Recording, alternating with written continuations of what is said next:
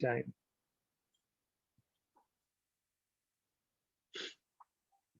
So by we get the speaker, sir, I would just take a liberty to just brief you about the organization InnoServe Group. So I am fortunate to become the vice president of InnoServe Group, and this is we are treating ourselves as the accelerator and digital growth leader. We are one of the leading agencies in digital marketing and social media, as it's one wing. Second wing is the communities business which we are into. So InnoServe Communities is largely helping organize many webinars, events, and conferences into 4 communities. ASMA becomes the leading community, which is into academia, sir. Second community is the healthcare and wellness, which is known as ADMH, adoption of digital marketing in healthcare. Third community becomes the HR community, which is digital HR. We are connecting the HR professionals and HR tech companies. And we just launched and unveiled this 4th community, SMX Network, sir, which is connecting the sales, marketeers, and entrepreneurs from across the sectors and across the industry. So one event we launched under the banner of SMX Network, which was gamification and sales in BFSI. And this is the second event which we are doing, catering to the media entertainment industries. If it had been Times of India sessions, I would have spoken differently, but I will not say anything. Yeah. Because the moment you said that, I've got 10 questions. Yeah. This needs to be answered, but I don't want to bother you or hassle you with those questions. Yeah. Because you can launch anything, but question is does the market want it? Because you are otherwise in a commodity space. What difference does it make to the stakeholders in the value chain? That's very important. It's like our channels. There are 400 news channels. I always ask this question. Yeah. How you are different? True. Everyone is heterogeneously homogeneous. Everyone is bullshitting. So like that. True. True.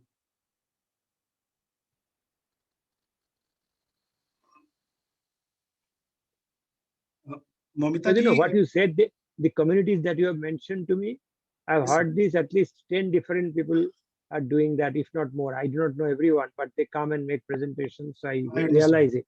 So how do you say marketing principle? What is the uniqueness?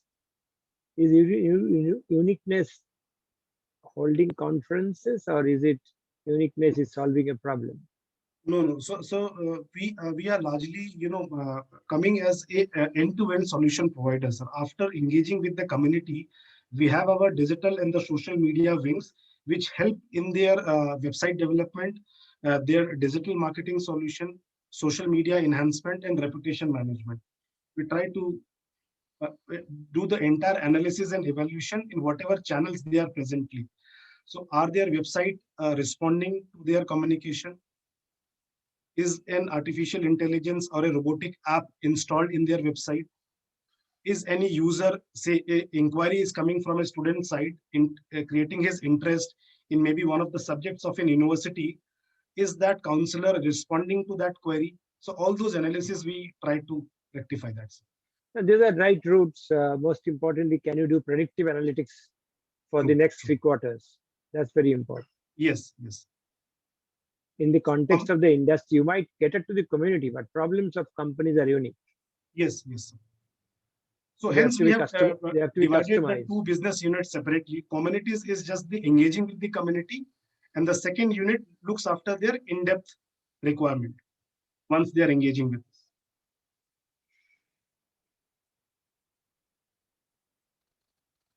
Otherwise, the same person asking that person for becoming a speaker and the same person asking for business, it becomes difficult to handle. Yeah. The number will be blocked. Mamita ji, good afternoon. If you are able to hear me, can you please check with Ujjwal ji to please join ASAP? It's only 1 minute to go. Yeah. I'll just check. Just allow my students. They are waiting in the lobby for. Okay. Okay, ma'am.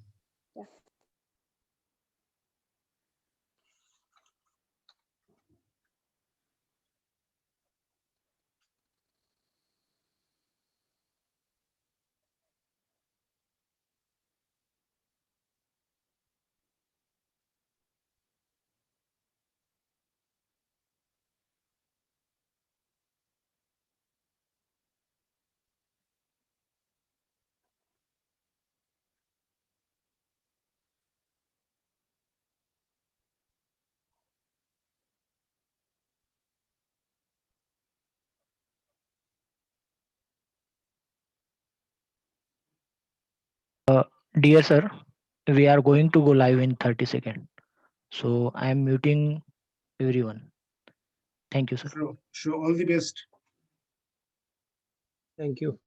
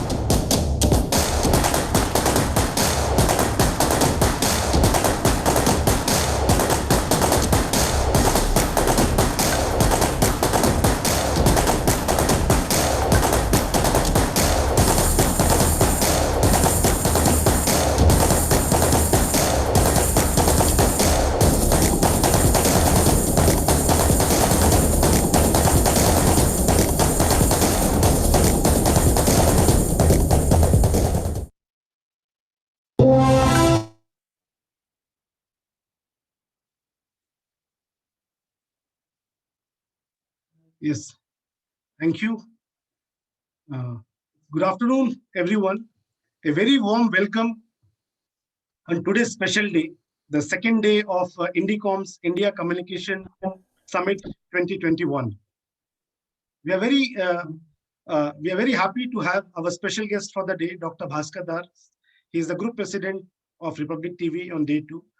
I would like to recall you all people that we have two eminent speakers yesterday as our special guest. GR Ramachandran Gopalakrishnan, the chairman of InnoServe Group of Companies, and Dr. Anurag Batra, the chairman and editor-in-chief, Business World, and founder of Exchange for Media. On behalf of SMX Network, an emerging community connecting entrepreneurs, marketeers, and sales professionals, I, Chandan Anand, Vice President of InnoServe Group, welcome you all in today's important and exciting deliberation. We are meeting on the second day of the event. It's a very important day for us, and we are very excited to host such an event. I'm thrilled to express my happiness after seeing the overwhelming response and a good execution on day 1. Let me invite your attention for 2 minutes to brief you about the InnoServe Group. We are a digital acceleration company and a leading media organization with over 7 years of legacy. InnoServe Group has grown with an outreach of over 2 lakh community members across the globe. ASMA being a leading community in academia, Digital HR, a leading community of HR professionals, ADMH, an emerging community in healthcare and wellness sector, and fourth community, SMX Network, an emerging community network with focus on entrepreneurs, sales, and marketing professionals. SMX Network is touching an outreach of approx 20,000 stakeholders from various industries like media and entertainment, automobile, banking, insurance, real estate, ITITS, manufacturing, SMBs, and many more. Recently, we successfully established our footprints in Middle East, operating from Dubai and opening doors of innovation in MENA region. With our wings getting bigger than ever and serve innovation, InnoServe style, sans boundaries and across continents. InnoServe is continuously engaging the stakeholders via various facets like conducting webinars, events, conferences, felicitations and awards, corporate training and development program, website development, social media enhancement, reputation management. We also invite articles, blogs, news stories to be published on our portal and amplifying its targeted promotion via social media handles and YouTube channels.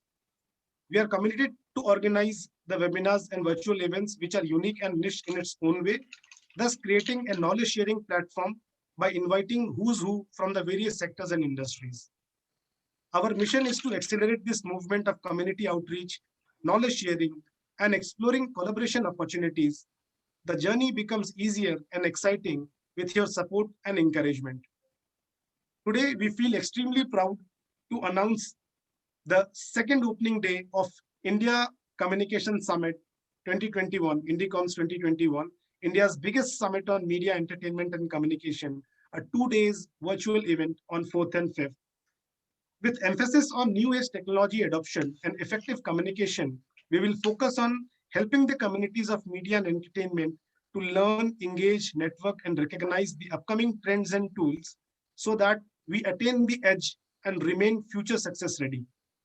I would like to thank our partners, university partner Adamas University, digital partner InnoServe Digital, AI partner Urai Robotics, community partner ASMA, and Arcentrex Global.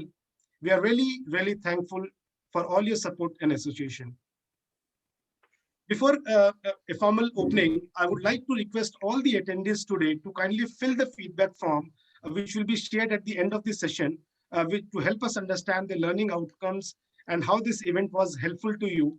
And if you attend the sessions for the entire day, which is very informative and worth attending, and fill the feedback form for both the days, you become eligible for e-certificate as an attendee for 2 days. I request all the attendees to mark your participation in this event by posting questions and queries to the panel speakers in the Q&A box to make this session more engaging, interesting, and meaningful. Let me proceed with the event flow. Now I would like to invite our mentor, our guide, and driving force, because of whom we were able to finally execute the idea of India Communication Summit under the banner of SMX Network, our program convener, Professor Ujjwal Chaudhary, Pro Vice Chancellor of Adamas University.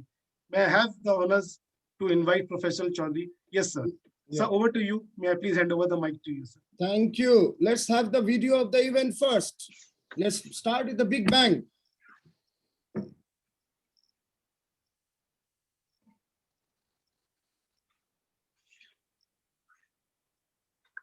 Team, can you just put the video of the event first? Yeah, we are on it, sir.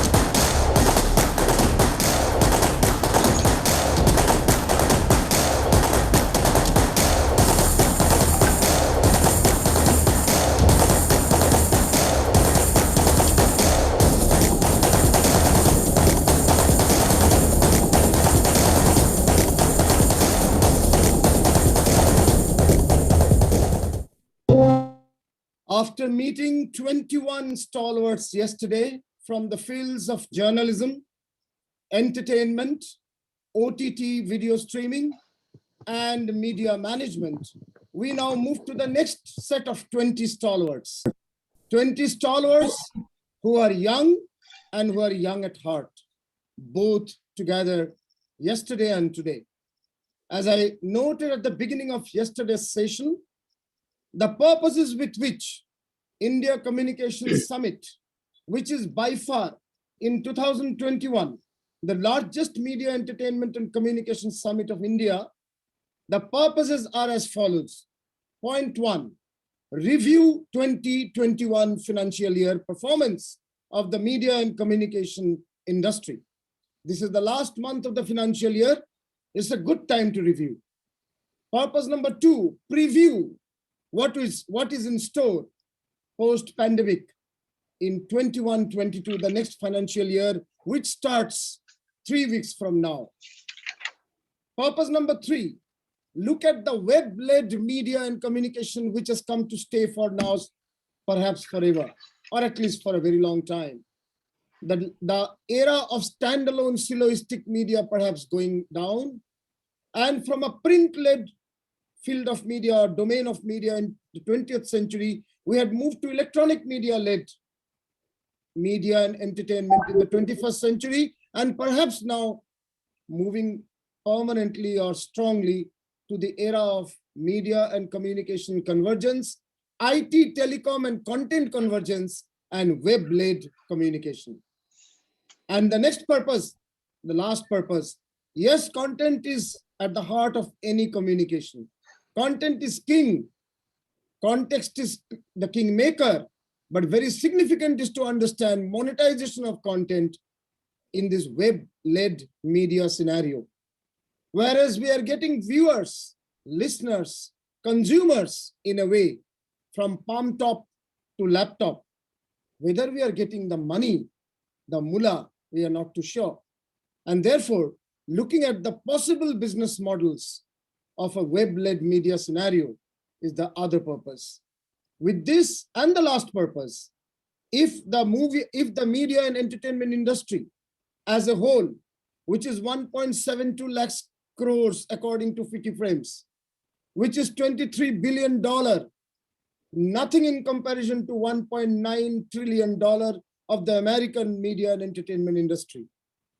If that is the case, that we are moving towards that, a web-led scenario, where FICCI itself is promising predicting a $50 billion industry by 2025.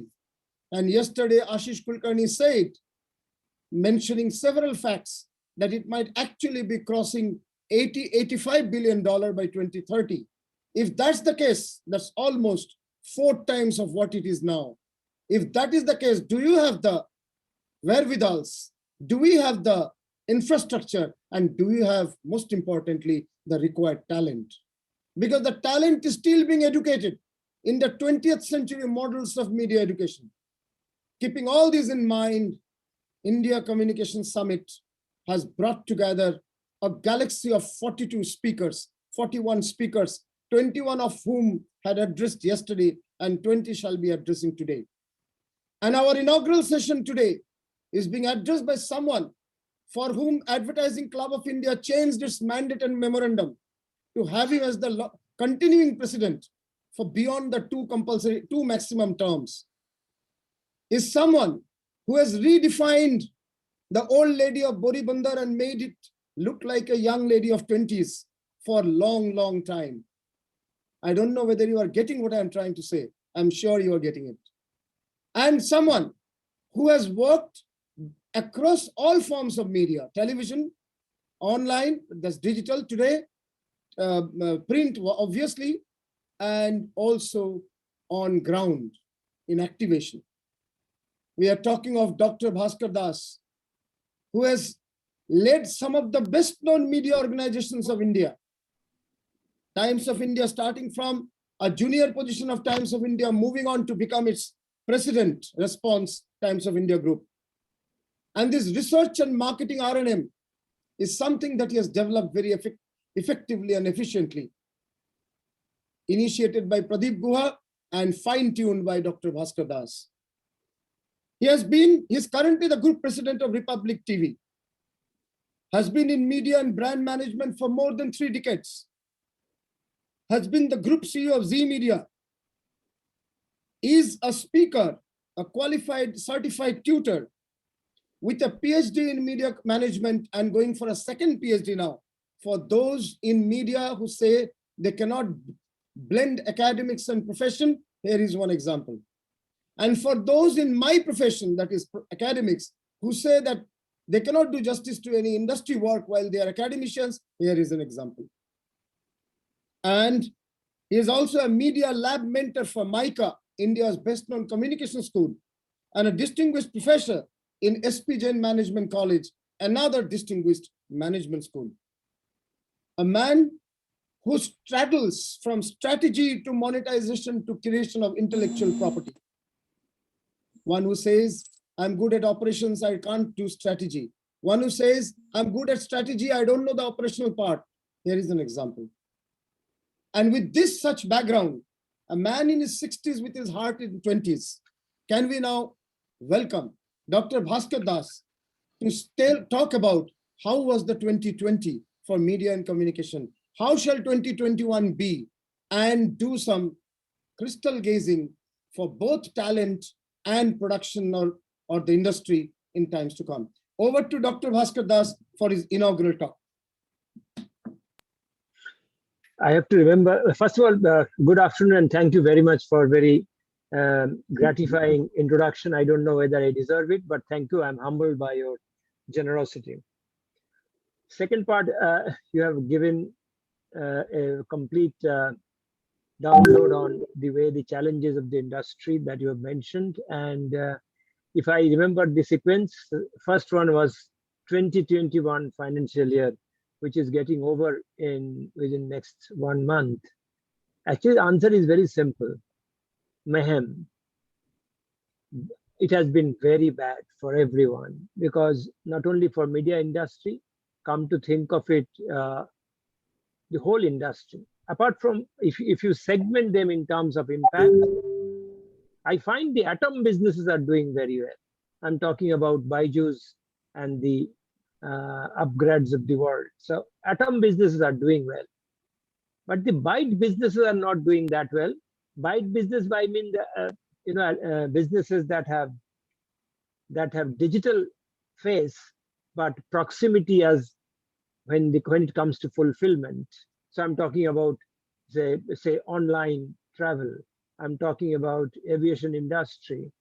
So that hospitality industry. So even if you have an Ola or Uber, but proximity is their fulfillment. And third is the proximity business is completely vanished in the sense, because obviously for social distancing.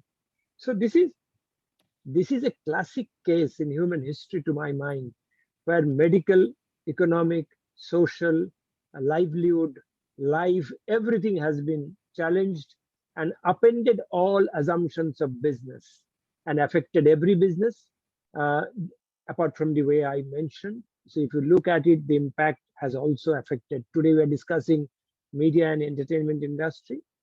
It has also affected badly.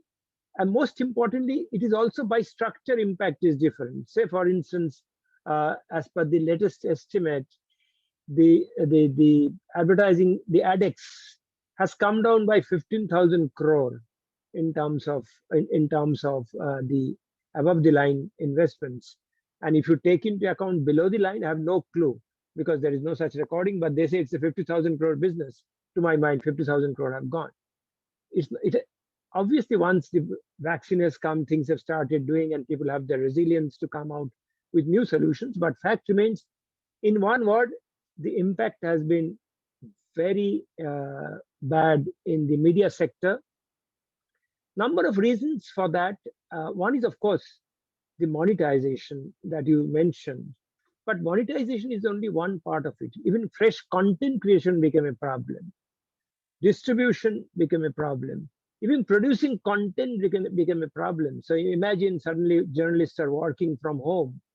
I know in my channel, people are still, they have to go, if they don't go out, how do they get stories?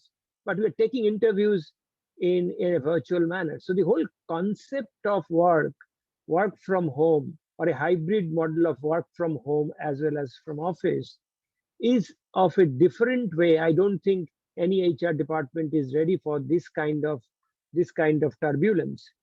And now that it is opening up, before you go to 21, 22, now that it's opening up, but if you look at it, there are always this talk of second wave coming. The vaccination have started, and they say it may not actually save you from the second attack, but perhaps it will be treatable.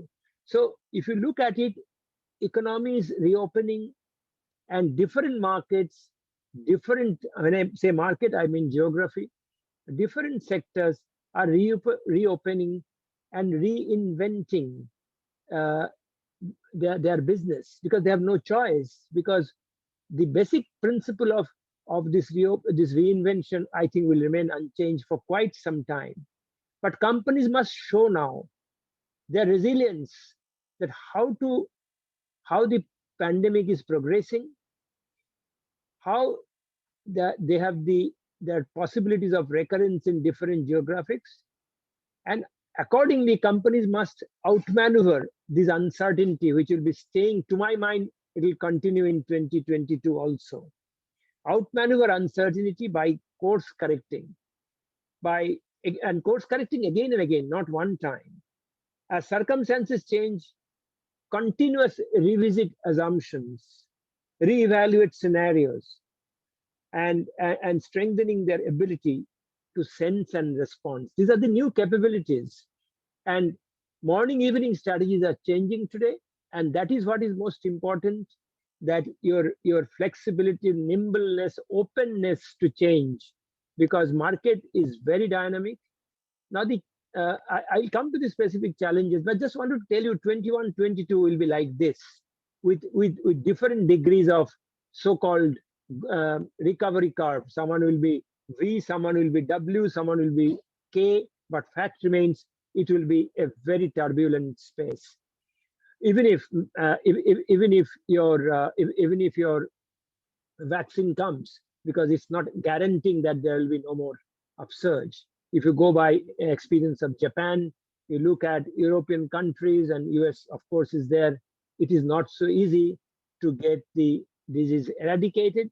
And I have a personal view of this, that this is not the last epidemic we are seeing, because we are invading into the domain of the animals, and we are going to get more and more such diseases. So if you take out that negative assumption, but more importantly, it's a fact that people are looking for the new normal. I said, there is, why this fetish for normalcy? There will be no more normalcy. It will be never normal. If you get ready for a never normal scenario, I think it will be easier to handle life. So this is my initial comment in the context of your two questions, but maybe I should add a little bit more regarding 21, 22.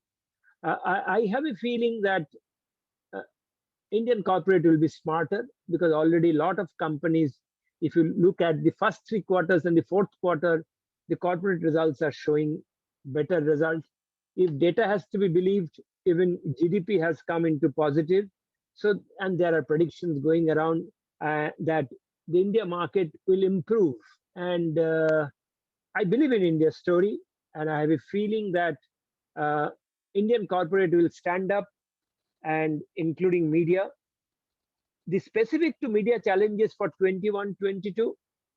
See, the key challenges today, media has always treated itself as a vertical entity, which by this I mean television, film, print, radio, digital, etc. This is the biggest problem. When the audience have shifted to a screen agnostic market space, I can't imagine corporation is behaving vertically. I'm not saying verticals will vanish. They will have their own models of survival. But it is very critical skill for the students especially. You have to think vertical, but you have to act horizontal, which means you understand the implication that you are not alone in this ecosystem. In this ecosystem, you get used to a media agnostic landscape. Focusing on technology allows that. Focusing on direct to consumer or D2C, everyone thinks it's a B2C business or B2B business. Today, it's a D2C business. And if you look at products and differential technologies for acquiring content, for retaining and engaging audience, and for transacting and monetizing content. So fundamentally, these are the 4 or 5 tasks that would determine. As a result, you would see suddenly how the segment agnostic landscape look like. I'm saying there will be content producer or IP owner like Disney, Balaji, Applause Entertainment. These are entities which owns the license to content. So the capability of the students have to be developed. Does he want to be, or would he be interested in joining the content producer? Is he interested in the second option, aggregator? The entities which aggregate different pieces of content on often repurposes, like Sony, Hangama. Will they join a distributor? Distribution has a new meaning. Entity which builds and operates the network to distribute the content or the service. It can be telcos, ISPs like Jio, Airtel. It can be Tata Sky. It can be a platform also. The next one, the fourth one, entity which operates a content-based service and builds its own brand. A brand which connects with end consumer and recognizes it. I'm talking about Netflix. I'm talking about Amazon. I'm talking about Radio Mirchi or Radio City. And then finally, the device.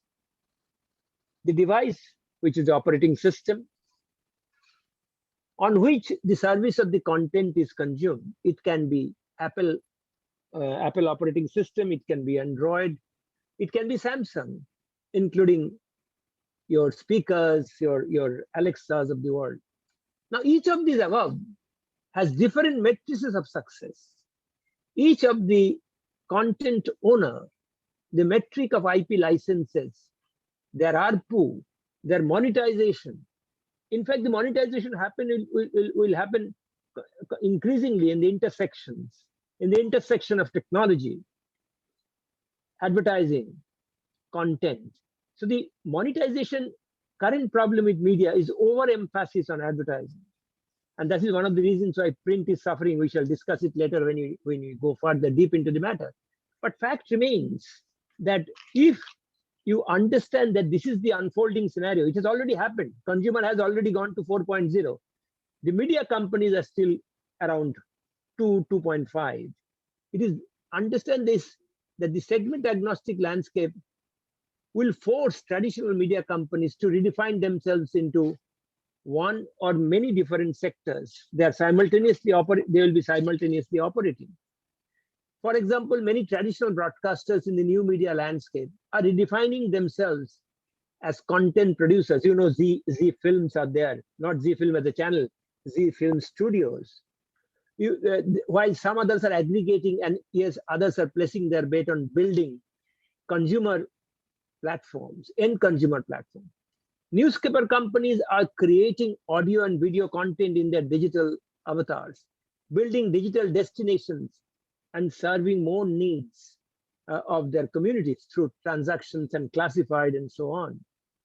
So content production houses have launched D2C platforms and invested in theatrical distribution. Telcos have launched D2C platforms and invested in content production. So if you look at it in a digitalized world, every media segment can directly connect to the consumer, and stronger the relationship, better the engagement, better the retention, better the monetization. This is the fundamental principle. 21, 22, if these principles are followed, they better get ready, because that's what is the new grammar. If this is followed, I can tell you there is nothing to worry. Every media will exist, but you have to rethink, recalibrate your business model. This obsession or morbid attachment to business model is actually affecting many sectors, especially legacy medium, who loves their way of working. But you know, as I always believe, the beginning of life is the beginning of death, and death is the beginning of life. COVID has given us an opportunity to live again by causing death to our dogmas, ideas, protocols, past practices. Extrapolation is no longer a virtue, because you have to do now future backward strategy and not present forward. This is true for educational institutions, this is true for every business. If you are, because past has no future, and future you have to invite today in anticipation. The student who is going to be graduate after 2 years, the world will be changed. I can tell you 2030 job designations have not yet been invented. I'm seeing in my institutes, marketing recruitments, MD recruitments are getting affected. They're looking at different kind of capabilities, and as someone mentioned, copability. Copability is very important. Are you flexible? Are you a team player? Today, designations don't matter, cabins don't matter. What matters is delivery. Are you delivering it in the changed circumstances? Your fast ability to learn. So the whole concept of know-it-all have to be forgotten. That why I'm embarrassed. I remember Momita asked for my CV. I told, I'm against any introduction. You have given introduction in spite of my reservation, because how students or even audience is interested in my past. What is important is what I delivered today. There's nothing called legacy. Legacy is a pain point to my mind. The question is that future will not go with legacy. Future generation, future challenges, future complexities have to be handled rather than getting worried, because worry is no preparation. And if you want to win there, winning loves preparation. So if you prepare for a future backward strategy, 21, 22 will also be fantastically good for the media sector. I stop here just to, instead of boring you with continuous one-sided monologue. No. That was very, very good. I couldn't even note down the concepts that you are using. So I begin on the comment side before I invite questions from others, and I should also put some questions myself. First of all, there are viewers from Manipur, there are viewers from New Delhi, from Kokrajhar, Assam, and Jamshedpur, and even one from South Africa, apart from Bengal, Pune, Mumbai, apart from them. So I would ask everyone to please, at least those who are in the Zoom, to put questions here in the chat box. I will take those questions for our inaugural speaker. But those questions which are coming on Facebook or YouTube can be WhatsApp to me, maybe from the back end. Okay, coming to what you just now said, I was trying to actually, you said copeability, ability to cope. I was trying to cope with the flow of the ideas that you were giving. Actually, I was trying to cope with it. So openness and nimbleness to change, because the strategy and situation thereby strategy can be changing on a daily basis. That was very significant. Screen agnostic media space. We are moving to a screen agnostic. I used to call it mid convergence. You have taken it to another level, screen agnostic. So whether it's the screen on the hand, screen, the silver screen, or television, or whichever is the screen. But screen has a big role, more than the paper. Now that's the interesting thing. You have redefined the role of the newspaper for some 3 decades while working with the Times of India group. Now, do you think the the newspaper has come to an end? It's just a question of time, 10 years or 12 years or 14 years, whatever. And then the newspapers don't exist. Do you think so? See, let's not get specific to an organization. I'll let you talk about the medium. You know, end comes because you want to end yourself. I know death is inevitable. It's a default reality. So every medium dies, and astrological prediction is not one of my strengths, so I can't comment. I strongly believe every medium can survive. They can carve its own niche. But this morbid attachment to business model is what is killing every business. If you look at Kodak, if you look at something else, today print has gone to 3rd position. If you look at within print also, language print is doing very well. Incidentally, it may not be exactly pre-COVID times, but is much better than English print. Why is this? Because one of the reasons is that COVID has affected those tier 2, tier 3, tier 4 towns very differently. In fact, this time, recovery, post-COVID or post-pandemic recovery is being led by Bharat or tier 2, tier 3 cities, wow, as opposed to India. India is suffering. One of the reasons is because of our multi-storied buildings, because of our influx of population, because of COVID spread is much. I'm in Bombay, so I can imagine the kind of COVID problems are there in my society and everywhere. So we live here vertically, big multi-storied building. Whereas in tier 2, tier 3, tier 4 towns, there are time and there are people are going to multiplexes, they're going out for dinner, they're not using masks also. You can look at the Motera Stadium, that you can see how many masks are being worn. So I'm saying that the impact is different. That's one of the reasons, of course, their recovery. But coming back to specific to your question of print, what is print's problem? Print has followed a model for long. It has worked. Print has the biggest advantage. I consider 2 big advantages of print is that they get 24 hours to verify stories.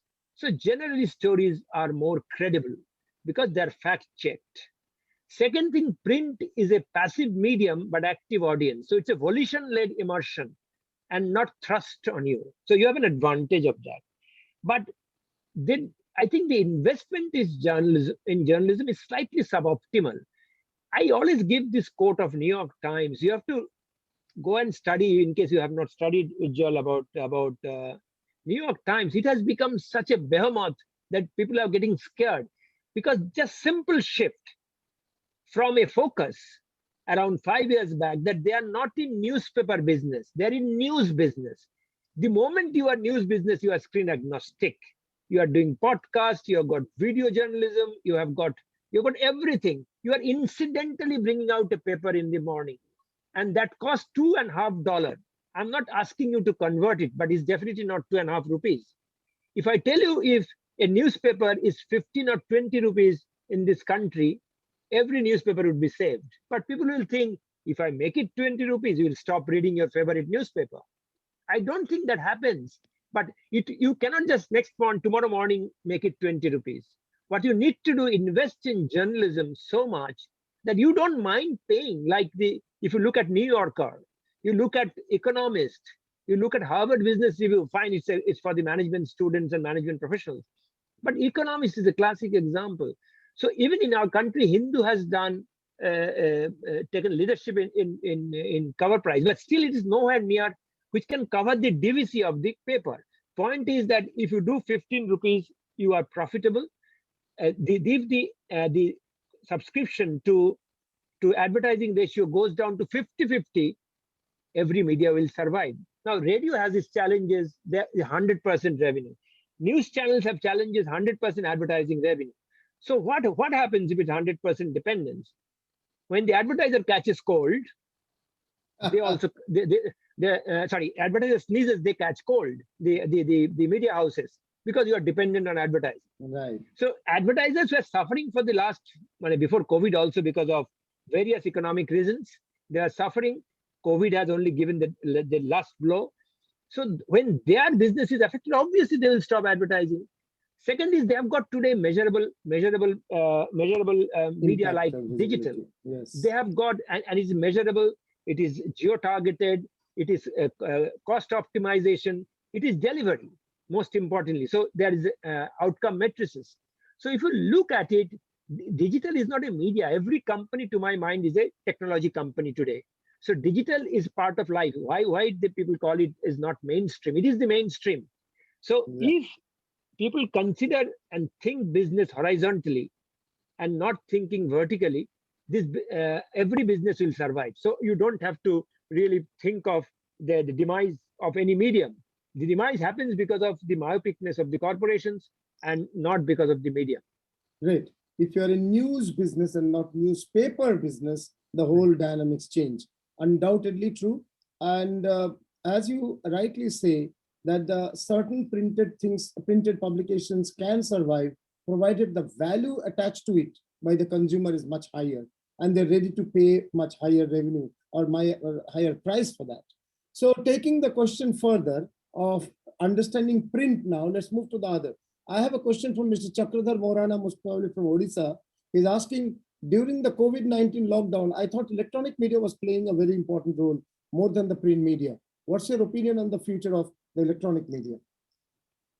Yeah, the person who have questioned, his deduction is right, because people are locked in at home. Suddenly, whether it is news channel, suddenly it is OTT platforms, everything was going through the roof because of the fact that people are bored and they are watching, they are working from home. So obviously people have to entertain themselves. Ultimately, media is escapism.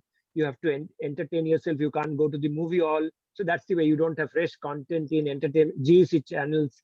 So there are challenges.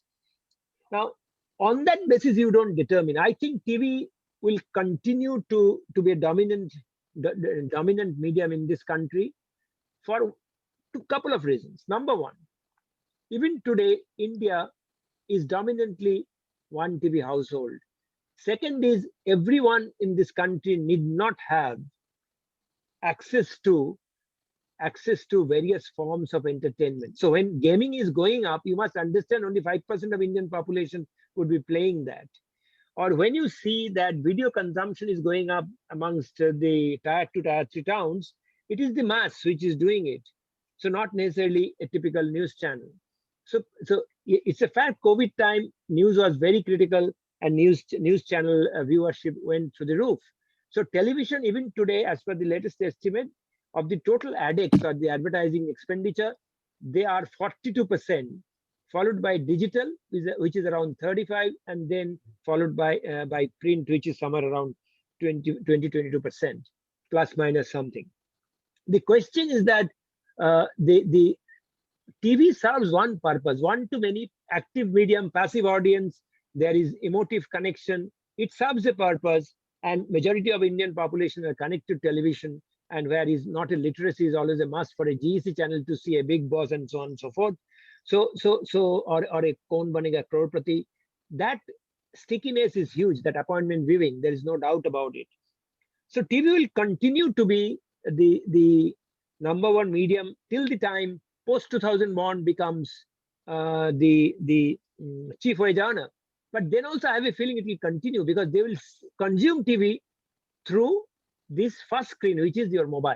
With 5G coming, I think mobile will be the first screen of consumption. And even today, all OTT platforms, those who have got their channels like Z or Viacom, they are 90% of the viewership in their OTT platform in the mobile is essentially a catch-up TV. Right. So I'm not telling it will not change; it can change, but fundamentally TV would continue to dominate Indian media scene for some time. But they have to also change in terms of, there are 900 channels, close to 900 channels. It will not be easy. 400 news channels. If you look at it, they're all heterogeneously homogeneous. Everyone is saying everyone is breaking the same story, but still more channels are getting launched. Everyone is breaking stories. So the question is that how do you come back to that principle I said? How do you acquire? How do you engage? How do you retain? How do you transact? How do you monetize those audiences? The bigger the retention, the bigger the engagement, bigger the immersion, there will be bigger monetization. Right. And don't forget, all of them have their digital avatars. So in digital avatars, also engagement happens. Analytics are used for the newsroom. So they're also getting smart in terms of leveraging the analytics of the newsroom of digital to the newsroom of television. Print is also doing it, but there is always a 24-hour gap. You miss out on breaking stories. Right. You break into stories, but you can't break stories. That's the challenge. So you can go deep dive. You can do other aspects that you can bring in. Yes, there is this aspect of snacking.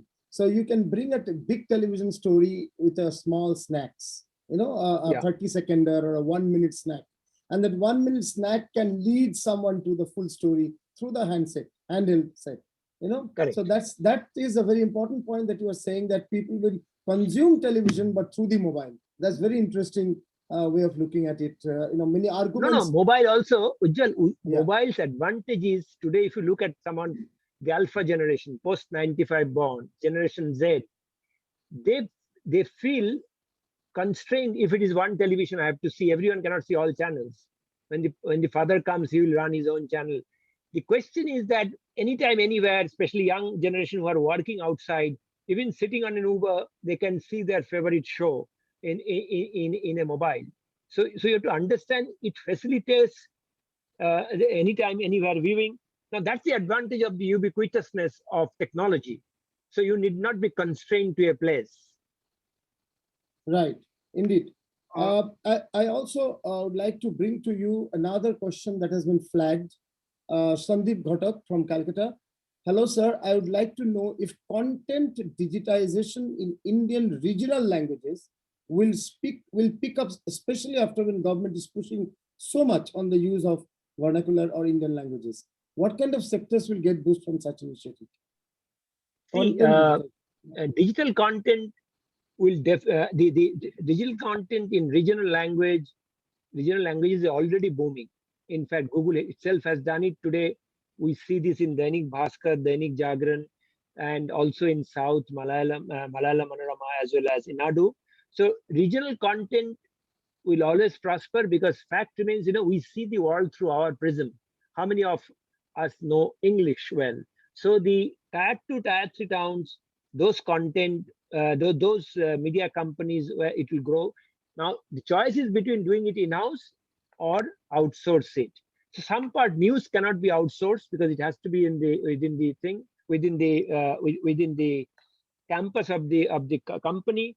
But usually it is outsourced for non-news. If you look at research shows in digital, news is just not consumed as news. News has larger definition than Northeast, Southwest. News has a definition of health, self-help. You have got knowledges, information, native content, lot of things happen there. Gossip, filmy gossip, and other kind of celebrity gossip. So that 50%, that kind of business will do very well if there are good content writers, because media companies are not appointing, but there are aggregators who can create and deliver it at a syndicated price. Yeah. That's Also, there is one interesting question I can see in the Q&A box. I guess two questions are related. okay. Okay. Yeah. Dr. Bhaskar, if I can ask that. Yes. Sir, is it digital age of convergence in media? How you access the future of newspaper industry in India? I think he has already spoken about it a bit. But anyway. The second question which correlates to it is, what is your view on how legacy media groups' ability to adopt to a world where advertising is no longer a dominant contributor to the revenues, and what can they do to adopt to moving to subscription revenue based models? Can every media group have a place in the sun for the Indian environment? Yeah, By this question from very Uday long Rao. question. Let me answer the first question, and then you perhaps you have to repeat the second question. The first question, if I remember, can you repeat the first question? The digital age of is the digital age of convergence in media how you access the future of newspaper industry in India? First I talk about this convergence bit. I have a different view from everyone. When you talk about convergence, people get confused. Convergence in thinking, but divergent in execution. So convergence, pure play convergence, you will give the same shit everywhere. Okay, it's not the question of that. Convergence is in thinking, is in the mind. Right. First thing is that it has to happen in the mind, but device-wise it will change. Can you imagine a quarter-page ad in television or in digital? It's not possible. Same thing, a 500-word article is dead in digital. Headlines have to be different, interesting. BuzzFeed used to do that, if you recall. So the question is, you have to treat the medium with its characteristics, but you have to think agnostically. So that is the most important part. So convergence of media, but divergence of execution. Right. That's the right those way. who are at the back end must have the multiple capabilities. That's a different subject. But fundamentally, that's the way to do it. And companies which do not believe in that, I think their mortality will be in doubt. That I am in newspaper business, I am in TV business, digital I don't believe. Now with this, so ultimately it's a mindset issue. If you read that book by Satya Nadella, he said that, in the Refire, he said that, he was an outsider, insider. He was in a different division when he succeeded Bill Gates. That one of the reasons he said that I found that we lost to Google and Amazon on the cloud is because we have a fixed mindset. He said it took me years to change the culture, and culture can eat strategy into breakfast, lunch, and dinner. The culture was of a fixed mindset. He ultimately took time to shift it to a growth mindset. Right. Growth mindset is a flexible mindset because context change. You cannot say that in 1980 when I joined this industry, that context has changed. That time print was 80%. Today they are not even 25%. When the context changed, but you are behaving in the same way. Right. That time it was 2 rupees. Now it is 3 rupees. It doesn't work that way. So remember one thing: formats don't die. Business models die. Right. Dr. Das, the problem is our mindset. Right. So the second question, though it was long, fundamentally, I cannot say the future. Future is in the mind. Future, you have to create it. You have to understand how the audience have changed. It's a simple principle. I don't know why people can't follow. You just see how you as a consumer are behaving. Ask your students. Look at your younger colleague, niece, nephew, who is 15-year-old.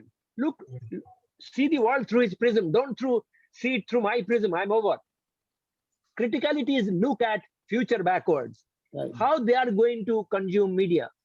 If they are consuming media agnostically, you have to change your business model accordingly. You cannot go by the fact because I am the owner, because I have done this, because it has worked in the past. Nothing works what has worked ever in the past. Dr. History has no value. Dr. Das, the point is very well taken about future backward. Not present future, but future backward. Not present forward, but future backward. That point is very well taken. And just the last question would like to bring to you. It's already 45 minutes. Very good, very engaging indeed. And lot of food for thought. But the same formula, future backward, applying in the context of the new talent coming in the industry. Would you like to say something? How future backward approach can be put forth while training, preparing, nurturing new talent, fresh talent for the industry? See, usually they say if the student hasn't learned, the teacher hasn't taught. So the question is, has the teacher learned? Great. That is the first point. Because the teacher was taught, like I was taught in a 40 period, years, 30 years ago, 40 years nothing, ago. 40 years back, nothing is applicable now. So you have to understand, first thing is that you have to shift your mindset. I always say mindset from know it all to learn it all. And that's why I'm embarrassed by experience.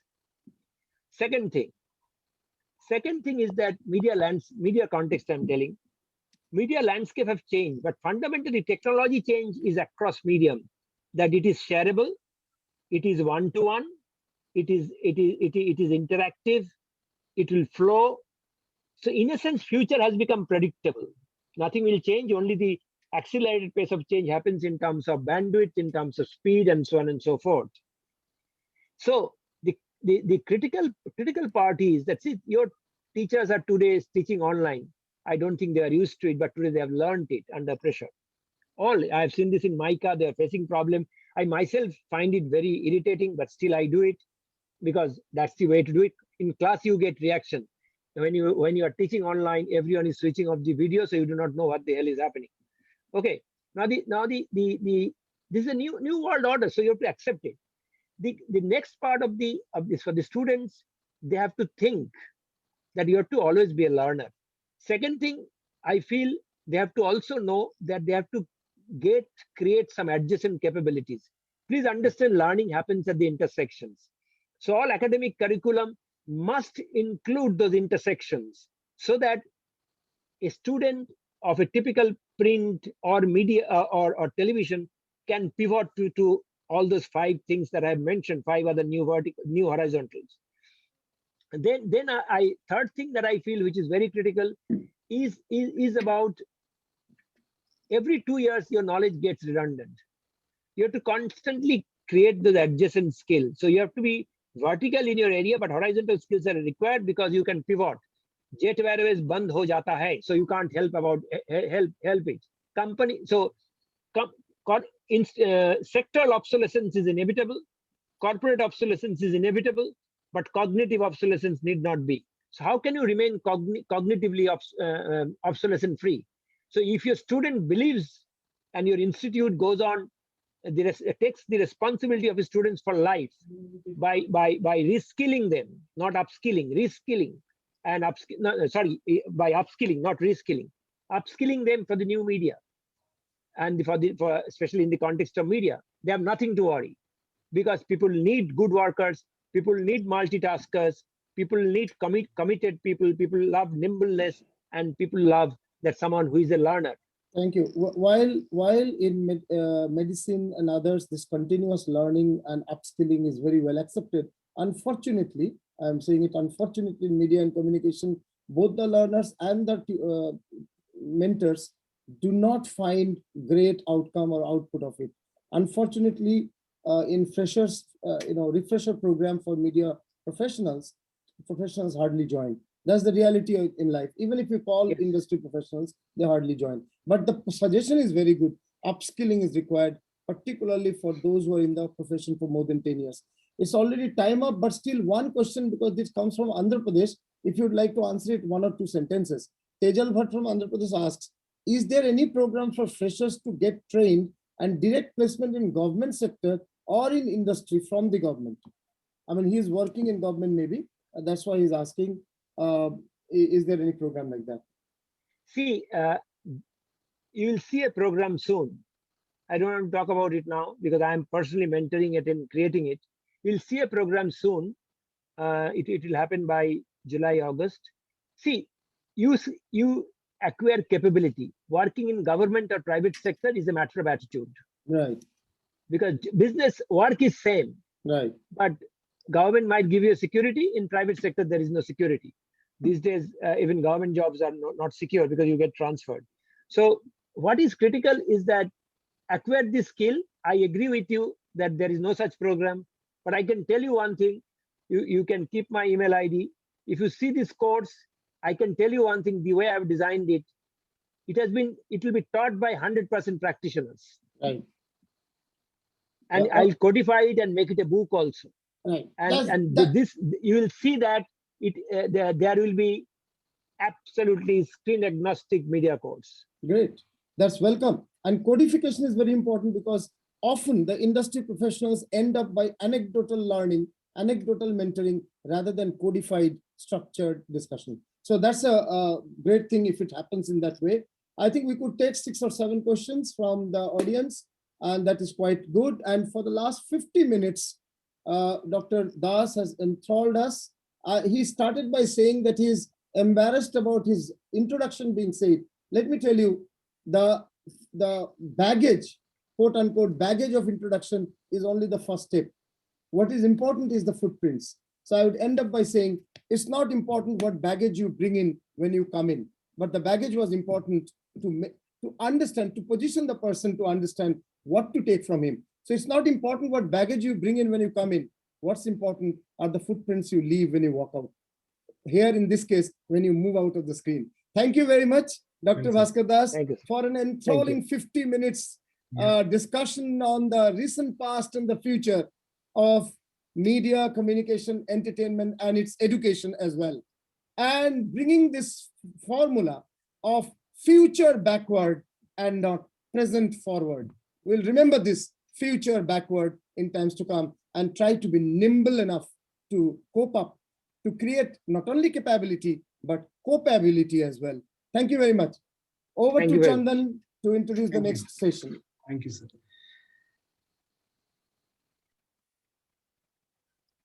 Yes, sir. So again, moving ahead, we have a very exciting session. In fact, this first panel session for the day, it's on brand communication post-pandemic. What lies ahead? We have an eminent speakers over here. We have Mr. Amit Mishra. He is the CEO of MSL South Asia. We have Mr. Xavier Prabhu. He is the founder and managing director, PR Hub. We have Mr. Sanjoy K. Roy, managing director, Teamwork Films. Mr. Varun Dugirala. He's the co-founder and chief content officer, The Glitch. And the session has been moderated by Subrajit Datta, associate professor and HOD, communication management, Adamas University. Is the session moderator. May I please invite Subrajit Datta to have the opening remarks for this session and to introduce the fellow panelists. So before Subrajit Datta speaks, please show the event video. Please show the event video and start from there. Yeah.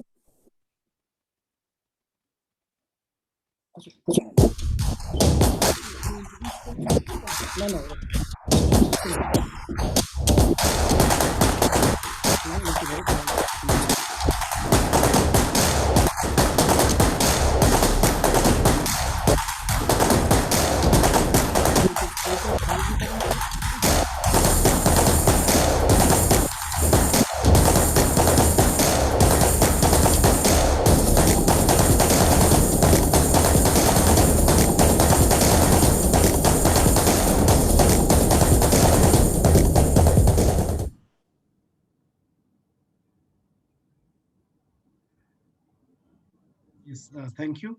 May I please invite Professor Subrajit to take forward the session ahead. Welcome, Subrajit. Can you please unmute yourself?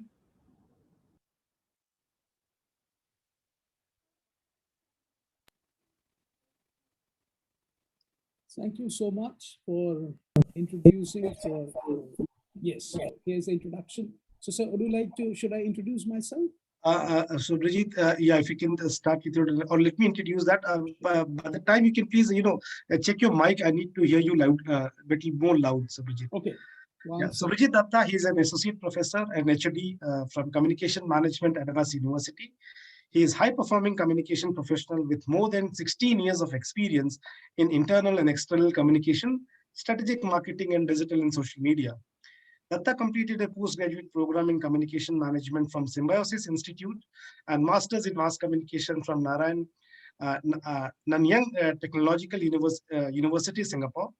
He was awarded the prestigious J.N. Tata and Sir Darobji Tata Scholarship in the year 2009 to pursue higher studies abroad.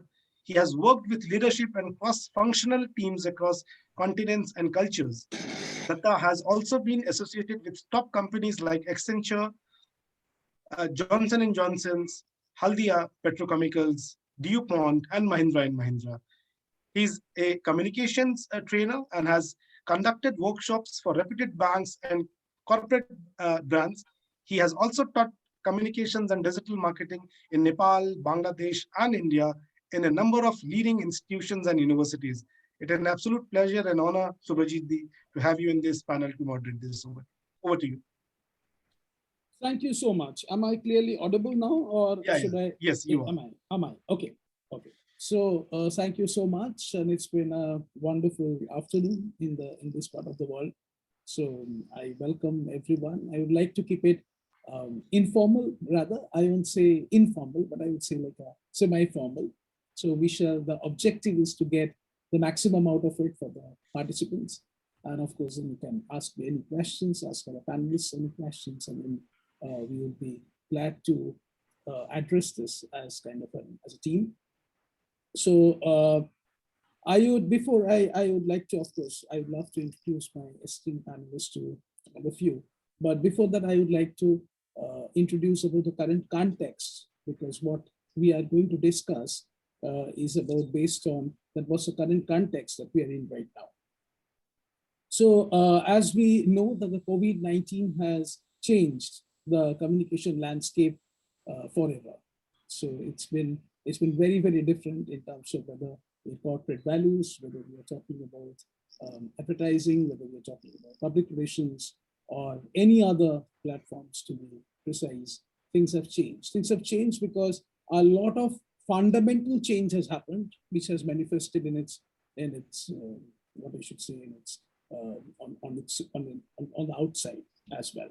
So what happens is just to set a context on a little humorous side, we used to shake hands. Now during COVID-19, we have done all of us leg shake and all of these. So if you have seen that from the communication perspective also, besides getting into the brand com part of it, the communication perspective also, we have lost actually a lot of in terms of non-verbal communication, because we are covering our faces with the mask and everything. We really cannot see that what's the facial gesture that's going on the other side.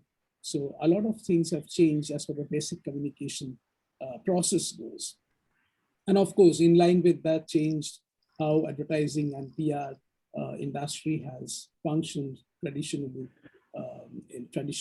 in the industry. So we can say that some of the, as we know, that some primary changes that we have seen is a considerable drop in terms of advertising spending.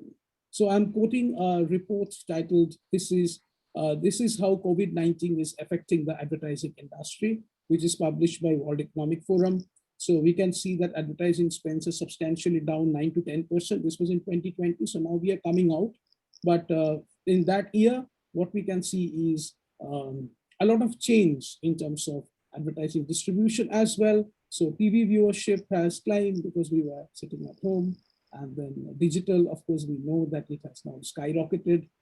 We have seen the gaming industry, particularly the digital, the e-games, that has also has grown substantially, rather dramatically. Public relations industry, there is also a lot of change that has happened. People have lost jobs. There is a industry as such, it has been changed. It's no more there, where we were in pre-COVID situation. From now, the point that remains is even as a corporate values from razzmatazz, from different kind of from those what I should say, people are now more concerned from rather than the glory part of it, the glowing part of it. We are now more concerned about is the brand responsive? Is the brand showing adequate care? Is the brand is something which can relate to our lives? And all of these. So a lot have changed. With this context, we will be starting with our topic today. And then for that, I would like to first introduce my first speaker, Mr. Sanjay Roy, that what is brand communication? The discussion is brand communication post-pandemic, what lies ahead. We are all very, very interested to know about that. And first, I would like to introduce, as I said, Mr. Sanjay Roy, and I will read a brief profile of Mr. Roy here.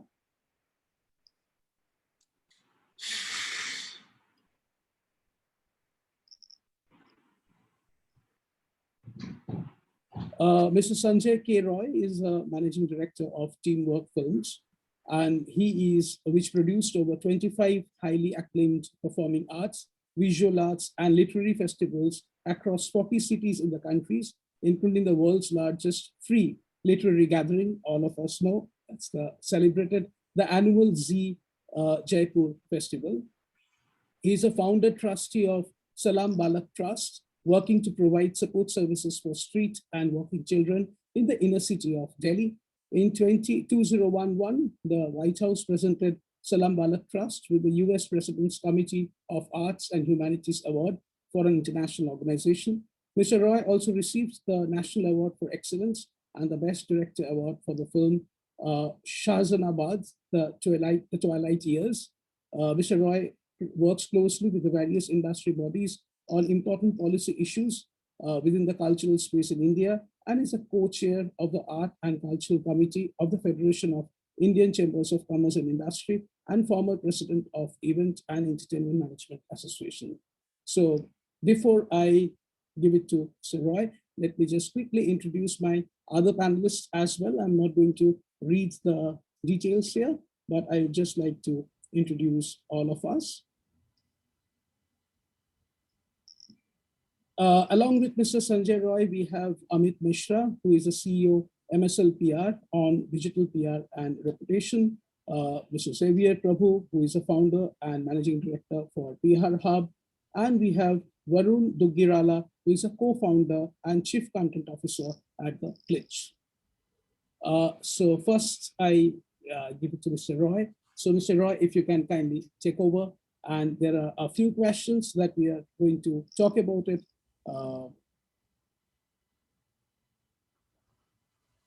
Bridget, why don't Yes. you ask the question straight off? I thought we were doing a panel discussion rather than me doing a bhashan. So the questions are, how have communication management altered during the pandemic? Is new media PR and reputation online the focus of communication going ahead? Has branding turned digital predominantly today? How are brand custodians looking at changing fortunes of traditional print and television media? How have the monetization on digital platforms still going slow? What is the future of experiential marketing and events in a digital-led world? How are events reinventing themselves? Is engagement online as dependable as engagement offline? How can engagement quality increase? What does 2021-22 hold for advertising, events, and PR practice? That's for you, sir. Right, that's like a million questions. I'm assuming that we'll just go around the table and answer some of them. So sure, sir. It may not. Otherwise, it'll only be me speaking. Let me just take a couple of the initial questions that you posed. How is communication management altered during the pandemic? And is new media PR and reputation online the focus of communication going ahead? And of course, has branding turned digital predominantly today? I think if we just look at the whole communication era that the pandemic has created, I think the most substantial change has been anonymity. That today, anybody on Twitter or Facebook or Instagram, etc., as an anonymous voice, as somebody who may not know either the subject or the person or the content or the product, has a voice. And so no more is it about experts commenting, experts creating a brand or being able to manage a brand. You put information out there in public and you don't know what's going to stick, where the controversy is going to build, and how that's going to create a problem for a brand. The old adage of any news is good news, I think, has come to pass. And that's, I think, one of the biggest issues here, that a brand can be made or broken in a very small period of time by its online presence, primarily because many people think that their Twitter feed is the be all and end all of the new universe. The reality is that it isn't. There is a universe outside of a Twitter feed, and many brands who rush forward to defend themselves against A or B or C a criticism plays plays that particularly dangerous game of being too fast off the foot of the starting block and not quite knowing how this will pan out. I'll tell you, recently at the Jaipur Literature Festival, and Shubhrajit, it's not Z anymore. It hasn't been Z for 2 years. Just need to update the bio. Okay. At the recent Jaipur Literature Festival, as usual, we had the usual calls for boycott due to A or B or C. And of course, we could have immediately reacted and put out our point of view. But our crisis team, which includes our colleagues as well, our colleagues in communication as well as Edelman, etc., our basic instinct has always been sit on your palms, let it play out, see what traction it receives, see what traction it receives from which aspect, from which kind of people. Are people with 3 to 9 to 20 to 100 followers, retweeting this, commenting it about it? Or are people with verified Twitter accounts coming to the fore and providing a context? If there's a context, do we need to respond? Do we need to have a statement ready? And, today, because crisis is very much part and parcel of our world, our real world today. And it doesn't matter whether you're on the ground or you're on digital. A crisis dominates our world. And we go from crisis to crisis. And sometimes because we go from crisis to crisis, we tend not to be able to have the bird's eye view on the problem at hand. It's always best, whether it's an on-ground or online event, to immediately create a plan, a backup plan for any contingency that may happen. And of course, it's very difficult to think of every possible contingency. But where you feel there is a problem, like we felt there may have been an issue with Yusuf Malala as part of the Jaipur Literature Festival, or a comment on Al Gore and his session and his film at the Jaipur Literature Festival, or some of the others. And for all of this, we had a plan in place. And that basic defining moment of how PR works hasn't really changed online or offline, except for the fact that, hey, you're a whole new universe out there of anonymity. And anonymity today has allowed people to say things or do things which in the natural world where you meet face to face, you may not say it because it'll sound or be extremely offensive. That's disappeared. Today, offense is obviously one of the key factors in what drives any kind of public relations communication. Has branding turned digital predominantly today? I think this has been something in the making for a while, and I don't think it's about today or yesterday. Yes, the need of the moment, because the pandemic came, everybody had to move from on ground to a digital. But therein lies a problem. I mean, today, if you look at the brands of most luxury retail, for example, you will see they have a huge issue. And the issue there is, how do you kickstart demand? It's not that you need to talk about a Louis Vuitton, or you need to relook at a Cartier and see how you want to brand build for them or define their brand. It's really, how do you kickstart demand and therefore come back to the brand, especially if you're a luxury item outside of the FMCG and the larger food area.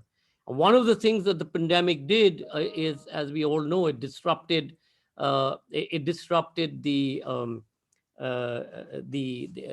eco chain, whereby you had raw material going in to create that product, and of course the product going to market.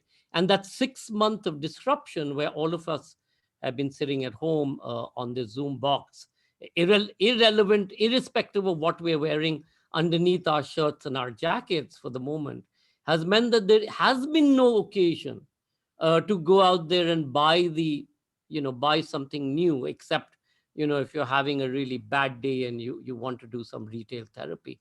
And that has become the issue in terms of how do we look at branding in the digital space. The digital space primarily, and this is something that we've seen ever since the advent of television, which is now changing on the OTT space, etc. What is the sticky value? What is the sticky value? I mean, how many people will stay around for this conversation as we go forward? So what is the sticky value to that brand conversation, etc.? Is it pure advertising? Can pure advertising work? I think that's some of the discussions that we need to look at. How do you look at the sticky factor?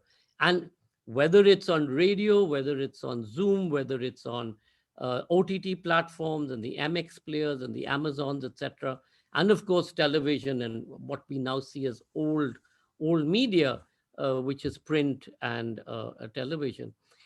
Yes, things have changed, and the way that you're going to be able to put out a message, both PR-wise as well as brand-wise, has changed completely. So what you choose to do in print, you will do something slightly different for radio, different for television, different for the OTT platform. But the story that you tell has to be continuous. You can't be having different stories being told at different points of time on different medium. But you do need to address the issue of online fatigue, of OTT fatigue, of Zoom fatigue. You have to address the issue that today when we open our website, you immediately first cancel all the ads that pop up. You don't look at it.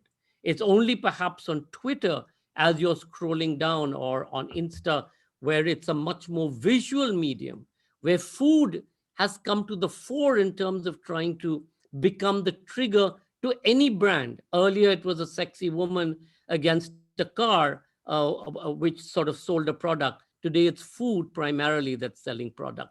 So it's a complex space, and it's an ever-evolving space, primarily because technology will continue to evolve.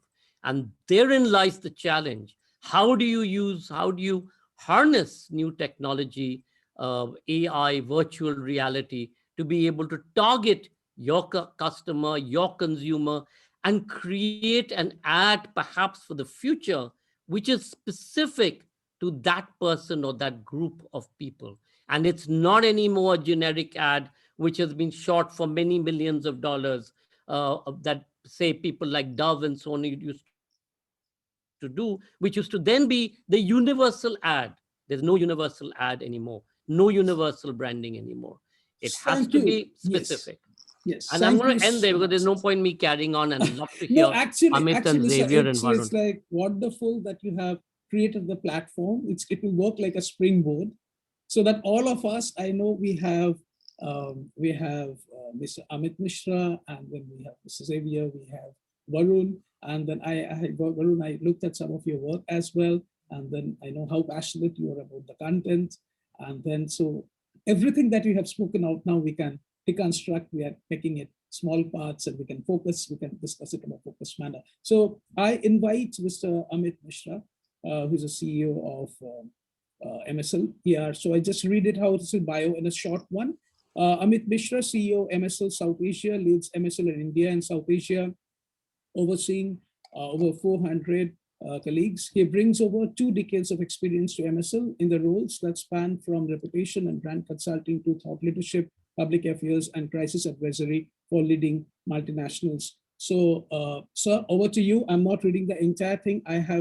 We have I know that through you, like under your leadership, MSL has really gone to the consulting, become the Consultancy of the Year awards, and you have been featured in different platforms across Asia. But I think we are good. I think we are good. Yes, sir. So Yeah, if you I think you have been more than kind, and I think in the interest of time, I think I would love to yes, go straight in. Big hi to all my co-panelists, especially Sanjay sir. Um, catching up with you after a long time. I remember. Good to see you. I remember our first meeting years back when IMTI was part of us, and I was at Hanmar and Partners, which morphed into MSL actually. So, and then when I was at Edelman, that's how the relationship transitioned. And firstly, thank you for the awesome work you're doing. Just creating conversations and being able to make it center stage, irrespective of whether it's suitable to not, is just a joy for people like me. So huge respect and full power to you, sir, for doing that. I think I just feel that it's really interesting what we have gone through, right? So I made a few points, but as I started thinking about it based on certain cues that Sanjay sir also outlined, I think the first and foremost is what's changed, right? I think, yes, technology was always changing, but the adoption has probably gone up. But human behavior has changed more for me than anything else. I think when I look at brand comms, I also look at it organizational comms, right? Organizational comms has changed dramatically. We look at our work in the context of paid, owned, and earned media, right? I saw earned media coming to the fore because what organizations were talking to, specifically with their employees, with their staff, with their entire vendor base, suddenly became center stage because suddenly there was panic, uncertainty, what will happen. So I think the first thing this has allowed or has forced all of us to do is to relook at our purpose. Why do we exist? So a lot of us have rebooted. And we work in an ecosystem where we represent a whole bunch of corporates. For the first 3 months of the pandemic, there was just completely like what's going on. We were completely unprepared. And also the role of the government during the first 3 months specifically was so acutely heightened because all the rules and regulations were changing literally by the day. That was adding to the chaos. And I'm not saying anything for or against the government because everybody was managing it for the first time. It's hopefully just a once in 100-year phenomena. So what happened with us is when we saw brand comms, I think a lot of the focus shifted to a lot more purpose where people felt that organizational ethos, what you stand for is more important at this stage when everybody's reevaluating their values than pure sales-based communications, right?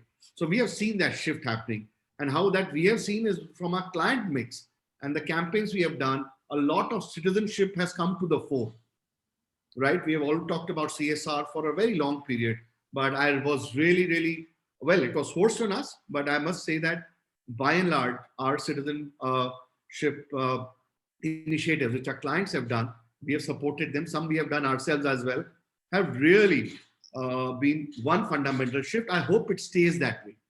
I really hope, because also the second part is that the corporate world did so much cost cutting that right now they're sitting on the biggest pool of cash ever in the history.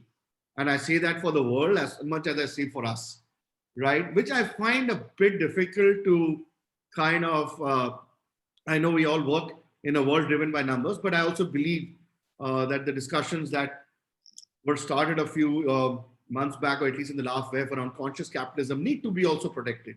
And I may be overstating the brief here, but I believe that conscious communications, where we are very, very aligned with what is right for all the stakeholders, as we keep on pushing our brand messages, is going to be very central. So I do believe that technology, of course, I won't go into it. I think there are other panelists who can dive better into it. From our point of view, the biggest shift has been just this move to a conscious communications, if I may use that term as a derivative of conscious capitalism. The second thing is, I think health has come center stage. And I'll give you one example. We had one unfortunate incident of a suicide in our group. where a 29-year-old person who was very healthy, was very outgoing, full of life, staying with his parents, just, took his life. We started, that caught us by surprise. That was pretty much April last year. We never thought it would impact the youngsters, but it did. We launched an anxiety helpline, and then we launched a whole bunch of counselors. And I'm talking at MSL is part of Publicis, so I'm talking about both MSL and Publicis, and we found the anxiety level through the roof. Then we made all the psychiatric, all the psychological, all kind of mental health support possible for our colleagues. And we were shocked and surprised that it was as used by a 21-year-old intern as it was by a person about to retire. Because, depending on your phase of life, you all were asking, oh my God, what have I done to deserve this? Why is it happening? And there were so many anxiety triggers. So we have put health at the center of everything else. So I really feel, and I see that across our client base, right? We now have somebody called Dr. Marcus Ramne, who's helping us at a group level, trying to integrate fitness as a way of building resilience, because we do see the pandemic and its tail, we expect a long tail to continue at least for another 6 to 9 months, right? We do also feel very confident that there will be a rollback, and we feel in the rollback actually, and that may be music to Mr. Roy's ears, is we feel that experiential will lead the way, because people are desperate for human touch. What you and me and we are discussing today can never be substituted by a physical vibe that we get across the table, that we get with the audiences. That's where magic happens, right? We are all social beings. So I think that there will be a massive rollback. I have no questions about that. We as a group also feel very strongly about it. It's just a question of when. I do feel that there will be enough vaccinations by June, July to start that uplift, and come Diwali, touch wood, things should look good. Already my friends in the event business are saying that while business may be down in dumps right now, post-October, there are a lot of interesting conversations, right? People are going to invest like hell. I mean, I'm giving you one example. There are a bunch of my classmates who all had their birthdays in the pandemic. Nobody celebrated, but they're all putting 5 lakhs together or some amount together to make sure that they have the biggest post-pandemic celebration, which is like an event, right? Almost 40, 45 people, whoever can make it. So I really feel very confident, but I think as we go through this, brand communications, which is conscious brand communications, is really the real shift that I see. I hope it stays, because it will be good for us, both as a society or a community of communicators, as well as a society at large. So I'll leave it at that. Thank you so much, sir. Do you think that the online interactions that we have is as credible as offline, or do you think that there is kind of It's a compromise. It's a compromise. It's about getting the work done, right? But it's not a substitute. When you actually communicate, one of the default byproducts of good communication is building trust. You get vibes, you pick up cues.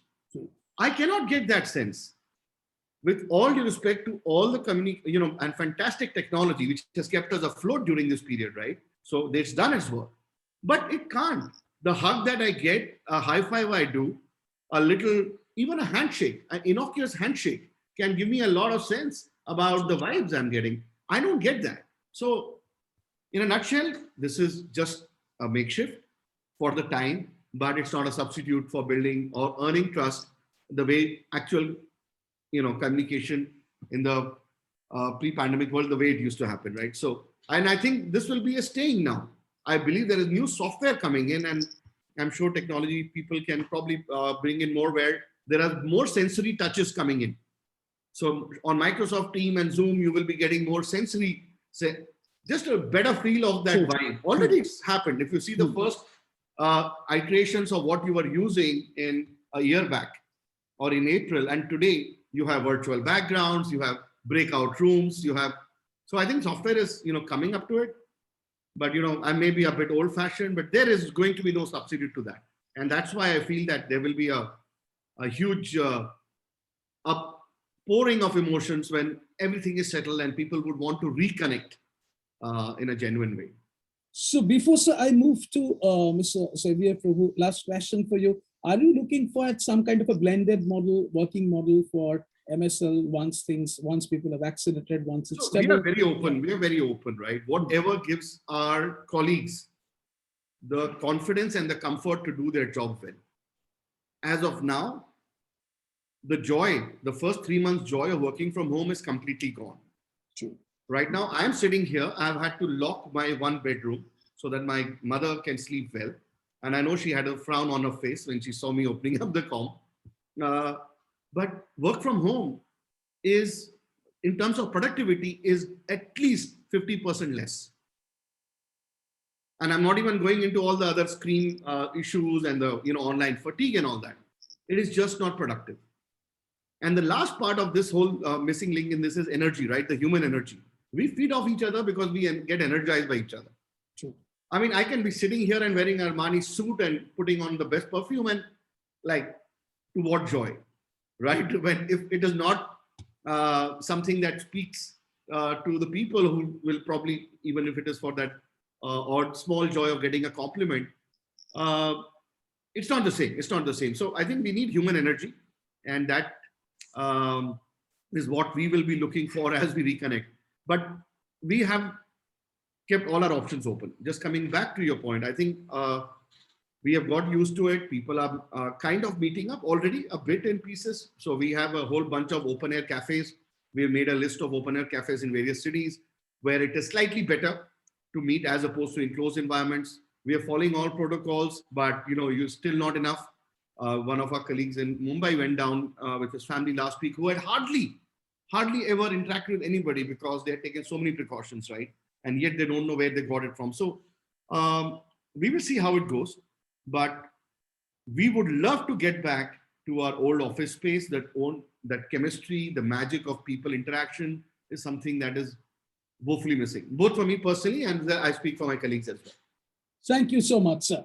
So that brings me to Mr. Xavier Prabhu. So you have been hearing a lot of conversations on online, the human touch, and how the brands are changing. So, sir, now over to you. But before you start, let me just give a kind of a small introduction of yours. It's a long profile, an illustrious checkered career, rather, but I will just read a part of it.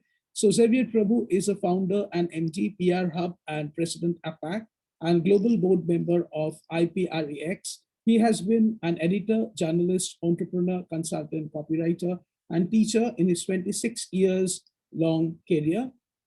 He is one of the leading names in Indian branding and communication space and is sought after by the leaders, both by private and non-profit sector, for counsel on brand building. So, of course, there is a lot, but we are more interested, sir, to hear from you on how post-pandemic this entire global brand scene will change, and any personal inputs that you may have. Thank you, sir. It's over to you. Sir, you're on mute. Sir, you're on mute. If you kindly unmute yourself.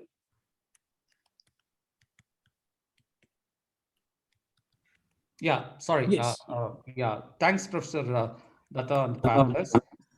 So one of the things that I clearly believe, and I think we just did a report in IPREX, where we involved partners from across the world, is that PR and communication will emerge much more stronger out of the pandemic than ever before because of multiple reasons. One is that, like Amit rightly pointed out, there is a huge need for empathy right now across brands, organizations, governments, and everyone. And the second is there is a lot of misinformation and disinformation that Sanjay was talking about, that it needs to be countered, managed, and all of that. And I think that's number two. Number three is the power of two-way communication has never been felt ever before, like the way we are feeling right now in all walks of life. So I think all of this is essentially the ante or the domain of true PR and communication. So like our report says, I think it's going to become much more stronger and in demand. Having said that, I think one thing that's very clear is the way that we've been doing this before is not probably the way it would get consumed or delivered in the future. I think that's one that I'm going to sort of a little bit speak about. The first is that the whole paradigm of owned, earned, and paid is going to become even more dominant now than ever before. And the larger PR and communication industry has actually focused itself on earned quite a bit. And when this shift is going to happen, and I think it's already accelerated to a large extent, one of the concerns that I'm already seeing on ground when you deliver these work to clients is that the number of people, when I'm saying people, professionals who understand this mix, how do you do this mix in the right manner? When to do earned, when to do owned, when to do paid, and how do you mix it is very less. And that's actually a real challenge. And it's not easy to pick that skill up, because to do that, you need to understand quite a lot of things. It's not just enough if you understood media and journalists and how they work or do their stories anymore. So it's completely a new set of skill sets that are in demand. And I definitely find the number of people who understand this mix to be fairly less. And I think it needs to increase, because in the new paradigm, that's going to become one of the most important demands or need or requisite or whatever you may want to call it. So that's the first point that I want to make, is that I think there is a lot of positivism. This industry will grow definitely, but I think we also got to do a lot of catching up in terms of skill sets that a lot of us have in that industry. And I'm not just saying this from an agency perspective. When I look at both the client and the agency perspective, I think it needs to happen at both sides, and not just on the delivery side, which is the agency side, but also on the client side as well. So that's the first point that I just wanted to share. The second one that I wanted to talk about is that digital gets talked about a lot as if like it's the be all and end all of every need and every objective that brands and organizations have.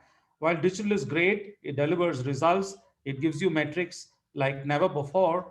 I think digital is already seeing a great fight back, which is basically the law of dwindling returns, right? The more and more people invest in digital, the cost of acquisition per lead is only going to go up.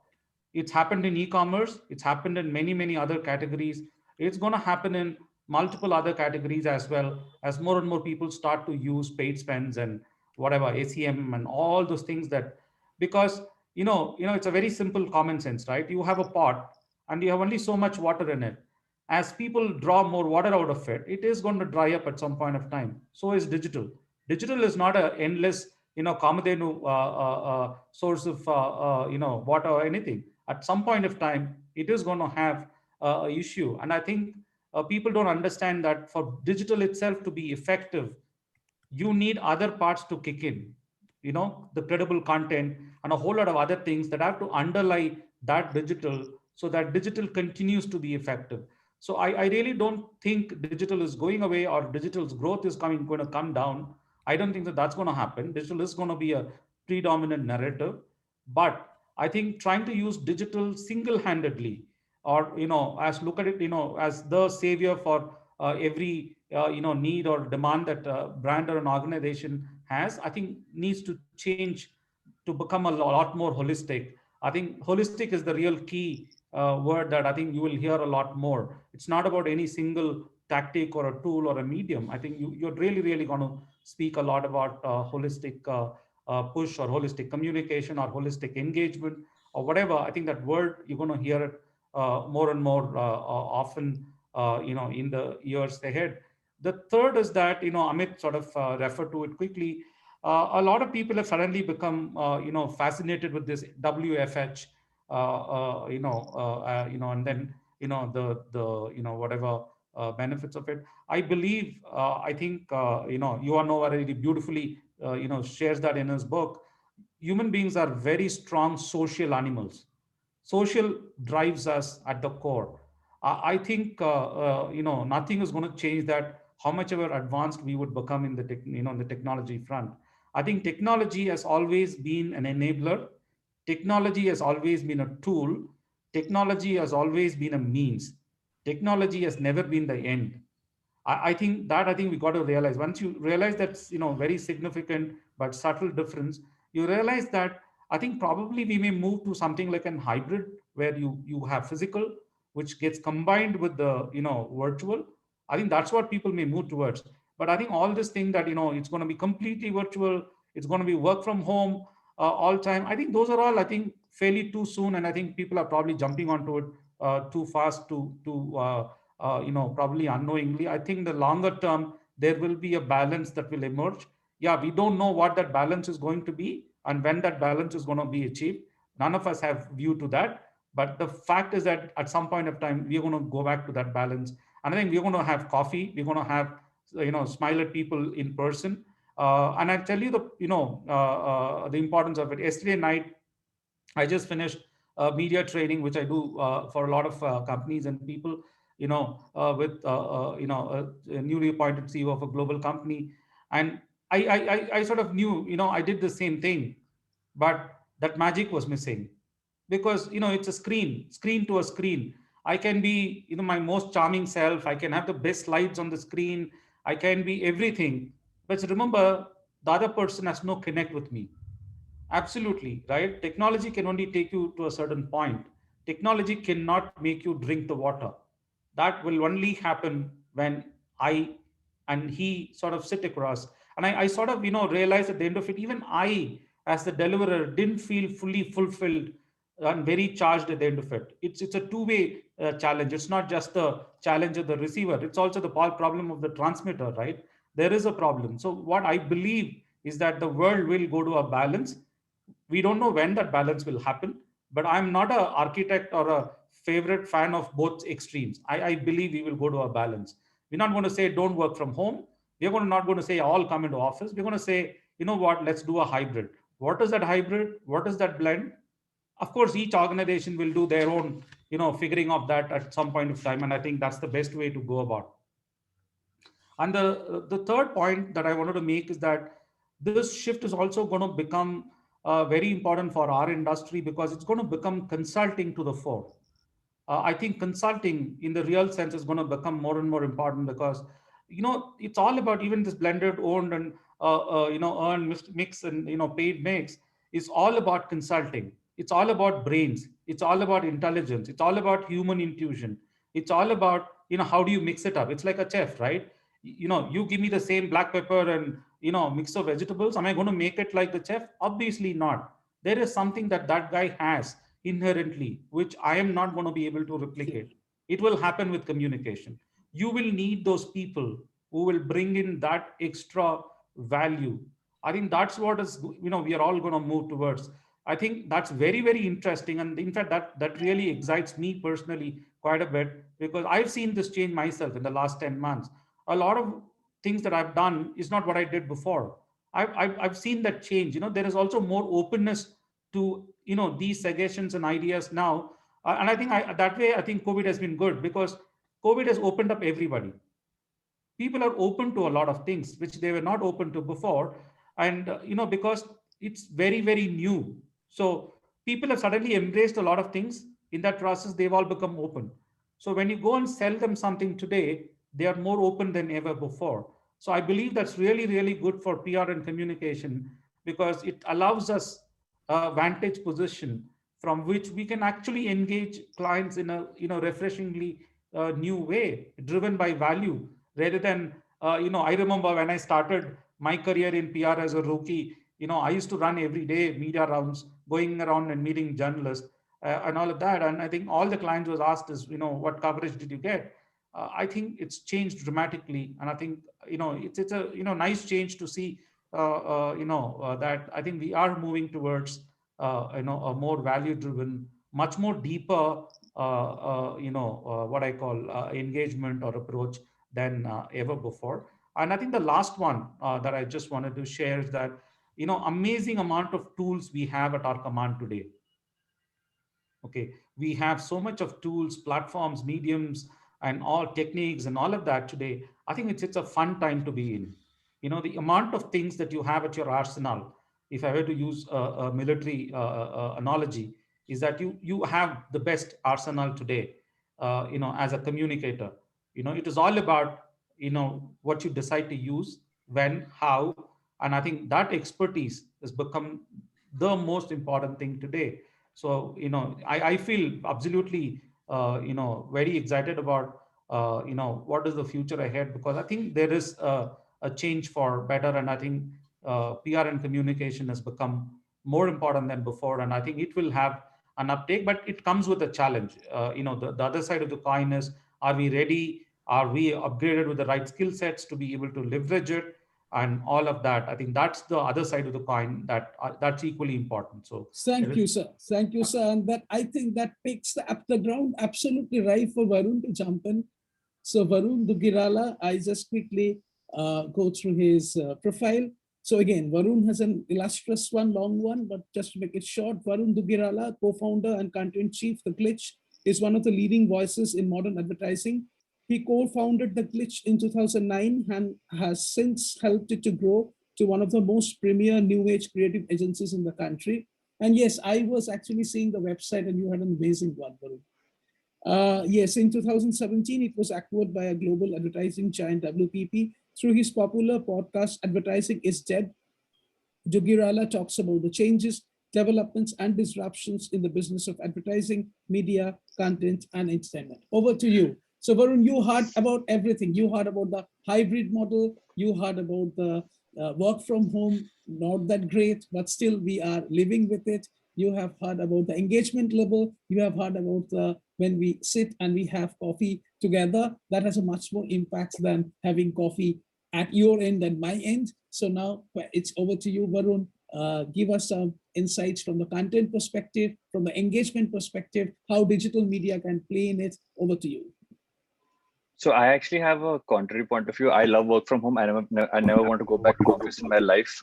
That is primarily how I have decided I will work for the foreseeable future. I also saying that because I think a large part of what we do, especially when it comes to digital, right?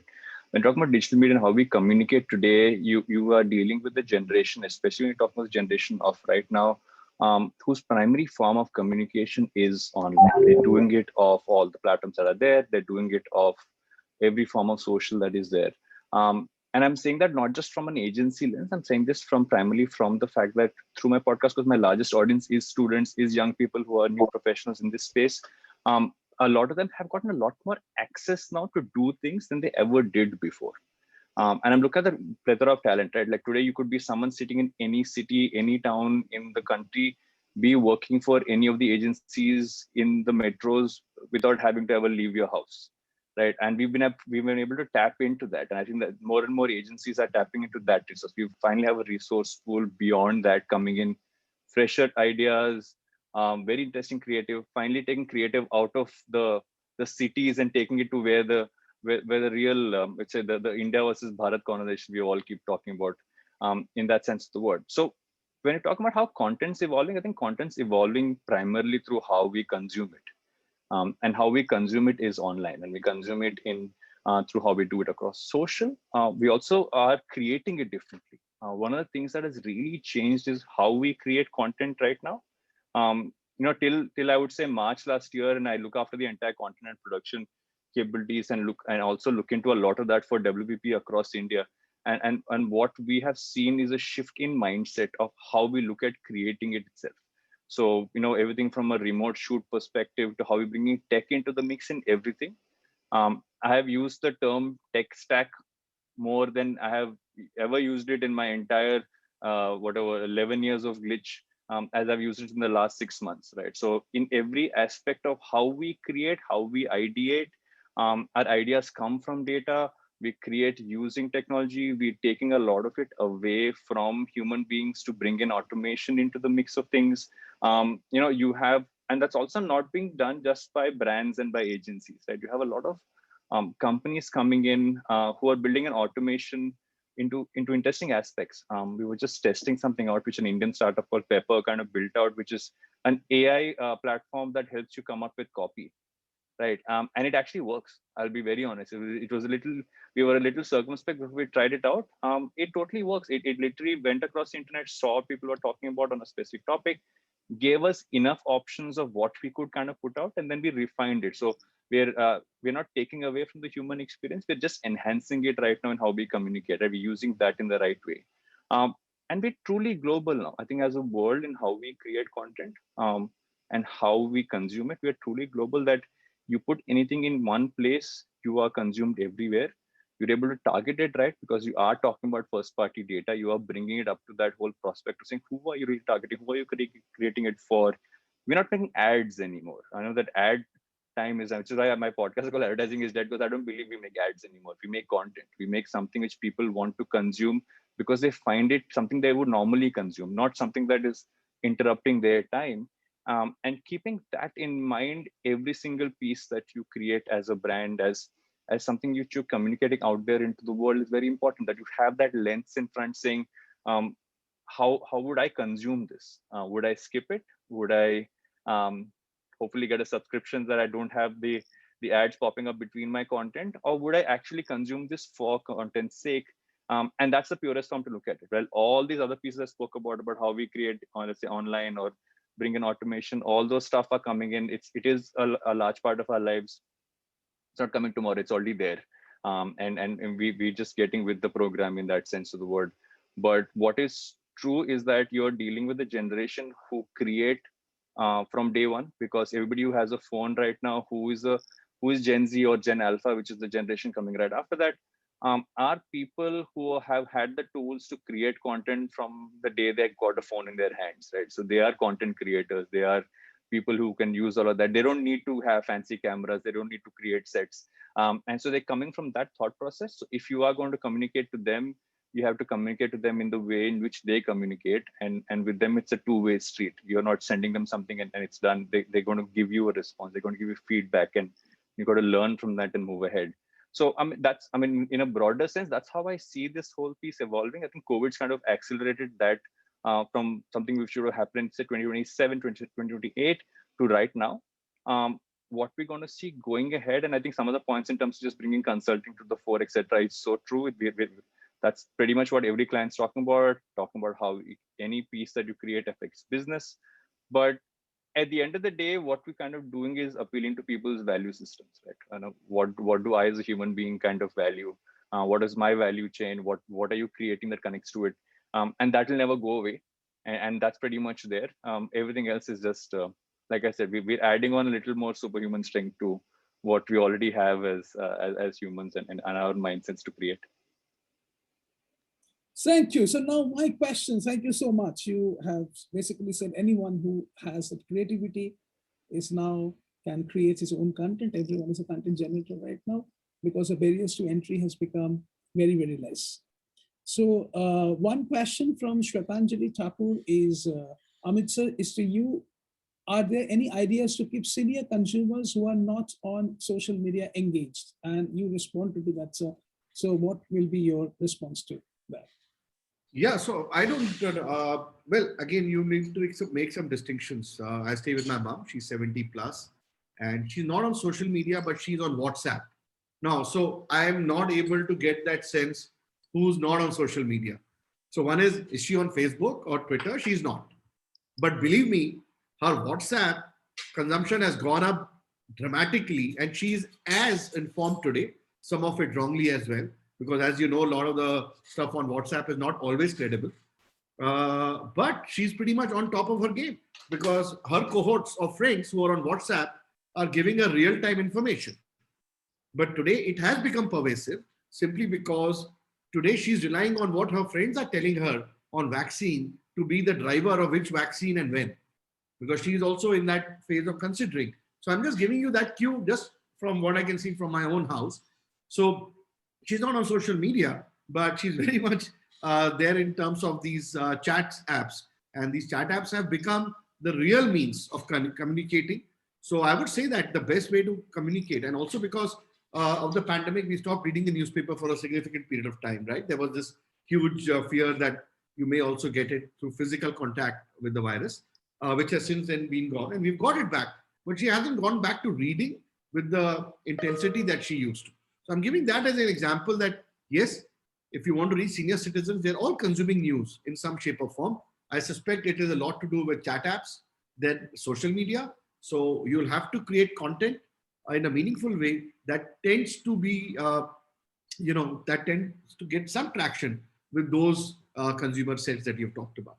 But I think at the end of it, that senior citizen group today, their biggest fear and the focus is health. So any health-centric alignment of any messaging from a brand and organizational point of view will be something I think that will set up for more notice than not. So Sure. use chat apps and look at a health context. Mr. Roy, one question for you. How are events reinventing themselves with Jaipur Festival? So, Subhajit, as everybody has already said, the COVID forced everybody, not everybody, but people who had the wherewithal to go online. We at Jaipur, for example, we pretty much, the lockdown happened 23rd March. We began the JLF Brave New World series on the 4th of April. And very quickly we realized that it had become very successful, which has both the pros and the cons. The pros were that by the end of the series earlier this year, we had over 4.8 million people who had viewed it. Many of them who hadn't ever actually been to the main festival before. It also completely changed on its head, the capacity issue. At the Jaipur Literature Festival, our biggest venue, which is the front lawn, used to accommodate about 13, 14,000 people uh, at a time. Here, the average was 32,000 people. Similarly, when we took Meta Theatre Awards, the Mahindra Excellence in Theatre Awards online, or we did, I believe, Art Matters, which was a 6.5-hour non-stop show with 450 artists raising resources for artists. Uh, we found that the traction that we received online was huge. And for us, we've been in an advantage where we've also been able to translate that into, income. By the end of this financial year, March 31st, we would have raised 7 or 8 crores in income of digital in 2 or 3 of these products. The downside to it, as Xavier said, and Amit alluded to, is that, on-ground events is really about creating a memory and an experience, and it's about sharing of energy. It's about being in the same room. It's about, lifting up, drinking a cup of coffee together, having a beer together, and the memory of the experience is something that you cannot transform or transfer onto this media in its present the constraints of technology that we have today. And that's going to be some way happening till we are able to do this exchange of energy and be able to have, the conversations that you upend before or after meetings in the corridors of your offices with your clients before you walk into them, in events as people come in, at the end of the show, over a meal. I mean, having a virtual coffee, we've all done Zoom birthday parties and 50th anniversaries and whatever on this, but none of this plays off, right? None of this really, it's like what Amit referred to, that all of his friends are coming together, contributing money to have a mother of all parties post-COVID. So events, I totally agree with what Xavier said, that events will really form a comeback come October 1st or September 1st, October 1st, depending on which part of the world you are in. But I'd also like to say that digital is here to stay. I mean, we, for example, will not go back to only a pure digital event because of the kind of access that we found.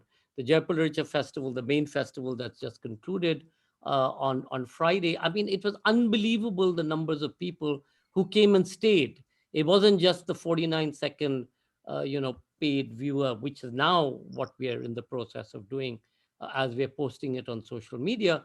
But here it was people who registered, engaged, came, visited, went from venue to venue, because that's the experience that we were able to create.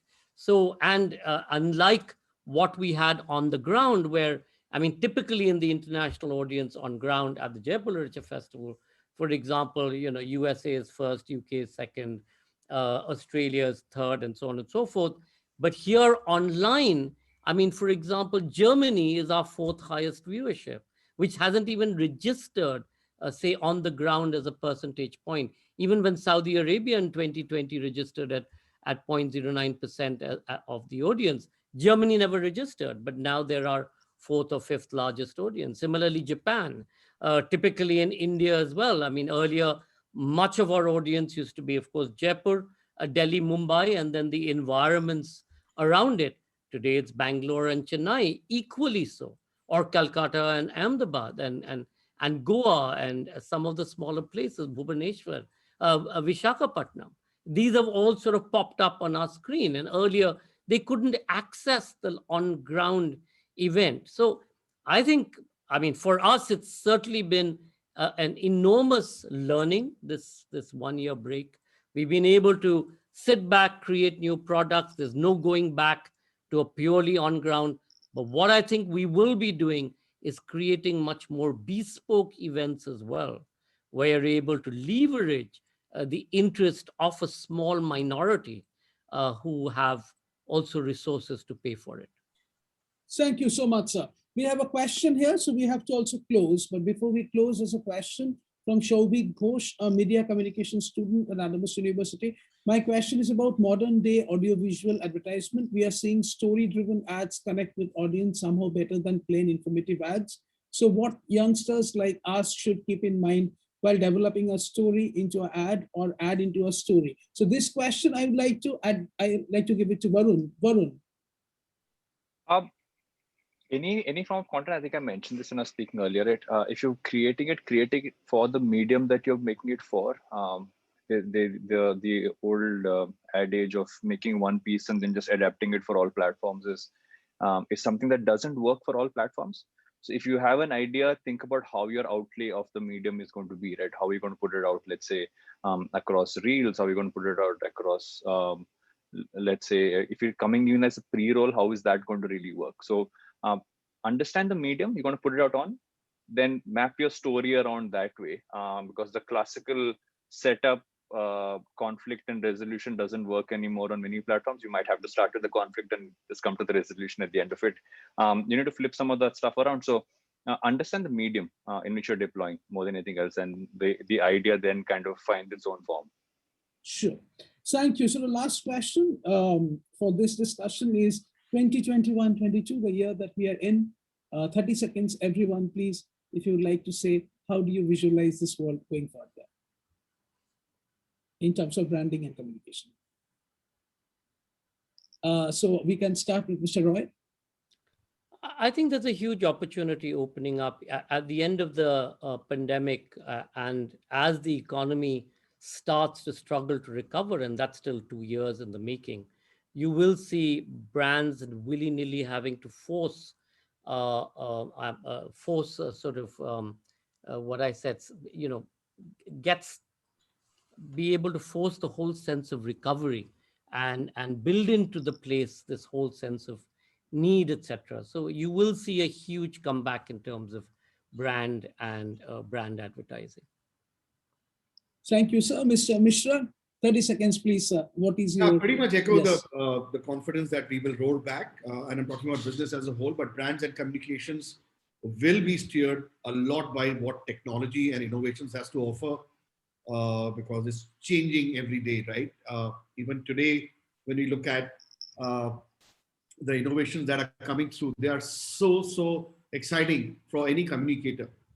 As it is, we are seeing Clubhouse become a little phenomena, and I'm very sure that Facebooks and Twitters will also add audio chats onto their social platform. Just a question of time. So as new innovations keep coming, I think it will give us more canvas to play with, and that's exciting. So technology will be all pervasive on the other side.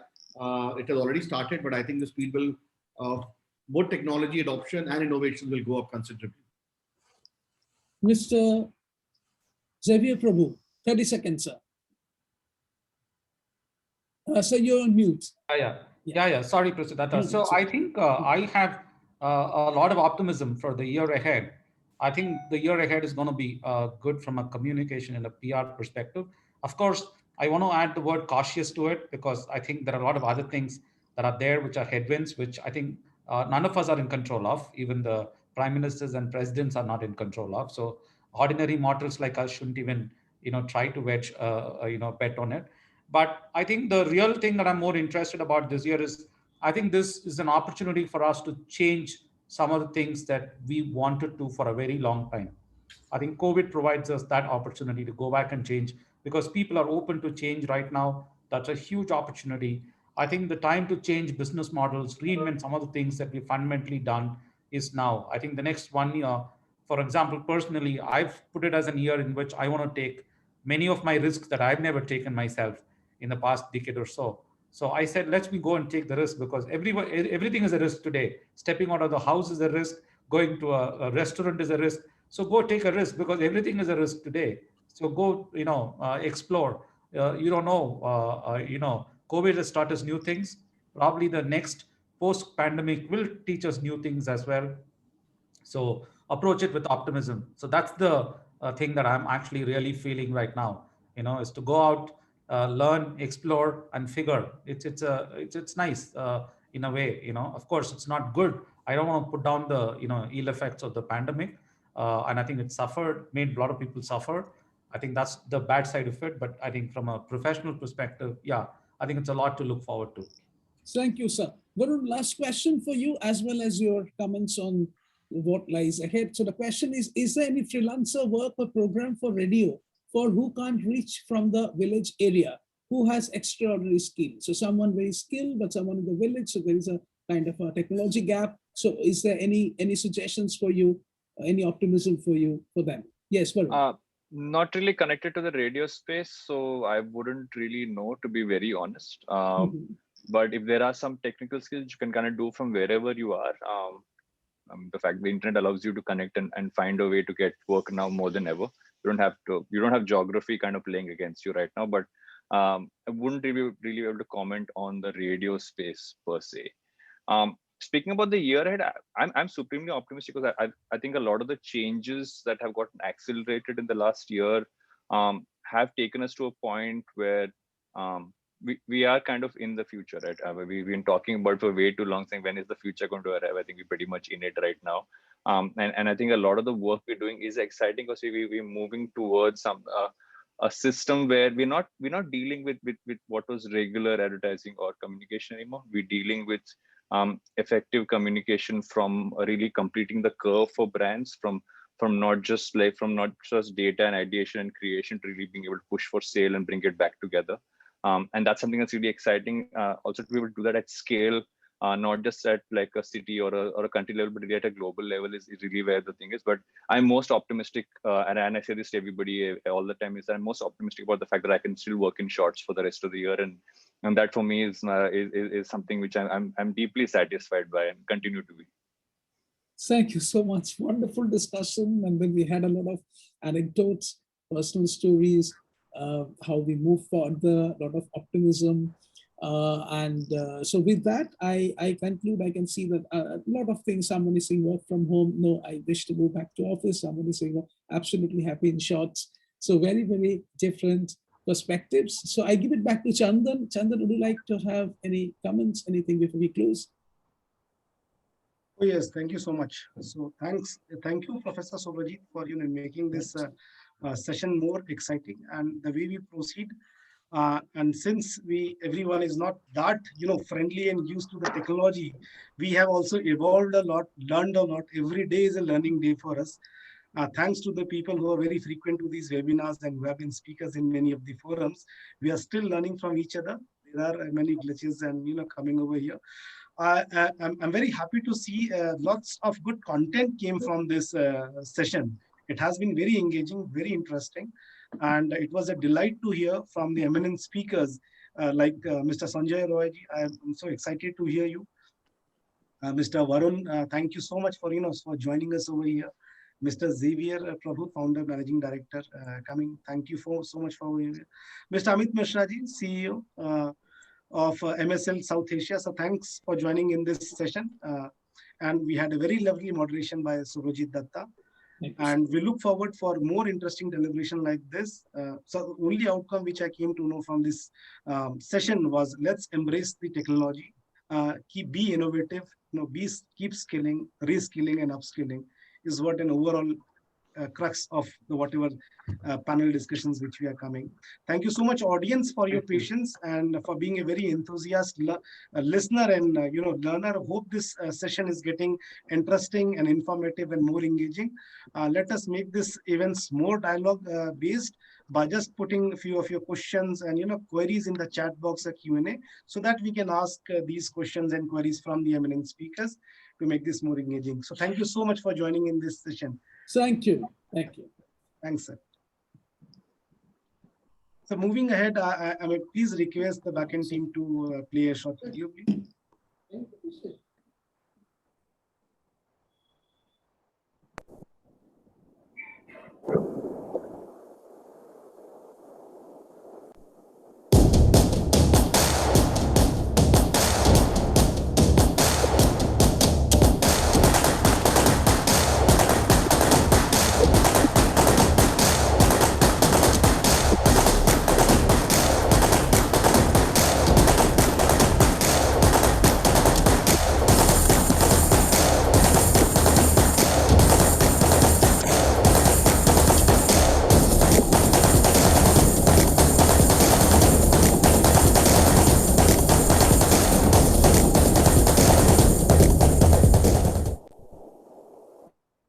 Yeah, thank you so much. When we, in mid of the day and when it is about a lunch hour or maybe after a lunch hour, when we come to hear and witness such engaging and beautiful videos with good drums, beats, that just open our senses. So it is just to revive that, yeah, we are quite alarmed and we are ready for the next interesting session to come up. The session 2 for the day, it's again a very interesting topic. It's new dimensions of brand communication. The eminent speakers in this panel here today is Mr. Sai Nagesh. He is the CSO from Lakshya Media. Mr. Aditya Chatterjee. Mr. Aditya Chatterjee, he's the Vice President, Content Marketing at Factors PR. Mr. Saurabh Mishra, he's the Managing Partner, Branding and Co-Founder from Agenda Consulting Private Limited. Ms. Prajakta Gosavi, the Vice President, Consumer Strategy, Merkel Sokrati, and the session has been moderated by Professor Nitesh Tripathi. He's the assistant professor from Adamas University. So taking this virtual mic to you, Professor Nitesh, would you please go ahead with moderating this session and you kindly introduce your co-panelist over here. Over to you, Nitesh. Thank you, Chandanji. Thank you. Well, it is my pleasure to welcome you all to the largest media, entertainment, and communication summit of this year. I'll be moderating this session, which is titled New Dimensions of Brand Communication. So, as you all know, last year was very hard upon us. Coronavirus brought everything to standstill with physical restrictions in place. People were confined within their homes. Companies and organizations around the world also faced lots of disruption as production and business in general came to a halt. People lost jobs, organizations had to shut down. But there were some who used this pandemic for their advantage. So the question arises, how did the organization survive and in fact thrive in the pandemic? What tactics they took up to engage with the audience? How did the brands communicate? So the focus of the session would be on brand communications and its new dimensions. So with me, we have our first speaker with us. He is Mr. Sai Nagesh.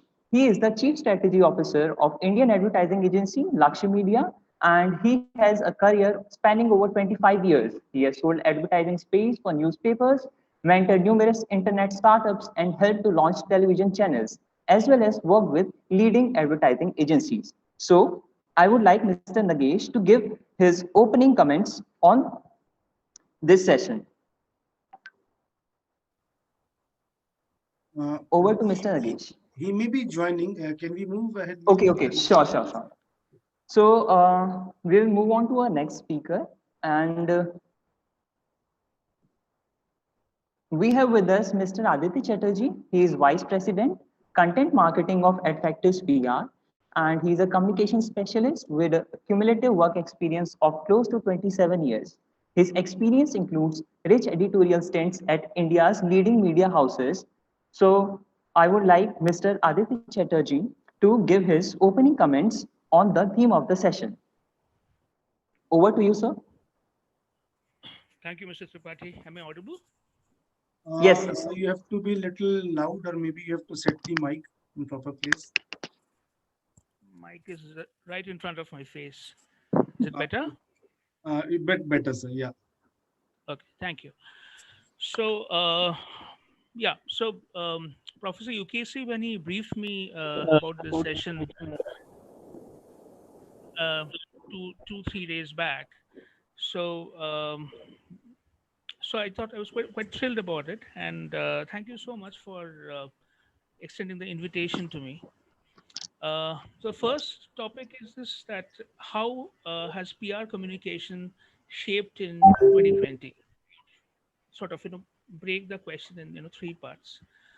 So soon after the pandemics sort of struck in April May 2020, I was personally involved in coining a slogan, uh, Karuna in times of Corona.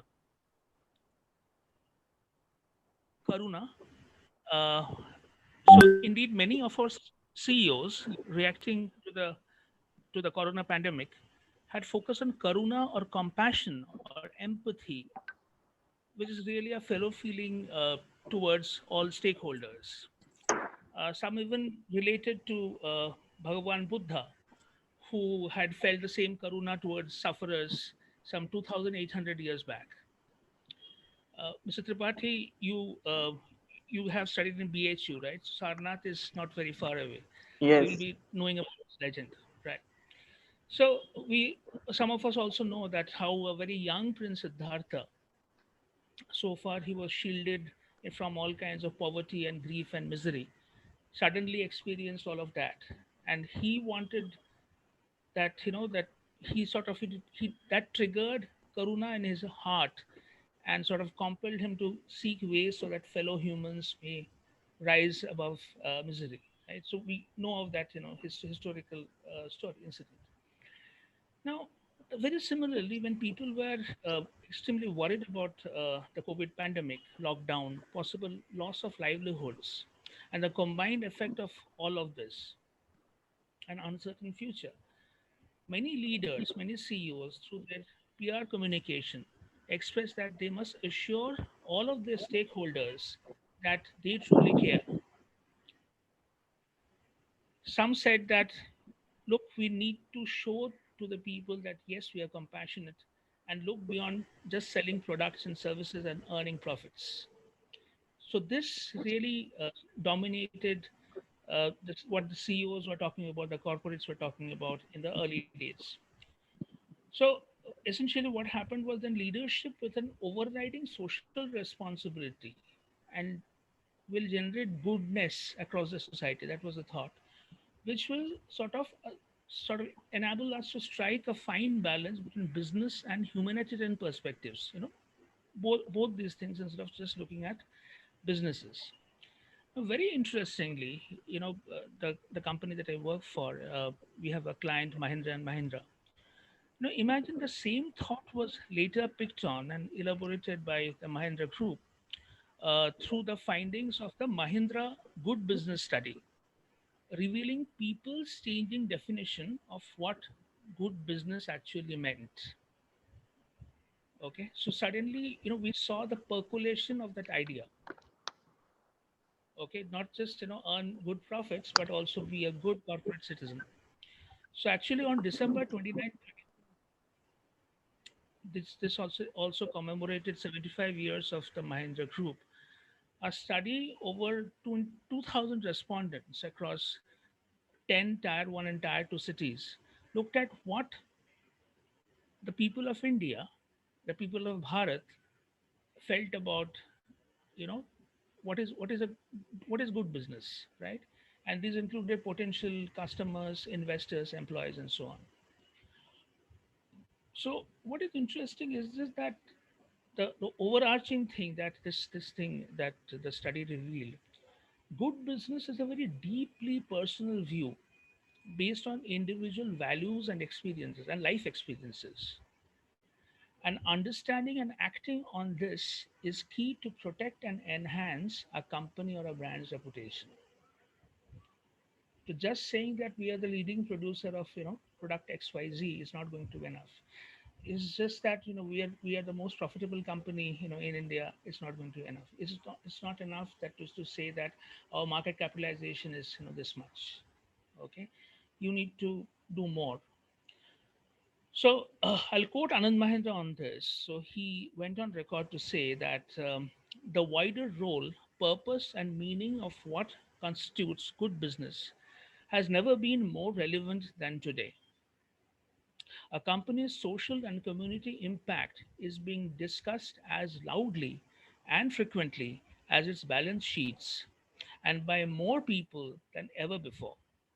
I absolutely believe that these broader, more inclusive expectations, whether from customers, shareholders, employers, or other members of society, can be perfectly compatible. The principal role of business leaders today is to find that mutually beneficial, which is a win-win-win situation for everybody, for common ground, for me, is the essence of good business. Each one of our own corporate milestones is accompanied by a more human one, whether it is the creation of a truly inclusive workplace or a reduced environmental impact, whether it's a deeper engagement with our communities or providing the freedom to experiment and even fail to all our employees. So it's like this. Sometimes in your experiment you can succeed, and sometimes you can even test failure. It's okay. The striving towards that is happening.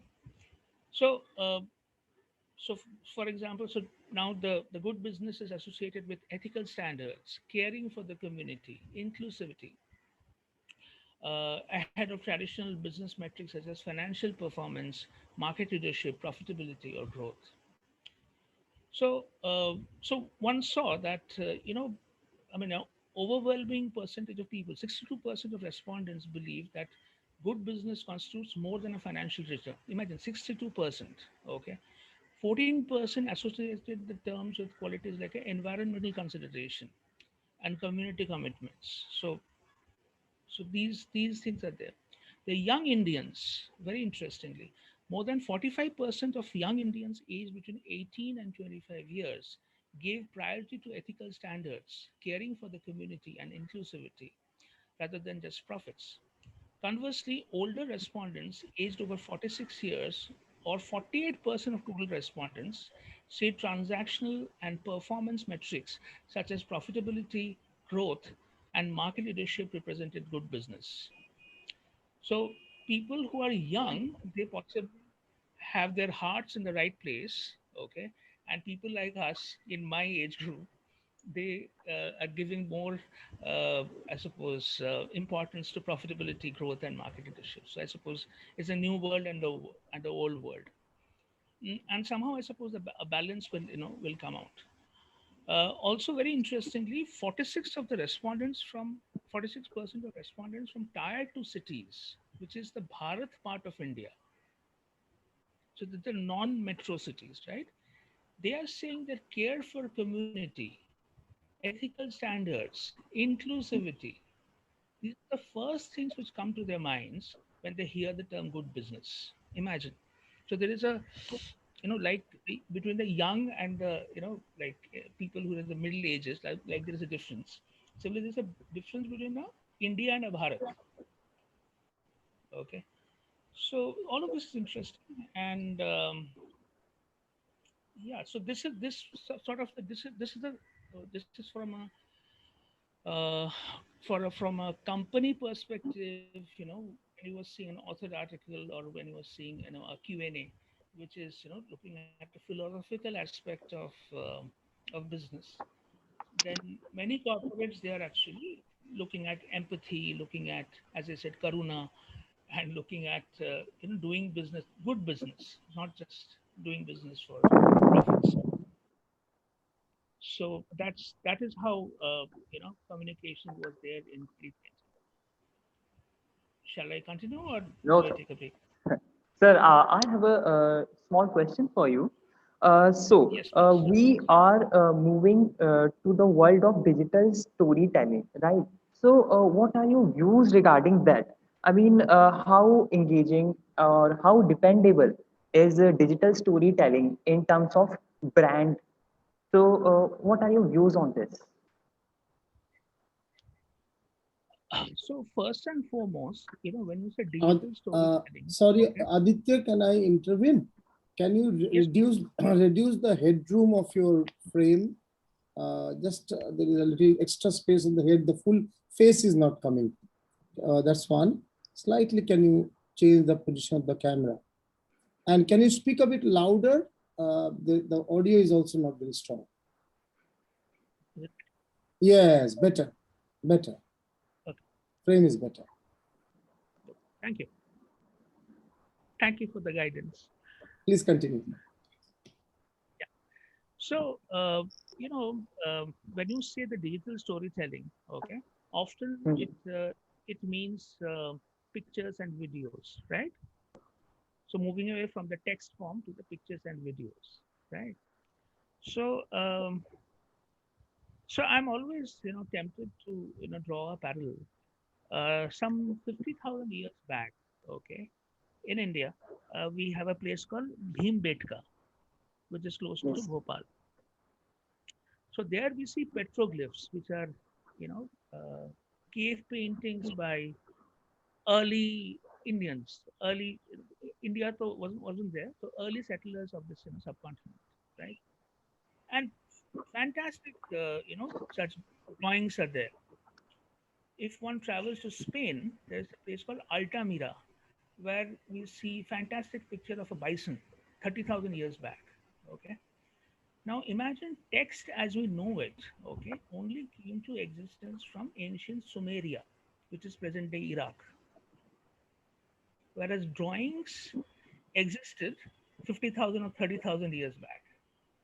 Okay, so we are again sort of going back to visual medium, okay, but it is nothing new. I mean, it was there earlier. We moved majorly into text, okay, and we are now again moving to the visual medium, okay. So I suppose the storytelling, the art of storytelling, is going to remain the same. It is just that the tools will change. You have to be as imaginative, okay. So as our ancient poet Kalidasa, he used to draw parallels, okay. How is the, to describe, let's say, a woman's beauty. Now he would draw parallels that, just like a magnificent swan on a beautiful, moonlit night, the way, the swan's neck will be there and stuff like that. Okay. In today's date, you will simply show the picture. Okay. And probably you use some animation.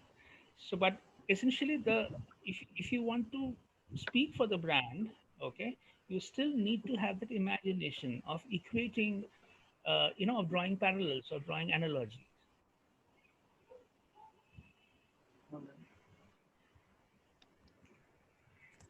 And and So, and and just one more thing. See, it's like yes. this, that these this form of, storytelling. Okay, if you remember that song, that एक लड़की को देखा तो ऐसा लगा जैसे खिलता गुलाब. Okay, it is the same traditional thing which is being followed. Which is there in, our Kalidas, and followed by so many other, great poets and, and authors and stuff like that. It's there internationally as well. So that won't change. The tools will only change. Yeah. Yes, sir. Uh, Thank you so much, sir, for that enlightening speech. And I do have one more question, but I'll be posing that question later. Now I'll be moving to our next speaker, and he is Mr. Saurabh Mishra. He is co-founder and managing partner, branding at Agenda Consulting, and he has 2.5 decades of experience and has led the brand strategy planning function nationally at advertising agencies such as Saatchi and Saatchi, TBWA, Everest, and Bates G and Partners. So I request Mr. Saurabh Mishra to present his views on the theme. Over to Mr. Saurabh Mishra. Thank you so much. Am I audible?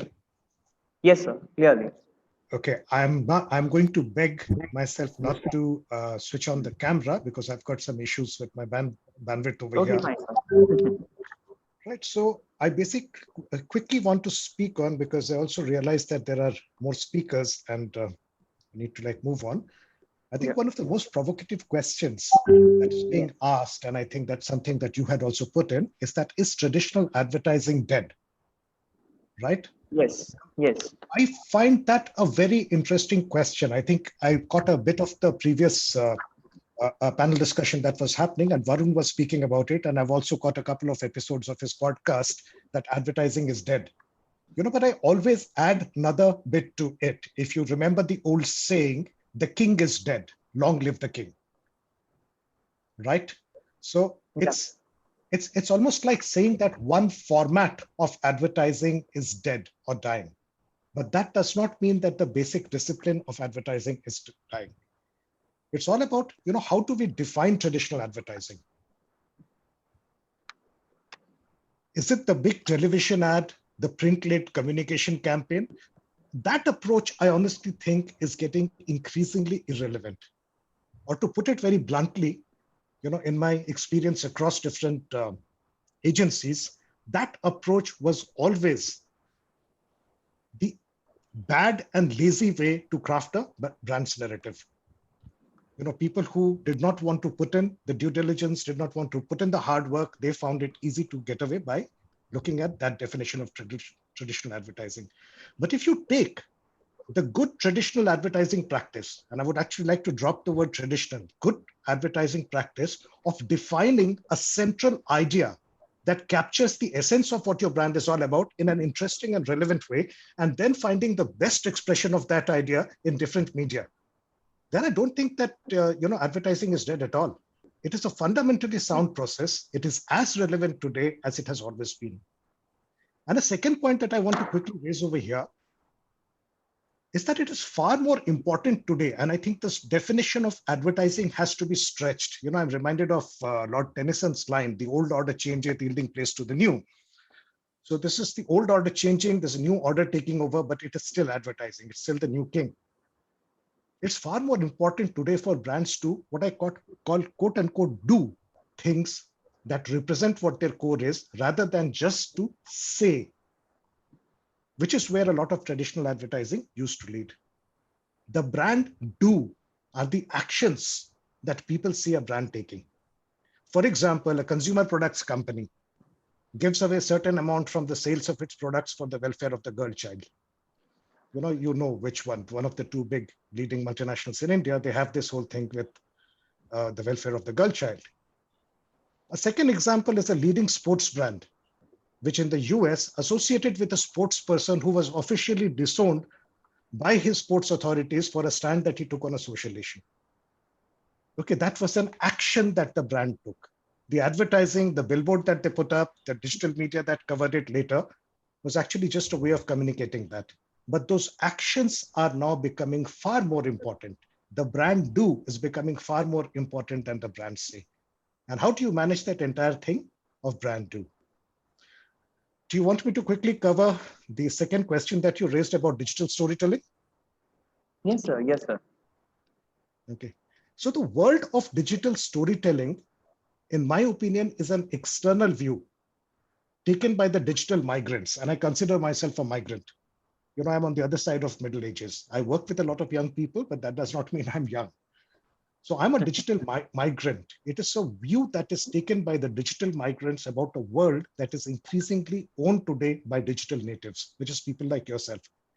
You have been born into a digital world. You have grown up to be digital natives. You speak this language naturally. I have had to learn this language as an external, as a migrant. Let me give you an analogy. It is like being fish in a water. It is only those people outside the water who have a discussion about what living in water is all about. The fish knows no other way of existence. Do you see that? The fish is a water native, and any other world is meaningless to the fish.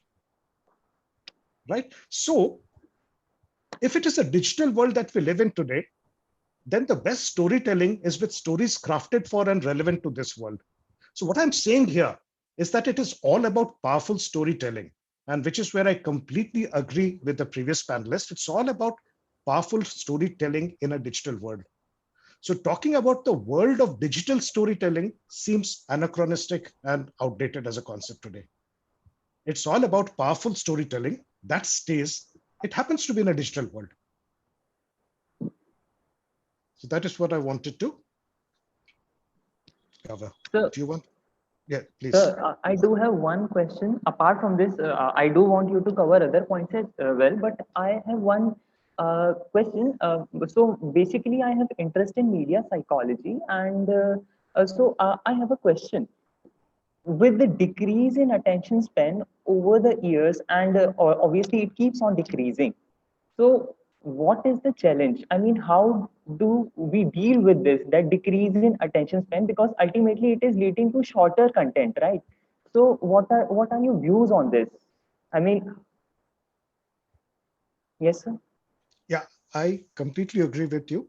You know, we are all, I think I got diagnosed very late in life that I apparently had ADD, attention deficit disorder. And now I am Yeah. told that not having attention disorder with youngsters is actually a disorder because every youngster today seems to have attention deficit disorder. I don't even know if it's disorder anymore. I don't think you can call it disorder. So you're absolutely right. You know, I think it's about, making sure that content is perhaps shorter. But more than that, what I would say is that it's not about making content shorter. It's about making content more interesting. You know, so I come from the old world of advertising. I started in advertising a little more than 2.5 decades back. We used to have this really gifted copywriters who could craft, who were what we used to call them the masters of the long copy. Right? And everybody even then used to say, itna copy kaun padhega? Who's going to read so much of copy? I mean, you're just boring the customer. You're boring the customer when you have got something boring to say. If you have got their interest, then they're going to listen to you for a very long time too. So while I completely understand that the short format content is very interesting, but I still see movies that are made which are like, not just an hour or 20 minutes. I think all the movies should have then gone into the 2020 format. You know, the test match of movies, which is the 1.5 hour plus, the 2 hour plus movie shouldn't have been made. But if you have an interesting story to tell, if you've got something which is relevant, which makes an impact with the audience that you're talking to, I don't think that the length of the content is really too much of an issue. The length is an issue when you've got boring stuff to talk about. I mean, you're a professor. In your own class and the classes that you attend, there are professors who walk in and the students line up to attend their classes for even if it is back-to-back 2 classes, 90 minutes, 100 minutes sometimes, back-to-back classes, they're just attending them because they're such interesting speakers. But then there are the other lot of people, even 45 minutes becomes difficult. At the end of 15, 20 minutes, they're figuring out ways to escape the class. Is the problem with the attention, deficit quotient of the students, or is the problem with the professor being irrelevant in this completely new changed environment? I think it's the problem with the content creators. The challenges with the content creators. You've got to communicate something. That communication has to be extremely powerful, whether you can say it in 5 minutes, 1 minute, or 50 minutes.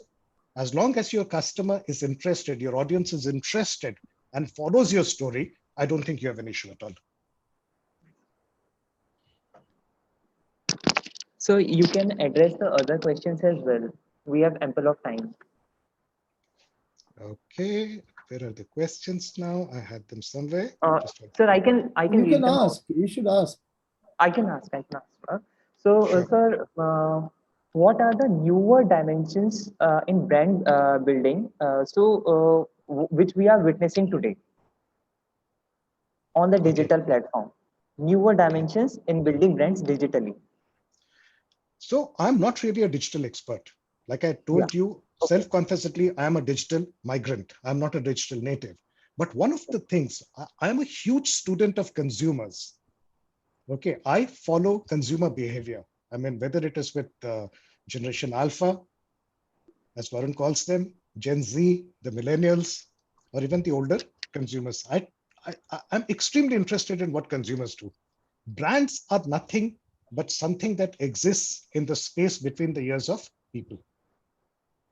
Okay, it's something that exists in the minds of these consumers. So it's very important to understand. You spoke about the psychology of media. I think the fundamental thing is the psychology of human beings. Okay, what makes these human beings tick? And I think from that perspective, from what I'm seeing with consumers right across, I spoke about this earlier, what the brand does is increasingly more important than what the brand says. These are the actions that take. These actions define and complete the brand experience for the customer. It is about ensuring every interaction or experience of the customer with the brand at every touch point is true to the essence and promise of the brand.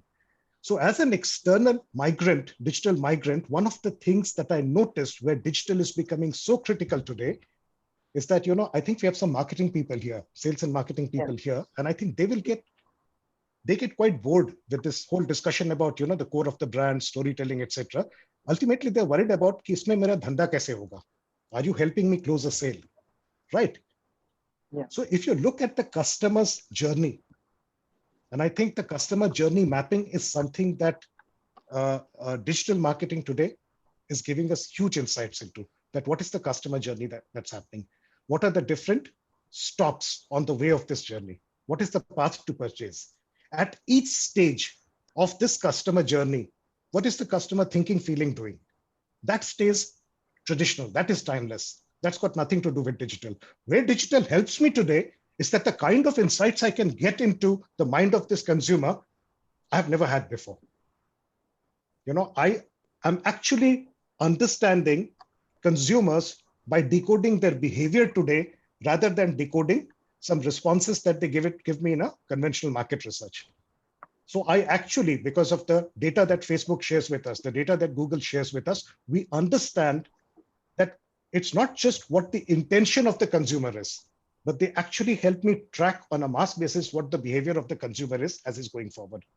Once I understand that behavior, how is advertising changing therefore in this whole digital landscape?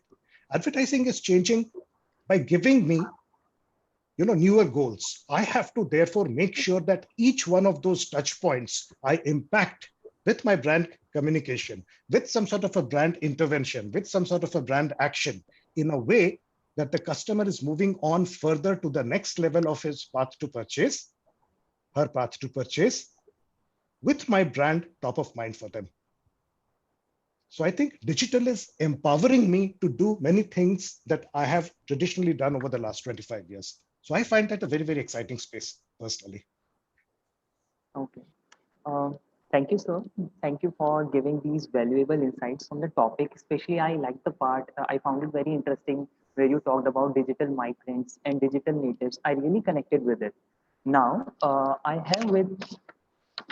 we have with us our next speaker, and she is Ms. Prajakta Gosavi. She is Vice President, Customer Strategy, Market Socrates, and is a startup professional with more than 18 years of leadership experience in building teams across customer experience, operations, product management, proactive business planning, sales and digital marketing, process transitions, and business process re-engineering. So I would request Ms. Gosavi to speak on the theme of the session. Over to you, ma'am. Thank you, Nitesh. And I was just hearing all the other panelists, and I think each of those perspectives are very interesting because the world that I come from is slightly more focused towards digital. So to just get a view of what the other side looks like, I think it has been a extremely interesting last couple of minutes. From the way we look at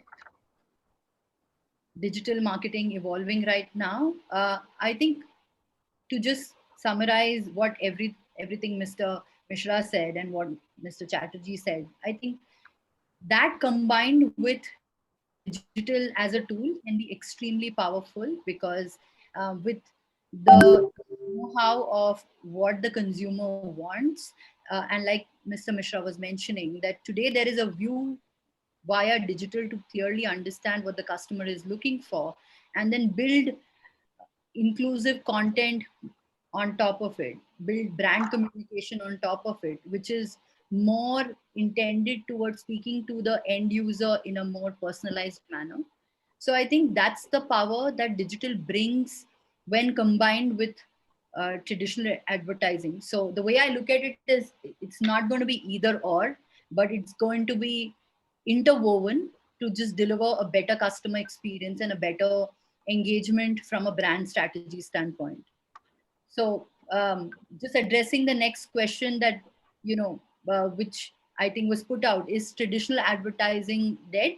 So honestly, pandemic must have been a powerful accelerator in the way digital is perceived today. But if you were to look at just pure stats, while overall advertising dropped by around 17%, but digital grew 15%. So yes, is digital going to be a focus moving forward? Yes, because it will almost touch spends equivalent to that of TV spends by 2022.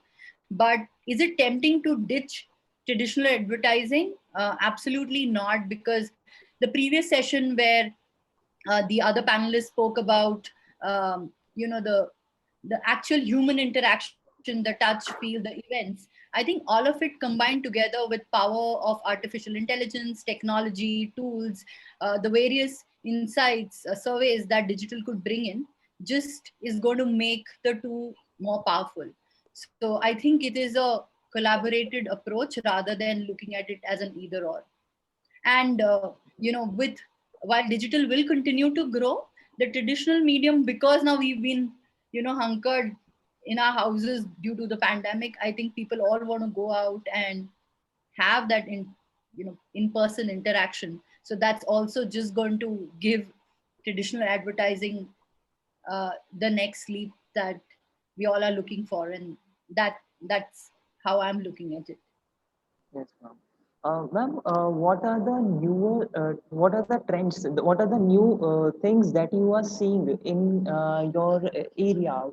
What do you think is in the future, near future? So the way digital is evolving right now, Yeah. I think it is a combination of the way content is created today. So earlier content was more around marketing speak, where we used to put out content holistically, but today you see content has become more inclusive. I think the pandemic has also got people to look at content more from human first perspective rather than just selling a product or a service. So it is going to be content marketing that will continue to evolve. Apart from that, I think from a technology standpoint, just the way brand perceives uh, other traditional mediums of communication, right? Whether it is advertisement, whether it's TV ads, billboards, storytelling. I think all of that, when combined with digital, where YouTube, Facebook, all of the infographics are just becoming the new way people are communicating. And like you were talking about attention span, I think all of these just allow you to speak to your consumer in a faster, more integrated, and in a very focused manner. So I think whether it's programmatic media buying, it's branding automation, it's branding brand lift surveys, brand recalls, any marketing technologies that have now started to evolve in this space. The growth of usage of voice technology is also something I think we see growing as a brand medium, especially in the tier 2, tier 3 cities that Mr. Chatterjee was referring to as Bharat, because Vernac itself is growing. So the drive for vocal for local is also something that we see growing. And overall, I think influencer communication or influencer content that is generated by the user is again another area that we see that will continue to grow from a brand standpoint. Yes, ma'am. Ma'am, I have another question. I noticed this, meteoric rise of Mr. Elon Musk. Now he is the richest person in the world. And I see him frequently interacting and posting on social media. And he has posted lots of things, and whatever he endorses becomes popular, right? So there was this, trend where this small company called GameStop, and he tweeted regarding that. And in just overnight, it became a sensation, and the prices of that GameStop started rising. The stocks went up. So, so as a person, he is a brand in himself, right? So how do you see he's using social media, and he's using social media to promote other brands as well, including his own company, due to which he is the richest person in the world. What are your views regarding? So I believe traditional marketing also, whether it's TV advertisement, has always done that, right? We've always seen big names and associated them with a brand, and that's how we've reinforced brand credibility and brand trust. So if you were to look at this in a similar light, um, social media is become a powerful tool. It continues to grow in terms of consumption. We see a massive growth, across India and across the globe in the amount of sheer amount of social consumption that happens from a content standpoint. So somebody as you know um, for his stature as Elon Musk, if he is endorsing something, I think it just brings in so much of attention because of the kind of influence that today social media has, because of the number of followers, because of the number of people who actually consider his viewpoint to be important. So I think social acts as a medium to reach out to an audience set that would ideally otherwise wouldn't have been so easily accessible. And that's where the whole concept of virality comes into picture, where you say today that something you put out and some videos turn out to be viral, and they necessarily are not from people, the greatest of people. It's just some, and I think TikTok did that to a very large extent, right? It took it Exactly. so yeah, so I think social combined with the ability to endorse a brand is just a powerful combination, and any technology that can empower that will continue to build this medium more stronger. Yeah. So Can I add thank you, something to ma'am. that? Can I add something to that? That's really interesting, Prajakta. But I just wanted to Yes, add to that. That the technical part I don't understand. So thanks for enlightening us on that. One of the reasons why I think everything that Elon Musk says and does has such a huge impact on the world is because he's, I think, one of the most authentic and interesting human beings in this world. Very That authenticity is right, that comes right across. So it is not just about the example that you referred to right now. But if you go back and if you read up some of the other stuff about Elon Musk, he was also on a podcast, live podcast, where he was actually smoking pot with the host. Yes.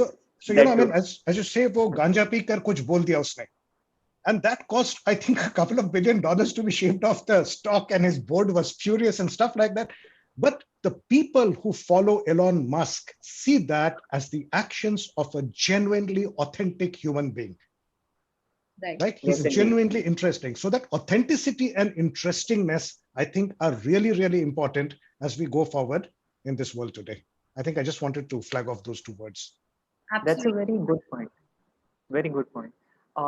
Sir, I have one question for Mr. Aditya Chatterjee. Sir, are you there? Sir? Sir, can you unmute yourself? Sir? Anyway, I'll keep this question open. Yeah, okay, sir. Fine. I had this small observation. So recently, I've been seeing this trend that using memes to interact with the customers, with the netizens, with the common public. So, whenever a meme comes up, and then the brands start joining the bandwagon. So earlier there was this meme on Vinod, and Paytm, Netflix changed their name for a while, and then there is Party Huriye, a recent meme again. So what they are doing is they are using these memes to interact with the audience. So what are your observations regarding this? How do you feel about it?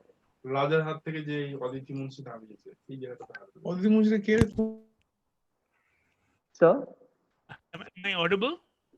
Yes, sir. You're audible. Yeah. So Well, that is not really, I work for a PR agency, and PR agencies don't, typically don't deal with memes, but I'll answer this question. I'll attempt to answer the question. Yes, yes. Uh, so, there is a word called parry, Parry. Okay. So, parry is a term which is often used in a boxing ring. Yeah. Okay. So what happens when your opponent, okay, throws a punch at you? Okay, one option is that you punch back. Okay, that's what you want to do. But sometimes you can evade the punch, okay, or you can take the punch on your elbow, okay. So nothing much happens to you, okay, but you deflect the punch. That's called parrying, okay. Yeah. So sometimes memes are a good way of deflecting the issues. So when you crack a sort of self-deprecating humor, okay, then your young stakeholders they feel, ha, ये तो मस्ती किया, ठीक है, that kind of a thing, ठीक है. So sometimes some serious questions are raised, and maybe the tension is reaching the pressure cooker stage, and you can release some of the steam by using these memes. Yes. So again, I mean, I'll revert Yeah. to what I said earlier. Yes. The presence of mind, okay, the thinking creatively, okay, and memes is just another tool, Yes. okay, as opposed to, let's say, a rejoinder of the earlier times. One has to move with the times. One has to adopt to new ways and adapt to new ways. Both adoption and adoption, both are required. And yeah. So, sir, I think this is it for the session. If you want to give any closing remarks, so, sir, please. Yeah, so what UKC had suggested that I talk Yeah. about the PR communication, the trends which happened in 2020, and Yes. then on to 2021. So I only had talked about the 2020 part. So 2021, I feel that it is not going to be markedly different from 2020 from the PR messaging perspective. Philosophical aspects like empathy, good business will continue to feature in corporate messaging. One of the reasons is that COVID is not going away. So I think WHO, I think day before yesterday or something, said that it is going to dog us through 2021 and perhaps till 2022. So you're not going to change your messages overnight. The messages of empathy is going to remain. What is, however, different is that the survivor's perspective. This is what we call, okay. So if you recall the old song that we shall overcome. Remember Yes. the song? So the the survivor's perspective says that we have survived and overcome, and we shall continue to overcome and survive. Okay, so sitting at home in a lockdown situation is not going to work. It needs to be business as usual. So people are going to come out of their homes and go to their workplaces, and some even working from home. So people are going to deploy standards, masks included, and that's how it's going to be. What is whether the economy is going to bounce back in a spectacular fashion, as some pundits have predicted, that I do not know. Uh, I'm personally skeptical, uh, but that is also people will try to talk up the market. Okay, not just the Yeah. stock markets, but also the overall economy, because you know so a lot of people thinking that positive things are going to happen to the economy, that thinking resulting into positive action, and therefore you actually see the numbers moving. Yeah, possible. So but let us just wait and watch. Yes. Indeed, I am also optimistic. Now, so with this, we come to the end of this session titled New Dimensions of Brand Communication. I would like to thank Mr. Aditya Chatterjee, Ms. Prajakta Gosavi, and Mr. Saurabh Mishra for joining us in this session. And now over to Mr. Chandan. Chandanji. Yes, I'm just. Thank you. Thank you, Nitesh. In fact, I have been a patient listener, and I was just trying to get all the inputs coming off from this lovely panel. You made this panel discussion more interesting. A great moderation by you, Nitesh. Congratulations. Thank you so much, Ms. Prajakta, for joining in this session. We heard some good insights and content from you. Mr. Aditya Chatterjee, we were glad to have you in this panel discussion. And Professor, and we have also Mr. Aditya Chatterjee who are there, and Sai Nageshji couldn't join. Saurabh Mishra ji, we could hear you. I was looking forward if I could also see you, but maybe some technical glitch have you on the screen. But some great content came from this panel discussion. So thank you so much for joining us. Let me move ahead to the next panel discussion. Thanks, Prajakta ji. Thanks, Aditya. Thanks, Nitesh. And thank you. Thank you. Thank you very much. Thanks. So before going ahead, may I please request Vacan team to kindly play the video.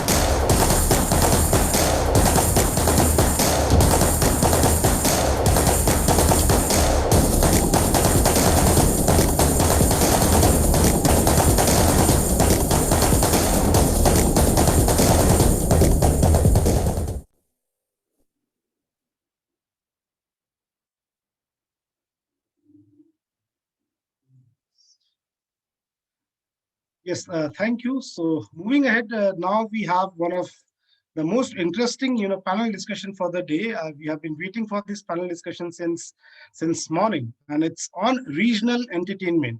Go local. We have eminent panel speakers in this discussion. We have Professor Dr. Suja Biswas. He's the director and CEO from Techno India University and Techno India Group. We have Mr. Nitin Neera Chandra, founder from Bijod. Ajit K. Thakur, Chief Consultant, ARHE Media and Broadcasting Private Limited. Miss Raji M. Shinde, CEO, Wild Music Records and Wild Music Haryanvi. Jimmy Tangri, Head 91.9 Friends FM. Aditya Viyog, CEO Planet Marathi from OTT platform. And this session is getting moderated by none other than Professor Ujjwal Kumar Chaudhary. He is the session moderator for the day. He is the Pro Vice Chancellor at MS University. Let me have a minute to introduce our moderator for the day.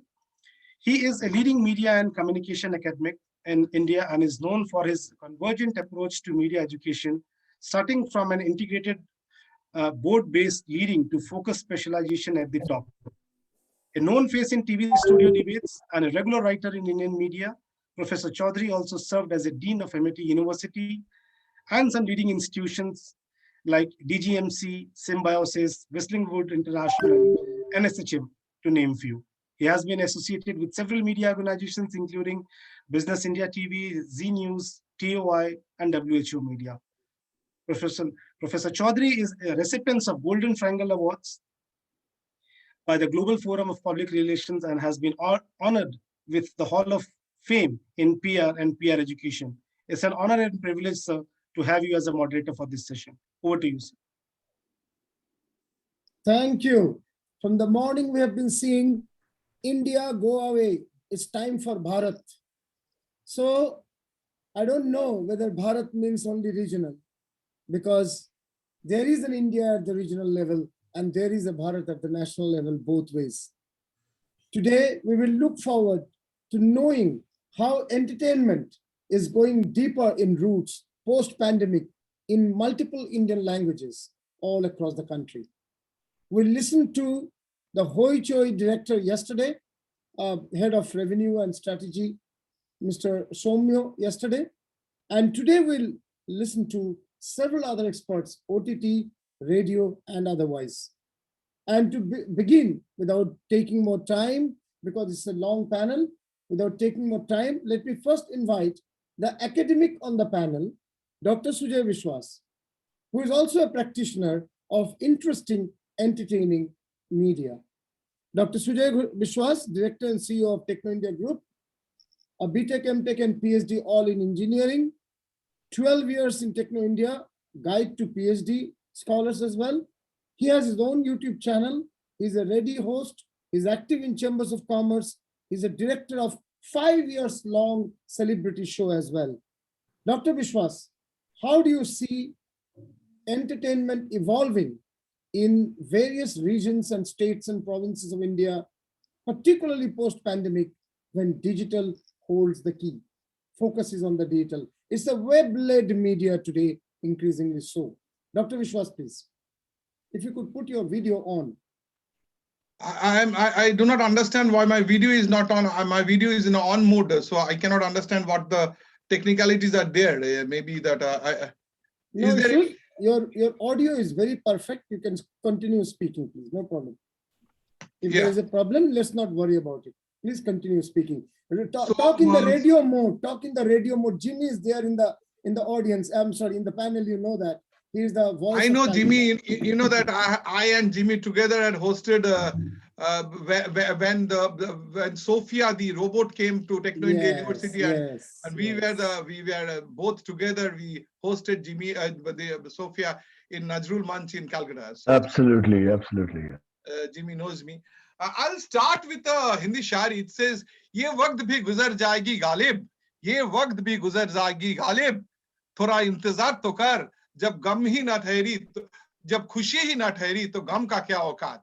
So we are now almost done with the pandemic. You know, you're always done with almost done with the pandemic, and but at the same time, the pandemic has given us a huge lesson. The pandemic and the lockdown boosted the Indian audience appetite for entertainment and also altered our viewing taste. It was the OTT platforms that willed in the a la carte of entertainment. A cryptic gadget notification currently by the Government of India brought all content streaming on OTT platform under the purview of the Ministry of Information and Broadcasting, and therefore subject to review and refereeing. The move could have far-reaching implications for OTT platforms and the content creators. It could curb creativity, prompt self-censorship, and bring biased value judgment to what it is henceforth permissible and what is not. The high-tech industry has unsurprisingly been cautious to reach and will probably get time to get grips with what it means to sit under government regime. You know, over the top or OTT media service is the streaming media service offered to viewers. Initially, for the longest time in India, movie going was the grandest form of entertainment. But the last 5 to 6 years, things started to change. Walk, stand-up comedy, live games, traveling, ballets, cook-offs, paintball came into vogue. The movie experience was, of course, even more elaborate and multiplexed, but tubs of popcorn in 10 flavors, nachos with dips, luxury recliners, silver and gold tickets. Then came the pandemic and proof overnight, all of it suddenly disappeared. Now there was a big shift. In a good old habit film style, the hero, in this case, the entertainment was born. And this time in the OTT Parivar. Movies like Serious Men, Shakuntala Devi, The Old Guard, and etc., etc. There were OTT originals too, such as Holy Date, the American rom-com, The Denting Comedian. Then there is 2 more waves, The Man in the High Castle. And then several other of them, I'm not going to quote names which will eat up the time. Then came the audio OTT platforms, JioSaavn, YouTube Music, Spotify, etc. It also witnessed a 42%, trust me, 42% increase in the time spent on them in the first week of lockdown. On Hungama Music, you know the Hungama Music, The virtual version was launched with original property and Hangama Music Room, which features renowned musicians delivering acoustic performance while talking about their lives and careers. Hangama Digital Media since March 2009, since March, Shan, Udit Naran and Aditya Naran, Salim Sulaiman and many others appeared on the show. In this show itself, when OTT platforms debuted in India in 2008 with Big Flix, it was just a limited experience. In 2011, Big Flix announced a monthly subscription of 250, but it was only in 2020 that a platform started offering original content, and it captured the market. Netflix and Amazon Prime Video, both American companies, started investing heavily in local original content. In 2009, Hotstar, which is owned by Star India, invested rupees 120 crores. I repeat, 120 crores in generating original content. No matter what the platform, originals became the flavor of the season. Part of the distinctiveness of the indigenous OTT content is that it ventures into areas of mainstream. So original content just took up. There was Chaman Bahar, Raj Bihari, Selection Day that started, and now it started going into deep down the micro level. You know, Apratim Chatterjee, who acted in streaming series on Hoi Choi, Duput Thapkro, makes the point that many new talents like himself arrived on these platforms to a rousing reception, such as would have been unlikely on traditional walls. And what it made the difference was that it reached the micro level. It reached the villagers, which makes up the major part of the Indian populace. Apart from the content, audiences across ages are exulting in freedom. This is the newfound freedom. You know, you can see anything, anytime, and you don't have to wait for certain times to come. That was the beauty of the OTT. Add to this novelty of intuitive navigation, the purviews, the trending nows, the recently holds, the mails in the inbox with subject line such as top suggestions for we have just added a film like you, or simply enjoying my Christmas tree, gave the democracy which was much awaited. Once it became clear which was the audience was headed, electronic companies tweaked associated gadgetry, HD monitors, TV sets, USB ports and others, and OTT plus telecom came with bundled services. Anindya Banerjee, the head of content of Hoi Choi, tells the time it would have been normally taken us to get here, which would have been another 4 to 5 years. It would have come, but in another 4 to 5 years. But that, in fact, this lockdown, this pandemic, the lockdown brought it so fast. The actors, now, how it happened, the actors shot it on their smartphones. The script was ready. Definitely a compromise was, a little bit of compromise had to be done, but fresh content just replaced the entire thing. The story of a divorce case happening over Zoom during the lockdown has actors coming together for a 10-episode show shot entirely indoors. Of course, the backend had to be tweaked to take on the added load. Manish Kanodia, the CCO of Iridum Interactive, a New Delhi-based digital marketing agency, says, when you are watching a video, it catches the bandwidth of the user and stream. It can be 480p, 2160p, 4000p, or pixel. When I say p, it's pixel. When COVID happened, OTT platform downgraded all their streams to 1080 pixels only, so that everyone can take the advantage of it.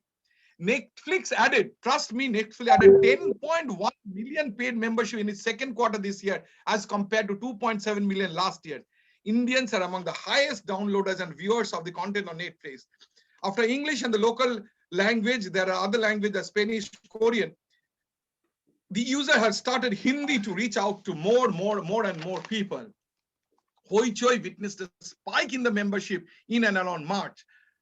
It is said that when television resumed full-fledged, everyone believes that a lot of people will go back to these cinema screens, but a lot will stay back.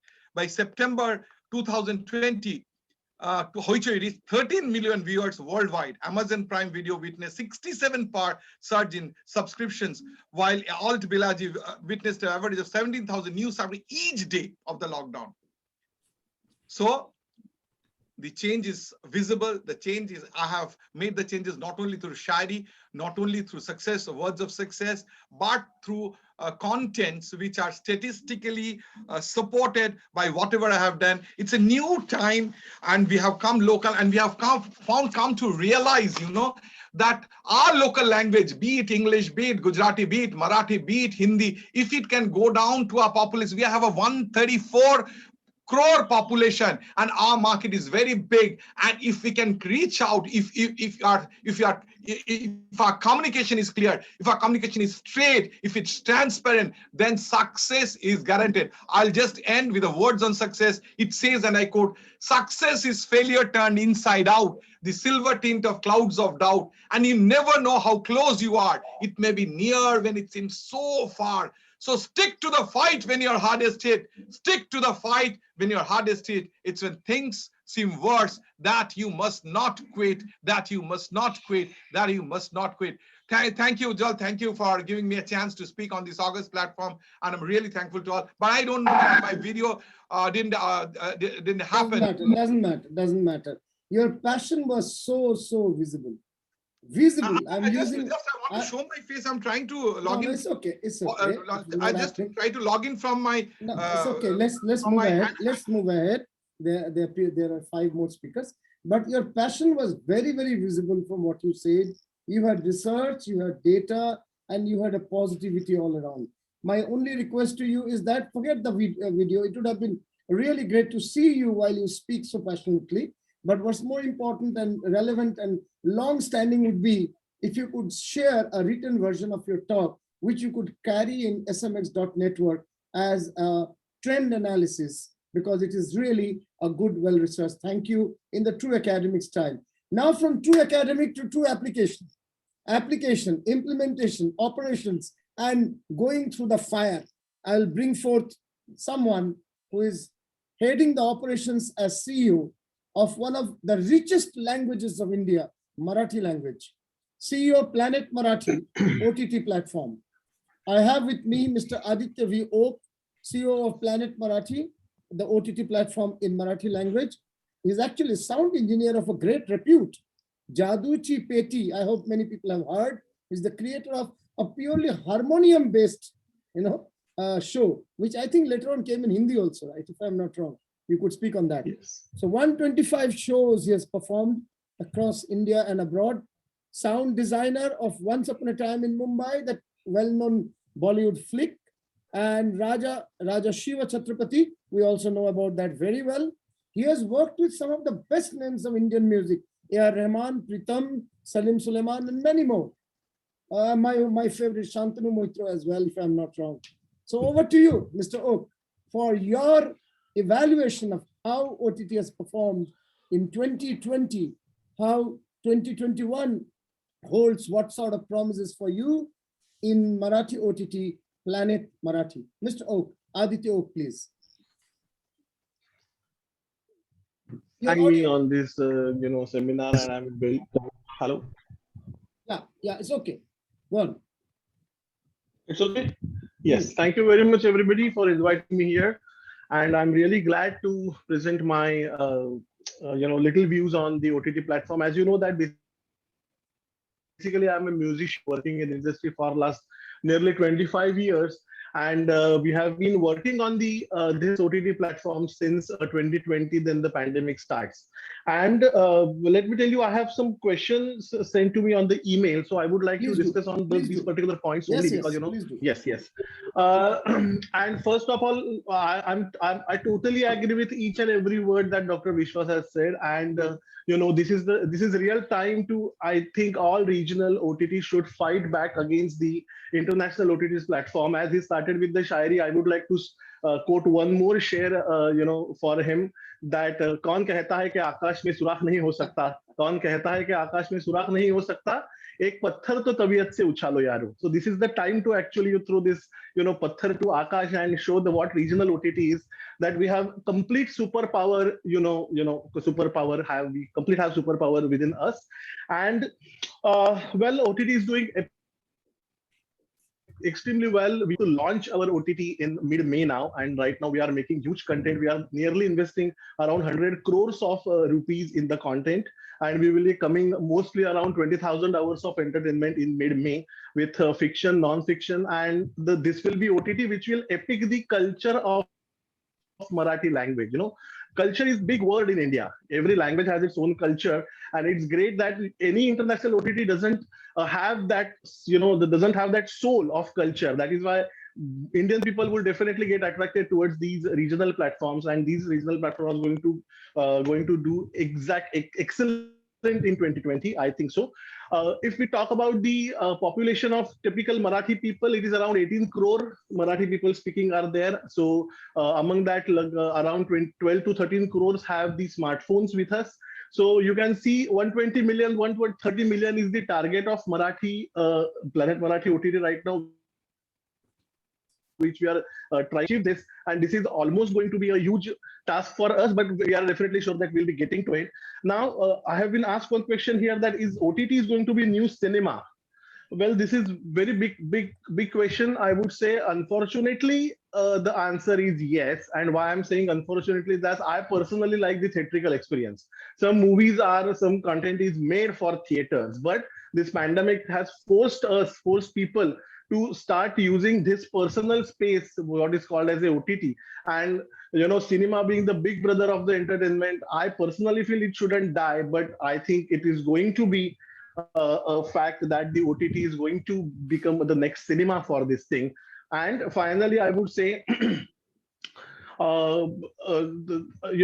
this is all basically I had, and I would say this OTT is going to grow great. 2021 is going to be a huge year for all OTTs, and we should strike off, and we should see that these regional OTTs definitely fight to these international OTTs. Thank you. Aditya, there was Pranjal Khandadia, the former president of Phantom and former vice president of Sony Pictures, yesterday in this IndiComms, this program. And there was the other gentleman who was from Hollywood, Aftab Asghar. And if you had met them, if I had them in this panel with you, they would have made a mincemeat of you for telling that the film will die. No, I see. This is an unfortunate thing. I was speaking to my daughter. She's just 16 right now, and I said, "Would you mind seeing all pictures on OTT?" She said, "No, but some pictures I would like to go in and seeing theater. Avengers cannot be seen on OTT platforms. It's not made for actually OTT. Yes. So though it is unfortunate, it shouldn't happen. Cinema shouldn't die actually. I agree to your point that mid-budget cinema, certain types of cinema will go on OTT, but it's very tough to express 1983, which is coming in June, to be seen on OTT. Very sad. Yes, very sad. Yes. I would not want. But some of the cinema makers, even Suryavanshi is not released on OTT yet. Right.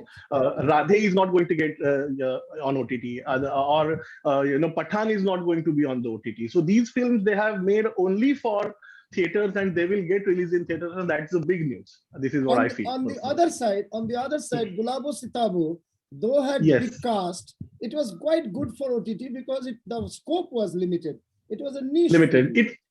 Yes. So how do you look at the figures going ahead for Planet Maratha? I know you have said 1.8 crores is your target, 180 million. That's 10% of the Marathi speaking population of the world. 10% of the Marathi speaking. So, yeah. See, it completely depends on our strategy right now. We are working on it, that how to reach so much of people, because if we divide the world into 6 areas, demographical areas, then we have Marathi speaking people in the United States, Canada, we have Marathi speaking people in Europe, we have Marathi people speaking in Nairobi, Kenya, Addis Ababa, that is Ethiopia, simultaneously entire Middle East, Singapore, Malaysia, and Australia. So these are the regions that we have Marathi speaking people. So it's we are trying our best to reach out to these people, and the most important thing I think to reach these people out is the budget. So we are planning to have a minimized fees for this OTT, subscription for this OTT, and we will be having 1 rupee, 1 day, 1 device policy. So it will be only 365 rupees and the entire entertainment of Marathi will be open for people. And we think that this is the key factor right now to enter in the market. Great. You have really given a good and promising, treatise on Marathi OTT. So from Bengali OTT yesterday to Marathi OTT just now, let's move on to Punjab entertainment. Yes. Entertainment in Punjab. Yes. I just want to make one request that I have another call at 5 o'clock. So I just, take your leave right now here. And thank you very much for inviting me. Yeah, and, I'll just interrupt you, Aditya. Before you go off, you and I need to connect on music and other things. So we'll exchange numbers through Ujjwal and do that. Please, we will connect. Okay, thank you. Yeah. We'll organize that. Thank you. Thank you, Aditya, and see you again on some other opportunity. Sure. Thank you. So, Madam Raji Shinde, I think I'm meeting you second time on this similar. I mean, last time it was a face-to-face meeting. I think I was dean either of Symbiosis or of Whistling Woods at that time. Today I am in Calcutta as Pro Vice Chancellor of Adams University, and my very good friend Jimmy is in this panel, who has been friend for the last 20 years. So I have been seeing Jimmy's voice, reverberating across Kolkata for the last 20 years, listening to it, and he has been seeing me jumping from one institute to the other. Anyway, coming to our discussion point, Raji ma'am, it's so good to see you again. CEO of Miss Raji M. Shinde, CEO of Wild Music Records or Wild Music Haryanvi, 2 decades into media entrepreneurship, programming, media IP creations, startup and expansion specialist, honored as Jewel of Punjab by Prime Minister Dr. Manmohan Singh, FICCI awarded as Women Entrepreneur, Dada Saheb Phalke Film Foundation awardee, a lady of immense and multiple talent and history to her work. She has actually redefined a lot of Punjabi entertainment, which is centering around music in a big way, including Haryanvi entertainment as well. So, ma'am, how do you look at entertainment going local, particularly in post-pandemic times, when the power of the internet has been released much more than what it was in earlier times? Over to you, Madam Raji Shinde. Thank you so much. First of all, I congratulate everybody who is here. Be a part of this discussion. I'm sure it's going to be really, really fruitful and interesting for all of us. And thank you for inviting me on this panel, Ujjwal. As far as the OTT consumption on streaming platforms is concerned, I feel that the way it has increased, it was evident that we are going to go the regional way. Primarily because I feel that India is a diverse and heterogeneous country, and with so many states having regional dominated languages, it was evident that we will have a time when regional OTT would become an important part of our lives. Just a brief, while I was working with national channels, there was a time when the first ever Punjabi channel was launched years back. And at that point of time, the market, we didn't have YouTube, we didn't have digital, but despite that, a Punjabi regional channel gave a lot of good platform to Punjabi music and raised the bar of Punjabi music all across the years, what it has become today. So it's also important to understand in today's time, where we see the latest report of the Internet and Mobile Association, where they show that there has been an increase in the internet users in the rural India, which has happened for the first time. That's one part of it. The second part of it is the kind of data consumption and the internet access, which is available to rural India, is or has propelled the growth all across.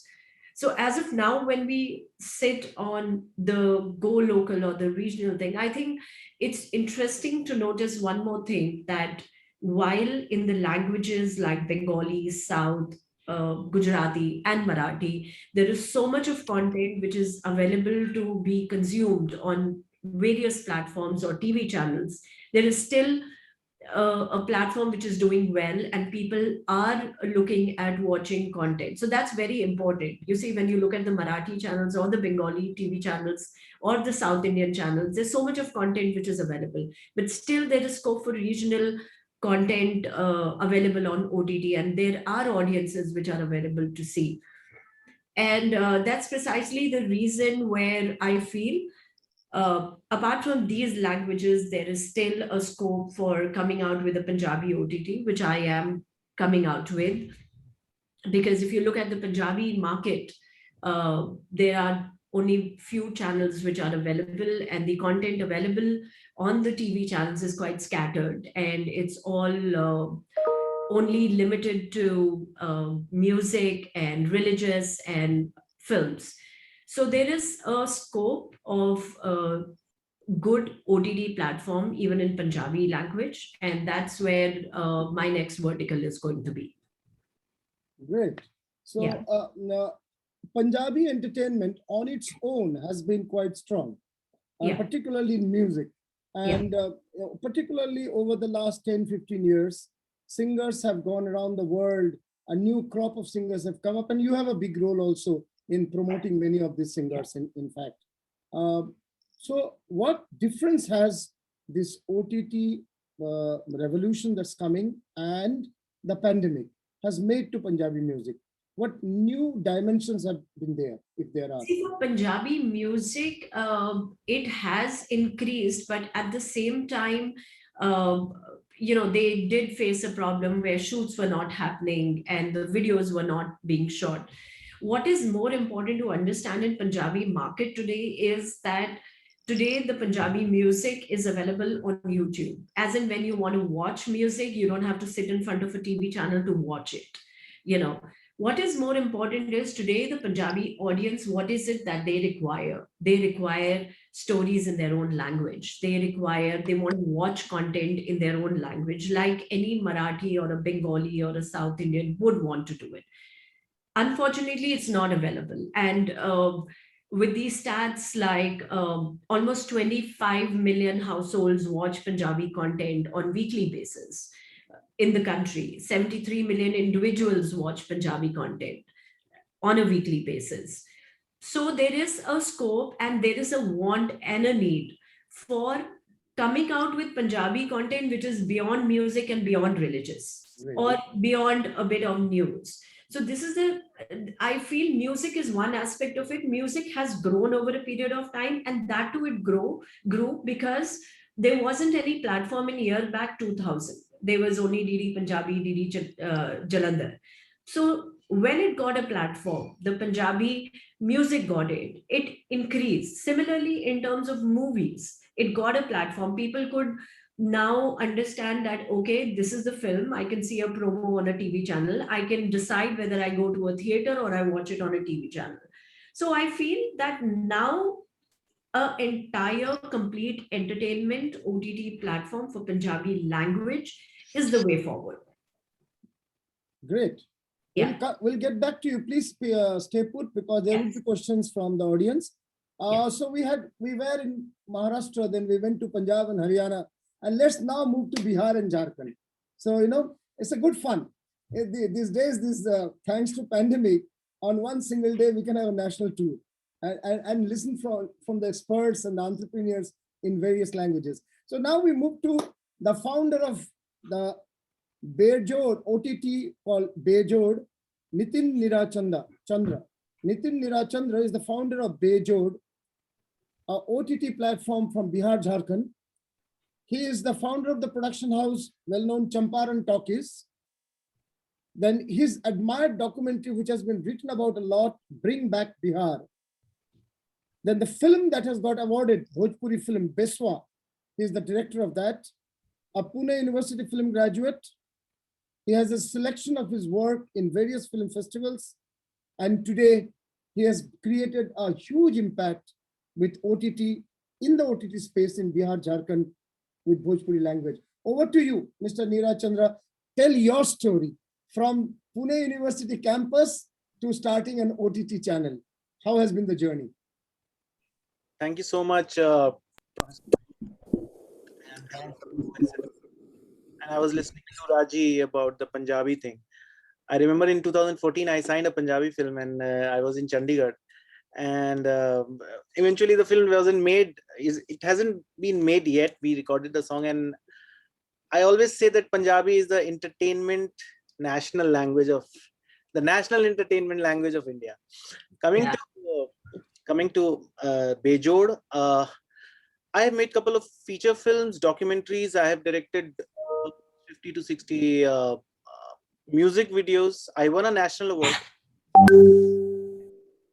in and made a film in Maithili language. Maithili is one of the major languages of Bihar, apart from Bhojpuri, and almost equal number of people speak Maithili in Bihar, but unfortunately, not much of work has been done in the language. And Bihar is such a rich state in terms of its linguistic heritage that we have got 3 distinct languages in Bihar. Bhojpuri, everybody knows. People know Maithili. Maithili is only language which is in the 8th schedule of the constitution. And another language is from the Magadhi languages. But people like me, we are the people who are facing a double challenge. Like when we say Bhojpuri, there is a certain kind of cinema which comes in the mind of people that, okay, Bhojpuri is a kind of cinema which is made for a specific kind of audience. Like my mother tongue is Bhojpuri. I come from Buxar from Dumrao. Dumrao is the place where Ustad Bismillah Khan was born. So I come from that place. I speak Bhojpuri, but unfortunately, when in 2006 I came to Mumbai after doing my masters and other studies from Pune University, I saw all kind of posters, and then I really felt that why such films are made. And over the period of time when I started making, I made my first film Deswa in 2011, exactly 10 years ago, and I couldn't get the release. It couldn't release in the theaters, and then in 2000 later we dubbed it, and then it was released. Then I made Mithila Makhan, won the first national award. It is the first national award for Bihar for a film which is made in Bihar in the language of Bihar. Again, that film also didn't get the release because theaters were not ready to release it. There was no marketing budget. And gradually we kept on trying. We went to all the OTTs, jitne bhi OTTs India mein hai. We know the names. I don't want to take any names. So all of the OTTs, they rejected. They said, what is Maithili? I said, it's a language spoken by like 5 crore people in Bihar, Jharkhand, and in the other parts of India. Like if we go to Delhi, NCR, there is a huge population of people from Bihar. And gradually when the pandemic arrived, then like everybody was discussing that what happened in the pandemic, then I decided that now this is the time. That film is almost 3-4 years it was made. But in 2016, I started my YouTube channel, Bejod. In 2016, I started. And then I gradually making content, and I got people like Hariharan to sing Maithili, Sonu Nigam, Shreya Sunidhi, even Mikka kind of Punjabi singer, Hindi singer, he sung for us in Bhojpuri. And later we got other people also, Suresh Wadekar and Udit Narayan. I kept on making a lot of music videos, short films, and finally when Bejod went to almost more than 100,000 subscribers and almost 20-25 million views, then we thought that this is the time, then water has been tested, and it's the time that we start the first OTT for the languages of Bihar, Jharkhand, the indigenous languages. Now the problem with our state is that unfortunately we are called Hindi Patti. Now that's a major problem, that I am not Hindi Patti, I am Bhojpuri Patti. Like Raji is from the Punjabi Patti. So, but that is not recognized. But so what is the challenge? The challenge with me is other people, like I was listening to Planet Marathi person, Mr. Oak, and with Punjabi people, with Marathi people, you have to make content, good content. Now my problem is the language is divided among people. Bhojpuri में एक समाज है जो देखता है और एक समाज है जो सिर्फ बोलता और समझता है. Bhojpuri is a very unique space. It is totally taken over by a certain kind of crass content. You can just go to YouTube and write Bhojpuri and see the first 200 videos you get. So my problem which I face and I'm still facing is I have to fight not only to make good content, but also with the perception which Bhojpuri has gained over the period of time in last a decade or so. But now what we are doing is in our OTT in Bejod, we have also launched the app for the Android phones. With the first film we launched, we saw a good number of people, almost 25 to 30,000 people are the registered users in last 3 months, 4 months from now, from November to March. What we are doing now, apart from releasing other films, now we don't have content in market that we can acquire it. Because see, I am charging, right now we are in PPV model. So in the PPV model, I'm telling people to pay $100 and see the film at home. But the problem is that people are saying, why are we paying 100 rupees? And there's a lot of discussion going on. Now, what we have started doing, we have started selecting the films in public domain. This is what I'm doing from last 2 months. Apart from trying to pitch for new films, we have started dubbing films which are in public domain, and we are putting on our channel bejod.in. So I am very hopeful and very positive about this whole OTT thing. And when Mr. Oak was saying that that cinema is going to suffer, my opinion is that an equilibrium will be attained after I think in a couple of years, like when TV arrived and when VHS arrived, when we were kids. I have seen older videos when a lot of film industry people, they in fact took out a rally in Mumbai in 80s, and people were against VHS. But then an equilibrium was achieved and everything existed. So cinema is going to exist, but for a bigger budget. Bigger budget, bigger scale. Right. Thank you. Thank you. We'll get back to you with some questions. We'll get back to you. Please be there. There's this gentleman who has been waiting patiently for the last 55 minutes, if I'm not wrong. And my good friend, I can take liberties with him. So I kept the best voice for the last moment. Here is the voice of Calcutta, Jimmy Tangri. And I do not want to look into any piece of paper to introduce him, but nevertheless, at least to be technically correct or factually correct. Oh no, let me go ahead by just inviting him to speak. He is the head of 91.9 Friends FM. I know him for a quarter century almost, and this quarter century he has been in radio. Voice of Kolkata, mascot of radio in East India, all aspects of radio business he has been involved. From his work in Saregama broadcast, Red FM earlier, and today he has made Friends FM, the voice, the radio of Calcutta, very innovative. And it's not just radio, you can even watch the radio.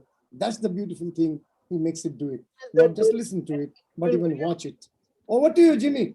Well, thank you, Jalda. Thank you so much. It's been always such a wonderful moment to interact with you on any platform, whether it be at the university level, whether it be at the digital level, or whether it be at the ground level, whichever way we look at it.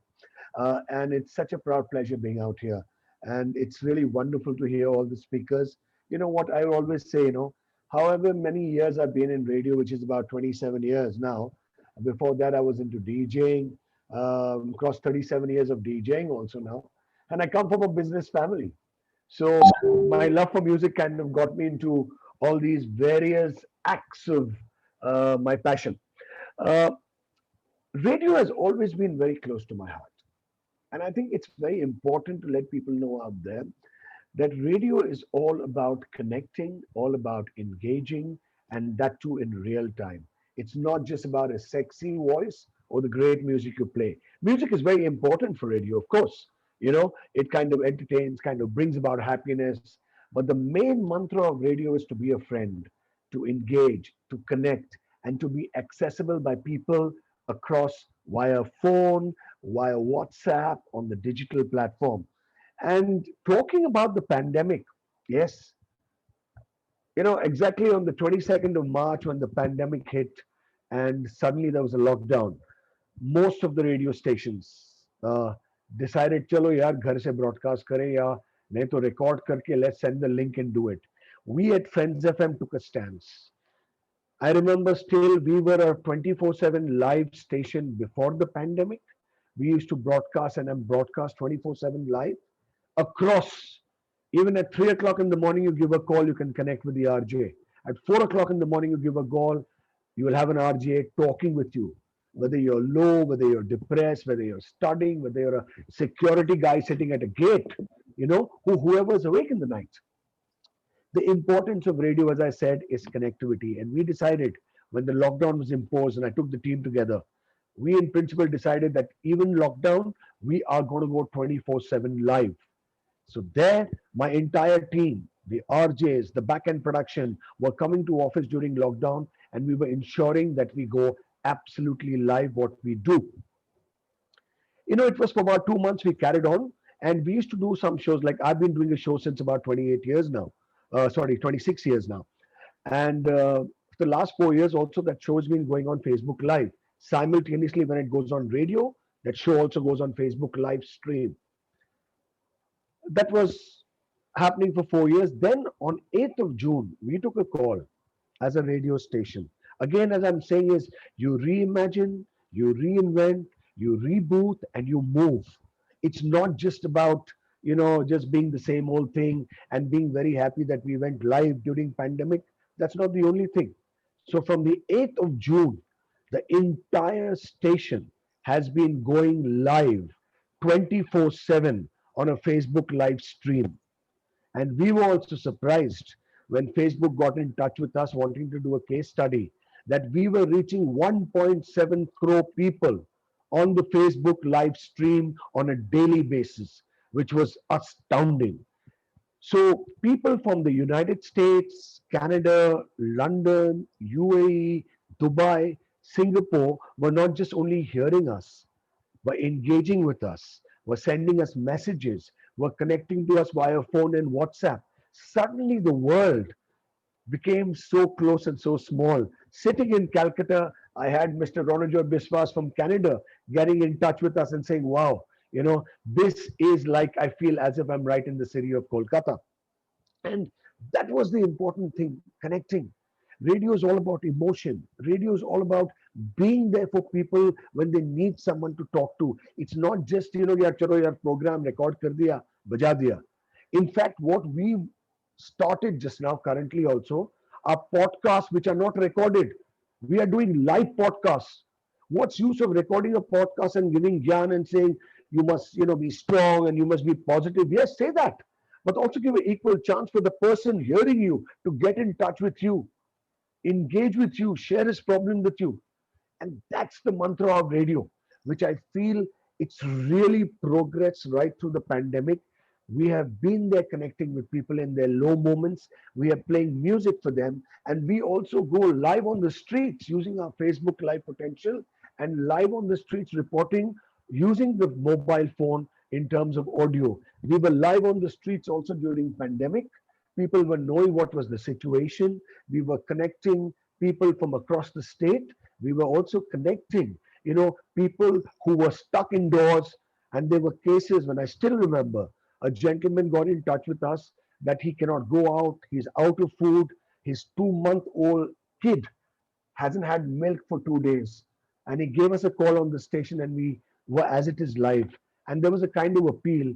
Trust me, the city of Kolkata responded. By next day, the cops came, the NGOs came together and they made sure that enough of stuff was reached to his place. And that is just one case. We were connecting with hospitals, we were connecting with doctors, we were connecting with people who were originally from Calcutta. Their mom and dad staying in Calcutta and they were based out of the US, the London, UAE, Dubai. They were giving us a call and they were connecting and we were actually connecting them to their loved ones live on the phone. So much of engagement. And I always say, I think tough times bring out the best in us. Tough times make us do things which we could ever think, yaar, ho hi nahi sakta. And I think this is a lesson we should learn here. It is not about just, being there and being the yo and being the wow. I think it's time humanity realized the importance of working together, spreading the goodness and bringing the world together. That's very important. And, I must say, Raji, I love that title, Wild Music. You know, it's so go-getting, so much of josh and so much of energy. I just look at that and I feel ki, yaar, the kind of Punjabi music you must be creating must be super rocking. And that's what it is all about. Music is all about making individuals happy. In Calcutta, though we are sizably Bengali, we play English and Hindi music, we do play a lot of Punjabi music because people love it. The energy levels, you know, it's nice to see smiles on faces. Today we are not audible, also only audible. We are visible. And as we are moving forward, I must say, friends completed 14 years of radio last Sunday, and we've done something really crazy. We've actually created an in-house conception where we are streaming our studio sound on digital Dolby Atmos mode on Facebook Live. So whatever is going on Facebook Live, you can actually plug in an headphone. You can actually plug in an headphone and you feel a CD is playing out on Facebook Live. It's super digital quality. So as I feel, as we move forward, pandemic or no pandemic, we will carry on reimagining, we will carry on reinventing, we will carry on rebooting. And I always say, and I really wish one day the OTT platforms, not just content. I think you guys have got a great reach. You can actually create 1 hour engaging sessions with, you know, top of the line icons which are there to engage and interact with people. You know, thoda sa josh, thoda sa happiness, thoda sa engagement can do wonders. Can be in any language. You can do it in Punjabi, you can do it in Maithili, you can do it in Marathi, across somewhere or another. I think one model and one vote. यार एक हाथ से ताली बजता नहीं है, दो हाथ से बजता है. It has to be a two-way process.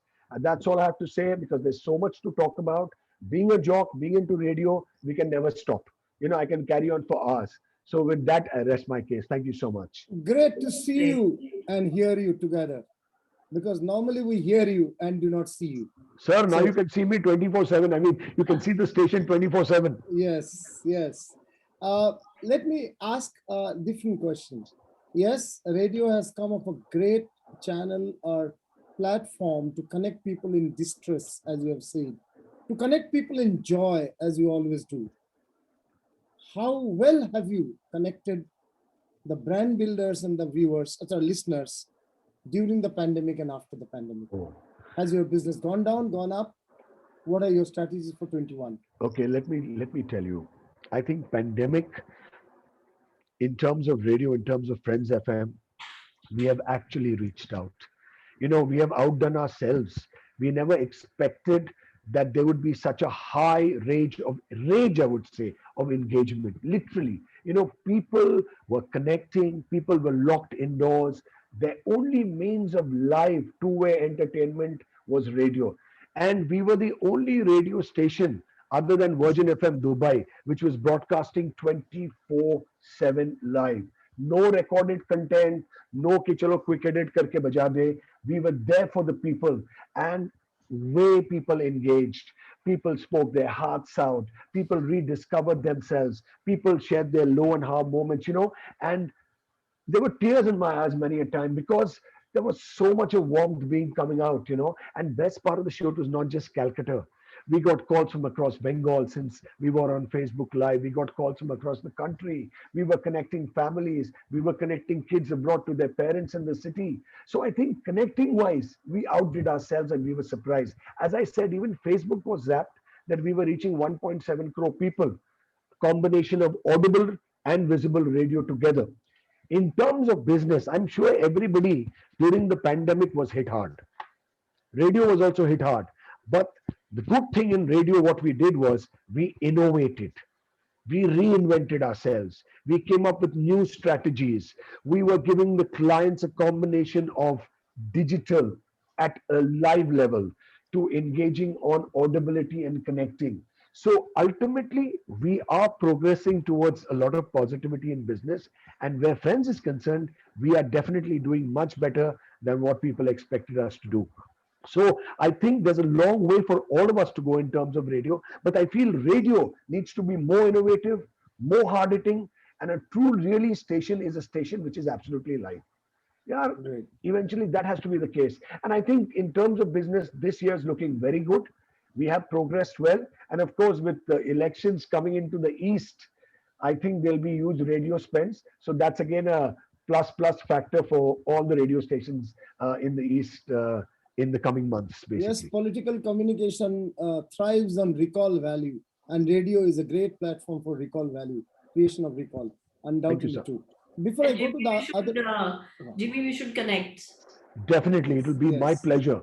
It will be my pleasure. Anything to do with music, anything to do with entertainment, We you should know, do. I would love to be there. Yeah. Definitely, we must. Great. We will extend your numbers to all the Sure, panelists. sure, definitely. We'll do that. Now, coming, Jimmy, before I leave you and go to the other two panelists, one question, because this comes from an audience, but this is not related to radio. It's more to about branding. Why local successful brands do not sustain in India and founders sell their company to outsiders? Flipkart is an example. Why we can't produce Jack Ma of Alibaba? Any thought on that? You don't. I've read this question. You don't have to find it. I've read the question. Did you hear me? Jimmy, did you hear me? Yes, of course I heard you. Now, you know what? I would like to just put my, let me put it this way. It's all about money, honey. Simple and neat. You know, I'm being very blunt. Right. Yes, currently we do find our Indian corporates getting into a very big way into various platforms, and of course picking up companies which are being big in the country. I've seen most of the companies and a lot of startups, you know, over a couple of years have actually started their companies, build it up to an amazing level, valued it at a higher level, and eventually when they've got their mullah, they've kind of moved out. Quite a few have done it. Some have stuck on.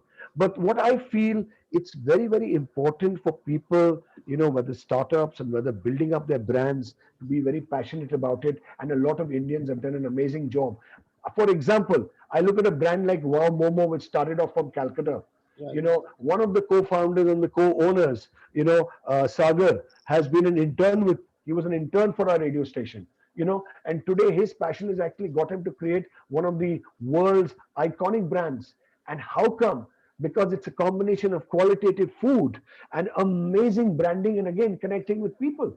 But what I feel is, I think it's time that there will be a change and a churn which is happening. You can see the way Ambani is getting into picking up retail brands and picking up brands in the country, and an Indian buying Indian, competing against the biggest of conglomerates from across the world.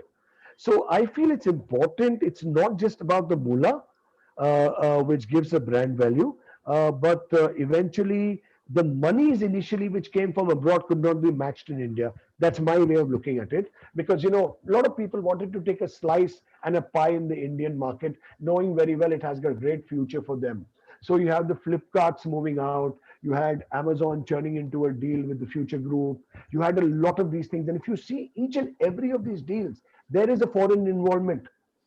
Maybe out of 10 deals, there'll be a one Indian involvement. But you see, people like even Ratan Tata is being silent investor in Indian companies. So I think a time will come, you know, when we don't have to sell outside the country.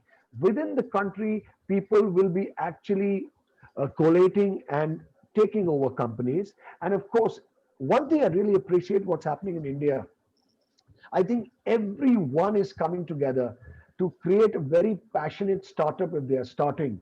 Every Indian out there who's creating something is totally kick-ass. They've got the josh, they've got the go-getting attitude, and trust me, many of the startups and the big brands are far better than most of the international brands, and I think we should be proud of it. You know, when actually you have a lot of international brands vying for Indian brands just to take a place. You know, if they are so big, they can come right into the country with their strength and might and start off from scratch. But they Great. don't want to do it because you've got ready brands there, which are totally amazing. Right. Thank you. That's a very convincing perspective that you brought in. Nitin, you spoke about Bejod yesterday. What is Bejod tomorrow? 2021 for you, post April 1. So now what has started happening in last two films which we have released, we have started getting advertisers now. Great. Mr. Jimmy is from Calcutta. There is a restaurant called Baba Rafi which has recently started in Calcutta. So Baba Rafi guys, like we told them that this is the film which we are going to show. Then they gave us ads. Now what is happening that the last film which we released was not on PPV model, but it was free for the audience because we got sponsorship, we got ads, we have created slots like TV, and we have put ads in the middle. Now film going to the audience is for free, and even we don't have any subscription yet, that you don't have to pay $150 for a month and then you just create your user ID password and go and watch the film for the free. So now for 2021 and 2022, what we are doing is we are obviously pitching to a lot of investors. Some investors are showing interest because Bhojpuri Maithili, like I said, is a very different and it's a difficult space. None of the OTTs in India fund for the content, new content in these languages. This is the only two languages which are one of the biggest languages. 15 crore people talk Bhojpuri, 5 crore people talk Maithili. You know the population of Bihar and UP. This is the region I'm talking about, of Jharkhand. But none of the OTTs, bigger, smaller, fund to create new content in these languages, where I see it as an opportunity. And I think in coming time, we are like next in May, in the month of May, I am directing another film, which is in Maghi, which is the language of Magad, Maghi language. And apart from that, we are releasing a lot of film which we are getting. The content has to be good. We cannot feed the kind of the audience, the kind of film which are being made. So I think that things look very bright. We are very positive. And like we got success on YouTube with our Bejod channel, with the Bejod OTT also, I think the future is bright, Ujjwal. Lovely, lovely. That's really positive news to know. I appreciate the concern that you have about the public image of Bhojpuri film, and you want to change that public perspective or image. Let me say, sometime earlier, the Malayali films, Malayali language films also had a very negative public image. Today, people do not look at Malayalam language films in a negative manner because of the Adur Gopal Krishnans of the world and many others, films like Durga and many others which have come from there. So you and your ilk will change the image for sure for the languages of Eastern part of India. Only thing which why we are taking time, I'll just take 30 seconds to tell you this. What is the challenge? Why Bhojpuri turned into crass? None of the films, like even Malayali, there was a time when the crass films were made, but then there was other film also with the good films of Mohanlal and Mammootty films there, they were good. Right. Bhojpuri space, after the third wave of Bhojpuri post 2003-2004 with the arrival of Ravi Kishan's and Manoj Tiwari's of Bhojpuri. Now what has happened that post liberalization, the lot of money has gone into certain part of the country, and in our schools, like I studied from Don Bosco Academy, Patna. Now we don't have, none of the schools in Bihar teach your language. Even in the government schools, you have optional. You take it or you don't take, doesn't matter. There are no jobs. It is not in the official language. So when the languages is suffering, so the literature suffered. Because Bengal had Bankim and Sharat Chandra and Tagore's, they got Satyajit Ray and Ritvik Ghatak and Ritu Porno and other people. Same with, because there was Shiv Kumar Batalvi and Amrita Pritam, other people who in Punjab. So they got people like Gurvinder Singh with Anne Ghode Dadan and other good films being made, sensible films. Same with all the places where literature survived.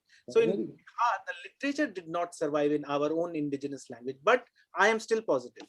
Lovely, lovely. That's a great perspective, very scholarly perspective, I must say. Why do you call your name Nitin Neera Chandra? Neera is your mother's name?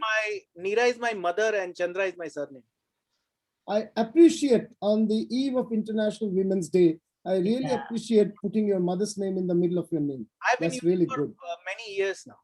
Yes, yes, Sanjay Leela Bhansali also does the same thing. Nitin, there is also, I feel, there's a lot of scope for Bhojpuri music because in terms of, coming out with a different kind of Bhojpuri music with music videos and all that. I would tell you that you see the Bejod YouTube channel and you see Sonu Nigam and Shreya and Sunidhi and I must say, you listen to Nitin, I must say, there's a huge popularity of Bhojpuri music, in Bengal. There's a huge population, Bihari population there. And whether it be on the smartphones, whether it be movies or whether it be music, a sizable, I'm talking about, it runs into huge lakhs. There's a great potential there. Yeah, so after Punjabi and Haryanvi, we were planning to get into wild music Bhojpuri. So let's Okay. You know, And what's the Punjabi and the Haryanvi music for tomorrow, 2021? What are your plans for 2021? well, it's so I have a very different perspective to whom I'm releasing and why I'm releasing. Is that, you see, it's good to release the big stars, and I would always want to do it, but I've seen good, talented young artists not getting their due in terms of either a platform or getting them released and running and knocking doors all the time. So that's where I come from, that where I'm going to release music of those young artists, talented artists, and give them a platform where they don't have to knock doors or say that, and prove to them. As long as they have good talent, Wild Music Records and Haryanvi is there to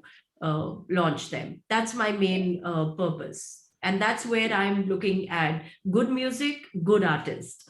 And on the OTT platform, OTT perspective, any concrete plans for the next 1 year? Yes, the app is under development, and we are going to be launching in this year. And it is very important because, you see, our audience globally is huge, and it's not just in India, the Punjabis, but it's also globally when it comes to UK, US, Canada, and they have practically nothing in their language to watch except music, which is available on YouTube, and religious and news and some films. And how many films in a year would you expect to release? So it's time for somebody to go out and give Punjabis their own content in their language, which is still not being made ever. Raji, I'd just like to say something. Yeah. If you've got great kick-ass Punjabi songs you need played out, let us know. You can send it down across to us. We will play it out in Calcutta, and also we'll stream it on Facebook Live across the world here. We'll do podcasts together as well. Absolutely, yeah. Great. Absolutely. Fun Yes, podcast. I have already sent an instruction to the organizers. Your numbers will be shared among all of you, all the 4 panelists of this session. A fabulous session, 4 minutes beyond time, so I'll have to close. Otherwise, it's very interesting, very interactive. And the way you guys also talked among yourselves was very interesting indeed. From Punjabi to Bengali to Bhojpuri and Maithili, it has been a fabulous session, understanding how entertainment is going regional, 2020 review, and a bit of 2021 preview. And remember, audiences, the members of the audience who are here, this is on this channel that Ms. Raji says that the app is being prepared, and Punjabi OTT would be released very But that's soon. why, by the way, this is the first time I'm announcing it. And we'd like to make a separate story on that on smx.network. I would urge the organizers to take note of that. And also the very beautiful perspective, literary perspective that Nitin has given with respect to literature and cinema and music, the interrelationship. I think a very good story can be done on that as well. And thank you, the radio that you watch and not just listen to. Thank you, Jimmy, for bringing that perspective once again. It's so nice to listen to all of you. Over to Chandan for the last session, how technology is impacting upon media and communication over the last 1 year, more specifically. That is the last subject of the last session, tech impact on media and communication. Over to Chandan Kumar to moderate that session. It was a great pleasure listening to you all, and we hope to see you again on some other occasion very soon. Thank you so much. Thank you so much. Thank you so much, Ujjwal sir. In Take your fact, leave. moderation by you, Ujjwal sir. Maybe limitation of time, you have to leave it to a different session altogether. But my heartfelt thanks to all the eminent speakers in this panel. In a very last moment, we were so lucky and fortunate, Rajiji, to have you on board. And thanks for good coordination from your team as well, so that they kept me reminded, and we are very fortunate to have you over here. Jimmy ji, it is absolute delight to hear you. Fortunate are the people in your region who have been listening to you every time, but we are fortunate to listen to you for the first time. And definitely this is going to be the recorded version. We'll be putting this in our YouTube channel. It has been a great insight coming out from, such an eminent speakers from maybe from north to south, east to west, all information we give. In fact, the Bijod founder, Mr. Nitin Neera Chandraji, lots of good input you shared in this forum. We are fortunate to have you over here. So keep following our social media channels, and we'll just to again reframe and remind again what Ujjwalji left with us. We are in open media. We accept all the articles, interviews, and good content which is there in your sectors.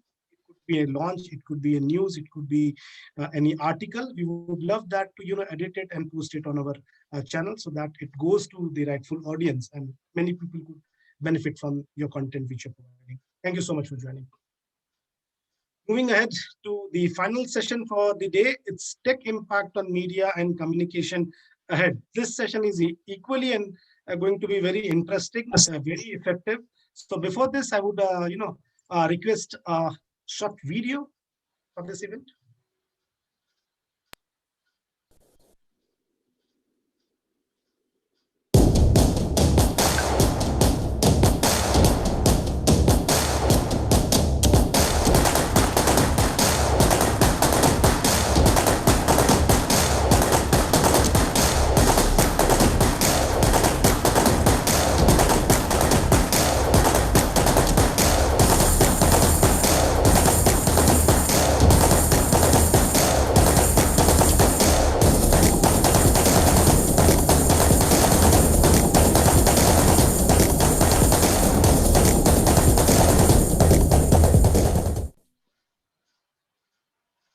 Yes, thank you. So it's only because of technology, my senses, whatever few senses was sleeping, has again wake up, and everybody in this forum, including the listeners, including the participants, are I think this forum is getting exciting session after session, and hopefully we are giving you some good content and more rich content for making the entire audience get intact over here. Thank you so much, all the audience, for being so patient listener over here. Session 4, tech impact on media communication ahead. The background of this, the session theme is that technology continues to play a transformative role in every industry today, including the media communication and entertainment industry. New age technologies such as artificial intelligence, mobile technology, virtual reality, and many more have impacted the industry in a big way. It has opened doors to do business differently. And this different business is measurable, it can be accessible, and in a very cost-effective way as well. So it is effective also and effective also. Technology has been a precursor for the change in media consumption pattern, thus paving the way for tremendous opportunities in digital media. Hope many would be waiting on this thought. To introduce the speakers of the day, let me invite all the eminent speakers one by one, so that we start with each opening remarks. To introduce the first speaker for the day, we are glad and very fortunate to have Mr. Uni Radhakrishnanji. He is the CEO of Digitas India, a global marketing, communication, and tech services brand from Publicis Group, with over 2 decades of experience in the sector. A long tenure you are with Group M, heading the digital wings. You started your career as a programmer before you moved to Marcom. You have been a part of many advisory councils like Curious Time, Rustic Travel, Imparticus Learning, which is an edtech firm, etc. You have delivered many lectures at premium institutions and is a regular speaker in industry forums like this. Great to have you in this forum, Oni sir. Thank you. So to open this forum discussion, let me, before inviting others, let me throw a question to you so that it gives a meaningful talk and a thread for other speakers to catch it. So how technology has impacted and transformed the way we consume media today? If you would like to have your opening remarks on it. Yeah, so I think it's a very obvious and a very large question also, because technology, I don't think we have there's no any place where technology has not really impacted in the way we communicate, or even on media. Like now, if you look at whether it is audio, video, text, or any one of those, right? Fundamentally, we are sort of moved away from appointment viewing to an on-demand consumption, right? Yes. Secondly, it has given us a sort of wider access to different kind of content, like whether it is video, audio, text, games, with no limitation of geography or language. Like in the previous session, we heard a lot of audience for the Bengali radio from different parts of the country, or and I heard that Korean films have a huge audience in India, right?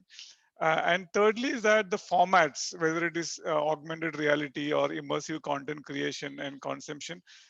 So it has opened a lot of lot of new possibilities for all of us. And if you look at each one of us in our personal lives, I'm very sure that today a lot of our content consumption is happening with these OTTs or what I mean is directly from internet, not from any broadcast stations. So that would be a sort of a sort of summary or probably a starting point to this. Great for having you that thought. So we are open with lots of possibilities, and definitely technology is a good blend to whatever technologies we are using in our respective domains. So thank you so much for your opening remarks, Vinayji. To invite our next eminent speaker for the day, we have Mr. Rajesh Katuria.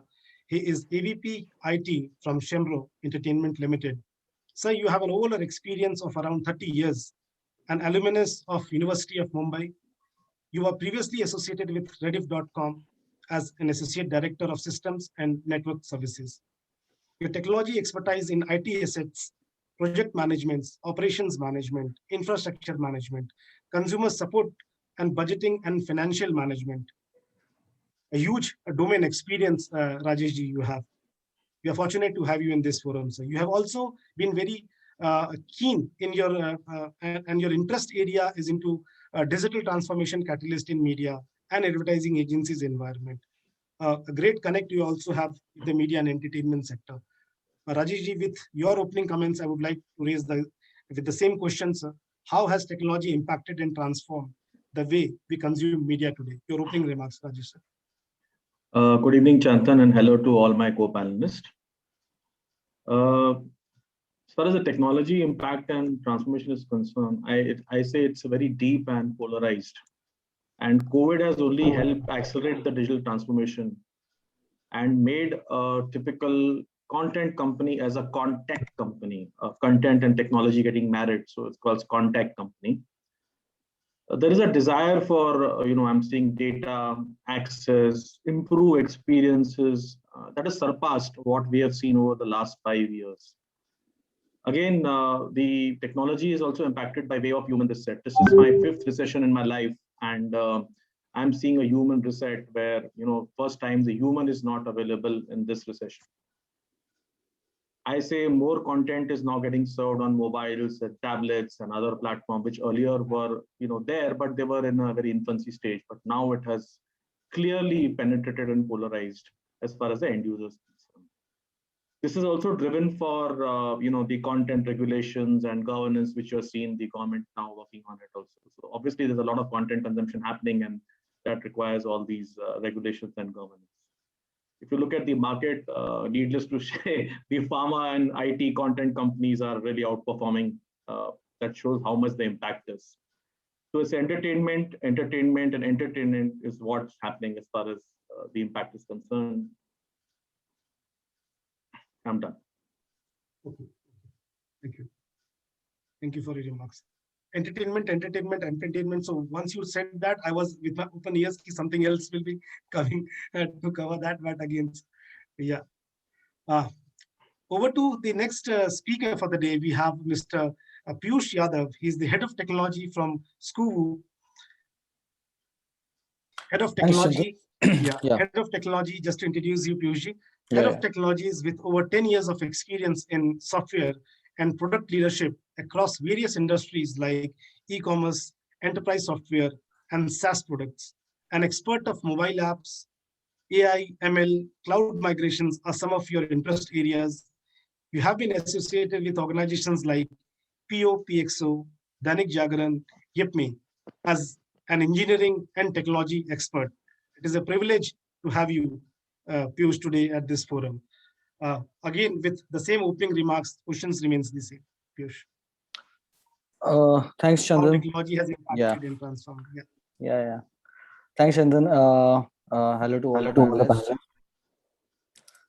So I think everyone has already Rajesh sir has already covered it. Uni has also covered a lot of the aspects what technology has brought in. And when you are talking about entertainment, the OTT apps come in our mind instantly.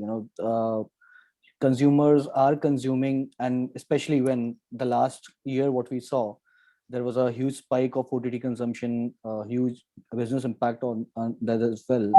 So I think technology has played that remarkable role. And I would like to add a simple sentence now, which has been mentioned many of times in many forums, that today every company is a tech company.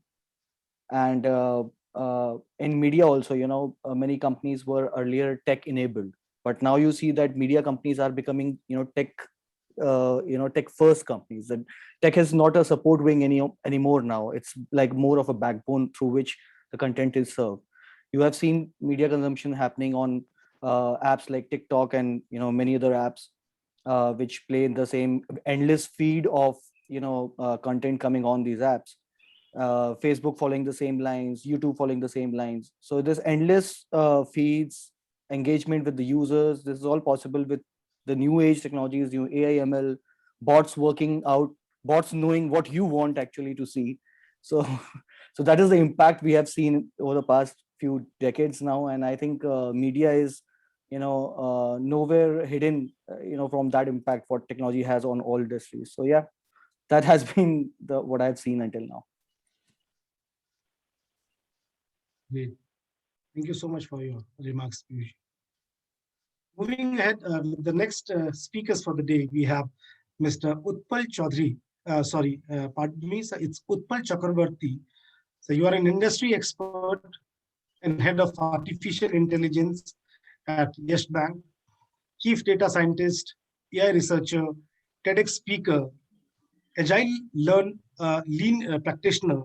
You have been at leadership position in MNCs like L&T Infotech, Firmenich, Capgemini, IBM. You have published many articles and books on AI, machine learning, and agile.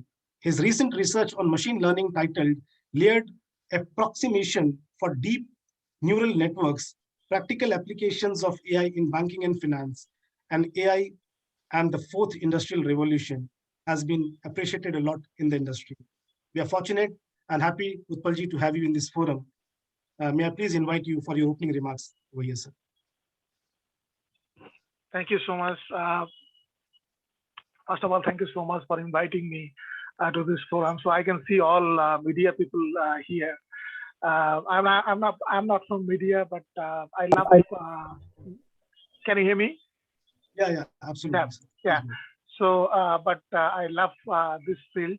And just the previous speaker, he told a very important thing. So every industry or every company is a tech company today. Yes. So my expertise mainly goes on the data science area. So I'm more of a data scientist than the banker. And I think the way this new gen technologies like artificial intelligence, machine learning, then your AR, VR, and all other, even blockchain, these are penetrating into different industries. It is like remarkable, and every day you see new and new things are coming in the market. And India also in many of the startups are doing brilliant work in terms of this thing. So similarly, I know one startup who's doing brilliant work on building an Indian social media platform, okay, which is going to be a full-fledged social media platform comparable with global social media platforms, kind of thing. So this is the kind of things that are happening in India also. I'm quite excited in this forum to learn from the other panelists, because they are coming from the same field. So not like me from banking. Yeah. Okay. Yeah. Thank you for Utpalji for your opening remarks. Definitely that will make sense for in the in-depth discussion when we move forward in the second round of discussion.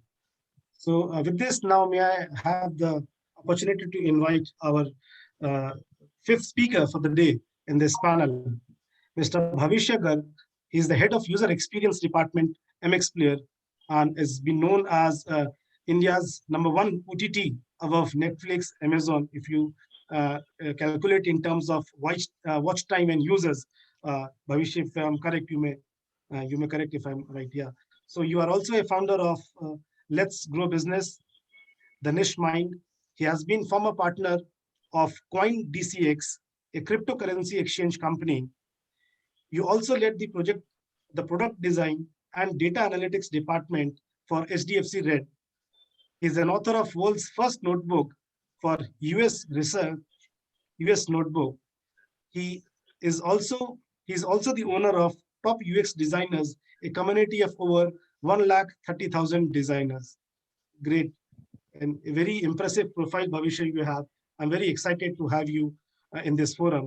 I recently liked your comment on LinkedIn, and I'm fortunate that you added me on your LinkedIn profile. Over to you, Bhavishya, for the opening remarks. Thank you, Chandan, for inviting me to this session today. And for my opening remarks, taking forward what Rajesh sir had mentioned, is that entertainment has been on rise ever since the lockdown, or ever since last year.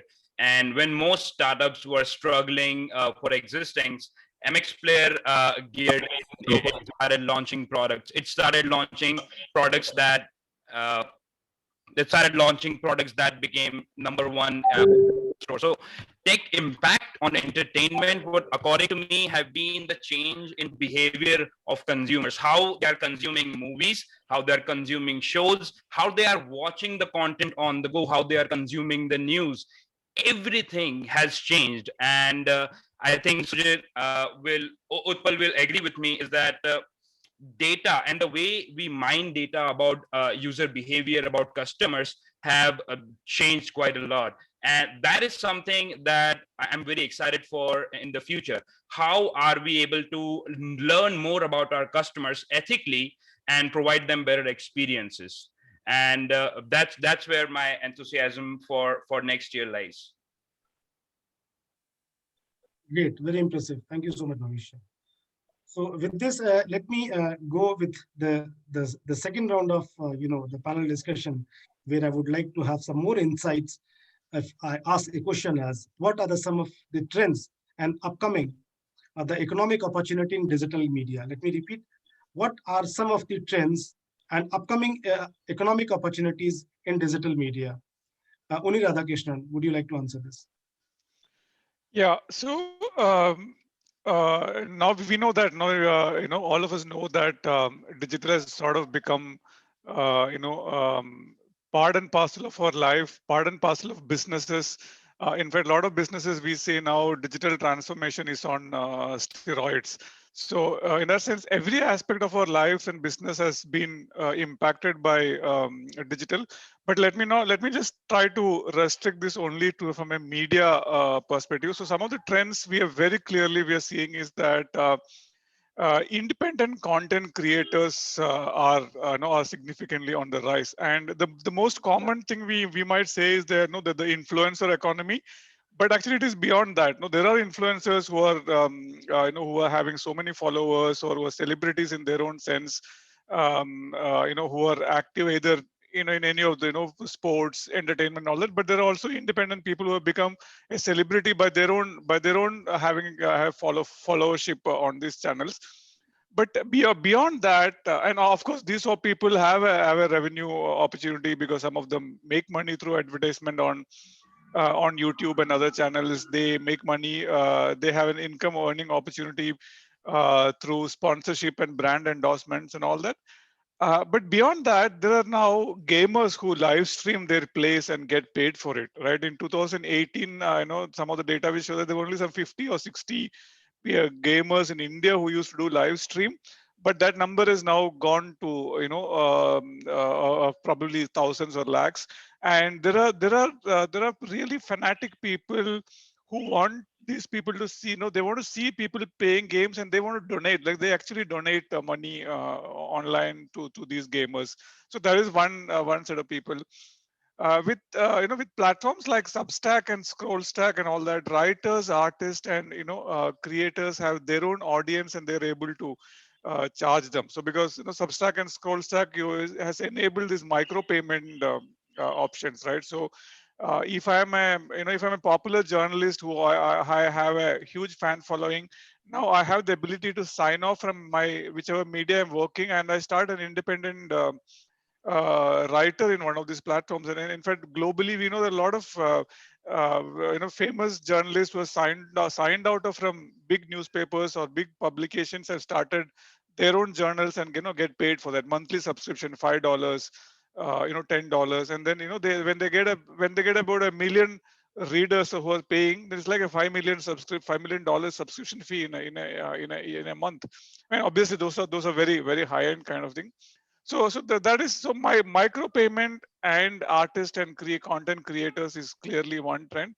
The other thing is we know that content aggregators, the platforms are including OTT. In fact, there are at least 52 or 55 OTT players in India, and some of them are, and we know that many of them are regional and have actually paying subscribers.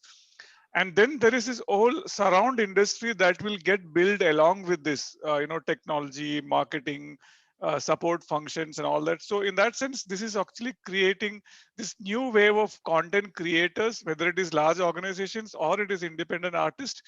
This is creating a huge a new economy. So that would be my take on this. Yeah, absolutely, sir. And with this, I guess they are also opening the doors for the employment opportunity. In fact, people, those who have been, waiting for their master's degree or graduate degrees, but still by having some skill up and some knowledge about this kind of platform, they could easily get a job. And you rightly said that people with their own YouTube channels have become celebrities. Small kids, first of all, it's a good platform where now people are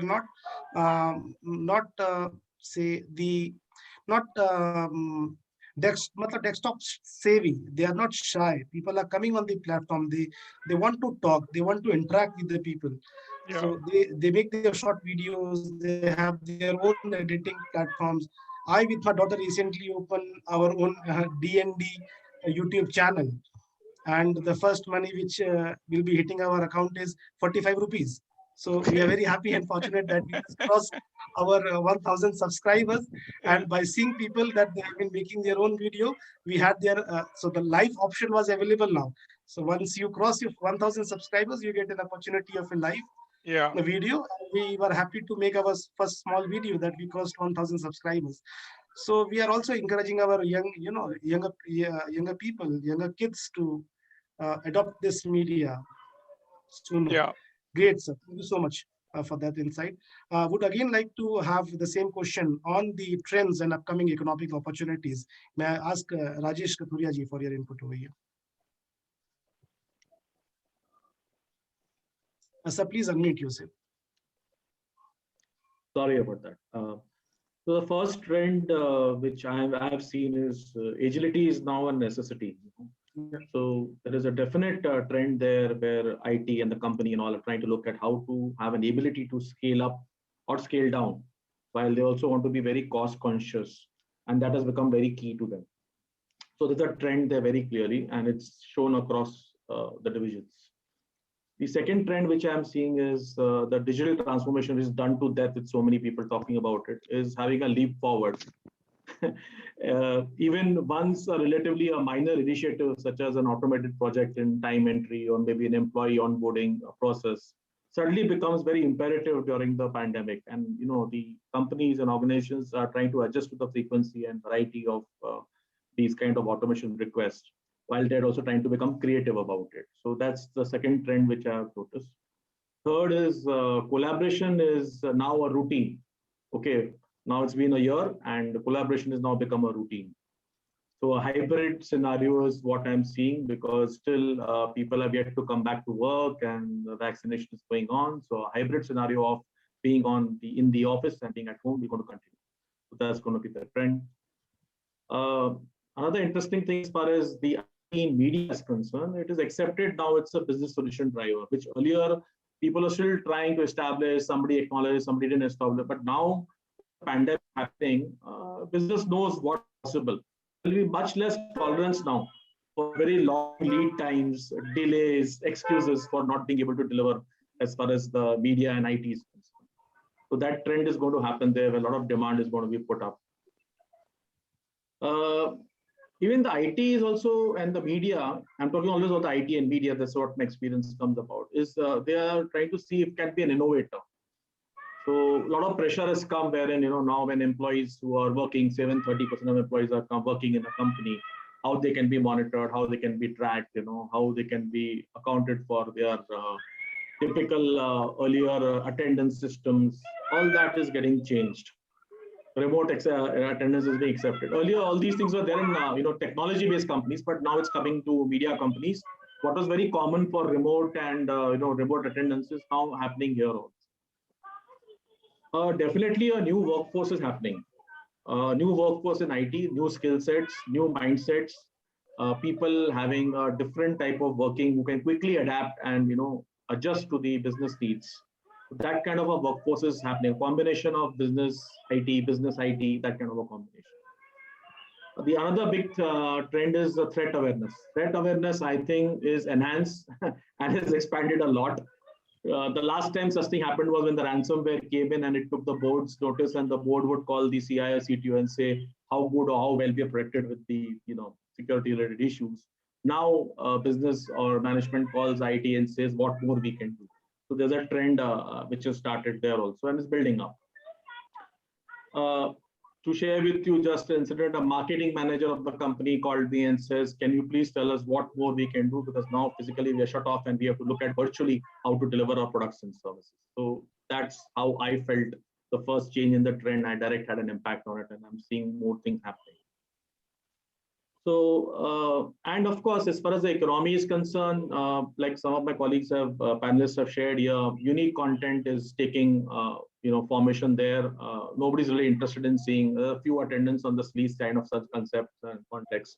But most of the people are looking for good content, and you have an XYZ company who has made a Harshad Mehta kind of a, serial, and some more people are making efforts to come with these kind of good quality content, which was evading us due to the certain phase that we are going through.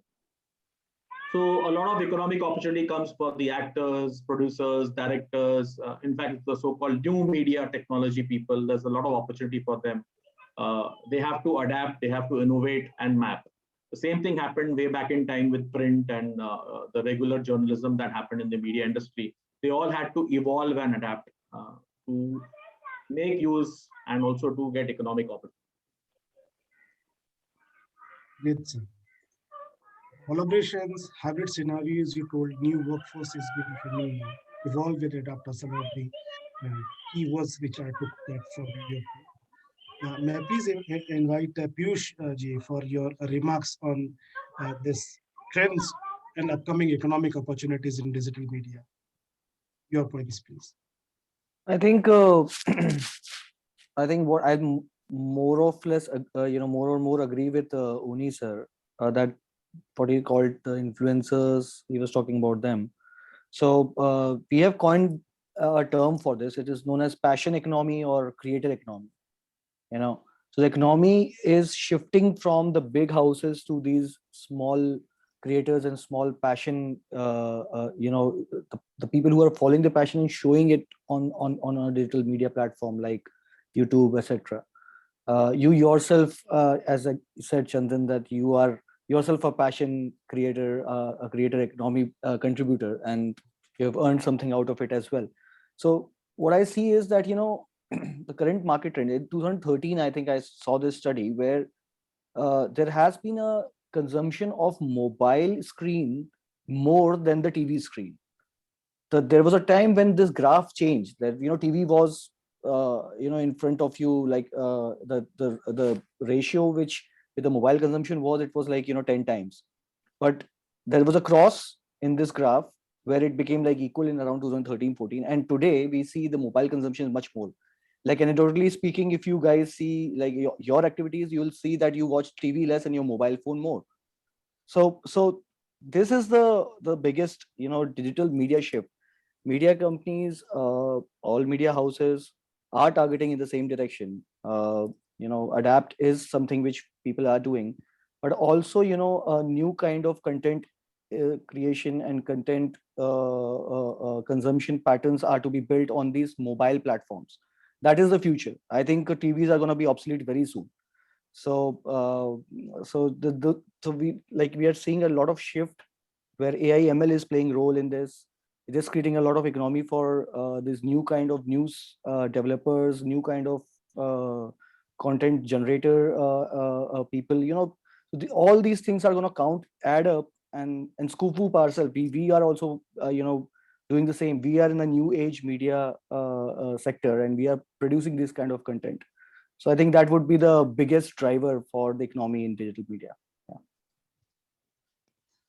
Any example would you like to give in your current organization how it is changing in Skubu, to be a little more specific to understand?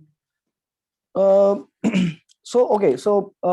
we are owning, we have 3 YouTube channels and all these channels we don't have a large kind of a audience base or a large kind of a TV kind of a content production. We have this YouTube channels with more than 2 of our channels have more than 1 million subscribers, and we have a lot of influencers and a lot of content creators who collaborate with us, and we get a lot of good revenue as well in terms of from this content. And also a lot of collaboration brings a lot of audience as well. We are able to promote a lot of products as well. We're able to connect with our audience, so that engagement happens. In TV or other orthodox media, it's only one way. But with these channels, what the YouTube or maybe the mobile app, we're able to interact with our users. There's a to and fro communications. Our influencers are able to reply to our users. Users are asking what do you want to see in the next video? In a TV series or a platform like that, OTT platform, you don't get to choose what you want to see in the next episode. But here, there's interactive session going on. Users demand that we want next content to be this, and this increases a lot of engagement between users. So one of our product is OK Tested. It's a very, very youth content media channel where our creators are also very, very young. Our team is very young, and our users are also very young. I'm talking about in their 20s, in their early 20s. So yeah, this is example what we are doing right now at Skubu. Yeah. Thanks for those inputs. Utpal sir, I would like to have your thoughts over this, the trends and the upcoming economic opportunity, because you are representing a different segment, being a data scientist and artificial intelligence enthusiast into the banking sector. Your input over it, sir. So please unmute. Utpal ji, kindly unmute. Yeah, thank you. So on media and entertainment, I'm not very sure because I'm not from that field. But of course, as a general viewer of different channels, different YouTube channels, popular YouTube channels, and different social media like Facebook Lives and all that. One part is definitely the content creation kind of thing that is a trend. And now many people are taking those as their career options today. But another part is the technology part of it. Okay, how technology is essentially supporting those kind of things, or probably the opportunities that are coming. So now government been banning a lot of apps, different apps, global apps, and as far as my personal thing, probably in future they are going to restrict more such apps or such platforms. So I think there is a huge opportunity for India to build our own platforms. Okay.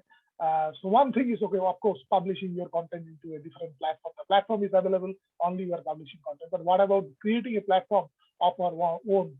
Okay, which is more like an already in the industry, there is something going on: global platform versus local platform or community-based platform. Kind of a concept is already there, and I think we should tap into that kind of an opportunity where we have got tech people. Okay, who can build such kind of. Only thing is we need to see that how we can actually build a platform. So probably a social media platform, or probably any kind of platform like YouTube or something like that, which is first of all it is of that global standard. Okay, so I think most of the startups coming up in this market has vanished only because they could not maintain that standard. So that is first of all, because once you give something to the people, okay, and if you want to replace it with something else, you need to give the same kind of quality. So that is number one.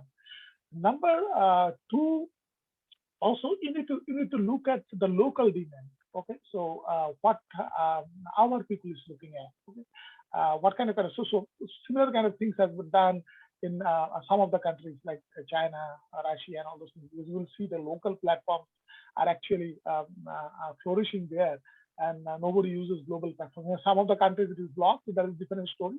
But even in some of the countries it is already there, but still people are not using it because they find the local platforms much more interesting than these global platforms, right?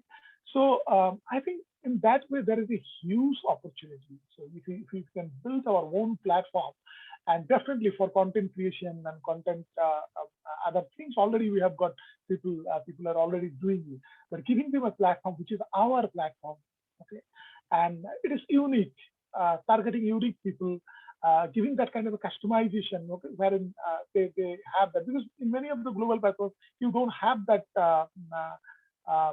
what do you call flexibility, okay, of use as a creator or as a user in both sides, okay.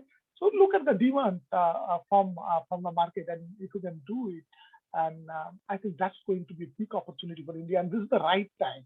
Okay, I mean, this is actually the golden period, you can say, for Indian startups in different sectors. They can actually show their capabilities. They can actually showcase their strength. Okay, provided one thing, whatever they're building, that should be up to the standard of the global platform. So if it is not that, and they said, okay, we have tried something and made something, then they'll not be able to survive in the market, that's for sure. Because people have seen YouTube. So if you want to bring something close to YouTube, yeah, it should be close to YouTube, very close to YouTube. It should not be like one step below or two steps below YouTube, right? So that's what I can say. Yeah. Oh yes, sir. I would definitely take that. But again, it all depends upon the kind of content which you are using. What is your target segment and what is your product? So then you can define the geography. Is it a local? It is a global, or it is a global, when you can call that. Yeah. But So definitely, a small, right. I'll give you a small example. So I have been mentoring one startup. I'll not take their name because they are coming up. So they have made a brilliant social media platform. Okay, so this is a full-fledged social media I talked about, and this platform is basically the privacy focus. Okay, so it considers your privacy. So now in a global platform, you hardly had any control where your content is going. Okay, and many times, because in Facebook, if as a user, okay, if I publish something, okay, kind of, I don't have a control, and probably sometimes, okay, I need some kind of a control on my content. Okay, where exactly it is, who is my audience, okay, who are my audience, because this most of the social media works in a nuclear reaction kind of a model, right? So friend of friend kind of thing. Okay, so although there is some restriction, but there is always a possibility that your content can go to the next layer and next layer kind of thing. So those kind of things are coming. People are thinking of in those lines, and I think there is a huge opportunity there, because see, global platform. So if you say, can't this global platform implement those kind of things tomorrow? Yes, they have got money power, they have got muscle power, they've got everything. But the thing is that the model they have started, okay, it's completely different. Okay, and they have already spread across the entire geography. Okay, now changing the entire model into a different model would be very, very difficult for them. Okay, so wherein there is an opportunity for the small these things who are regionally, who can target a particular geography and region, I think there is a huge opportunity. That's what I wanted to convey. Yeah. Thanks for the input, sir. But definitely a very important word you said, data security and safety becomes equally, challenging, and that is a different topic and subject altogether to have a huge discussion over it. maybe. Let me now invite Bhavishya. So your remark over this topic. So, thank you, Chandan. Similar comments as Unni sir, is that in terms of economic opportunity, there is a huge opportunity that have come in last couple of years in content creation. As Mr. Piyush rightly mentioned, passion creation or passion content creation has become the next big thing, and that has led to such a big economy of not just platforms who are curating the content of the content creators, but the content creators themselves selling their content to different avenues. And that is, for example, MX Takatak has released a $200 million fund for creators. Now, MX Takatak is now, after the TikTok ban, is now home of 200 million creators from all across the globe, mainly India.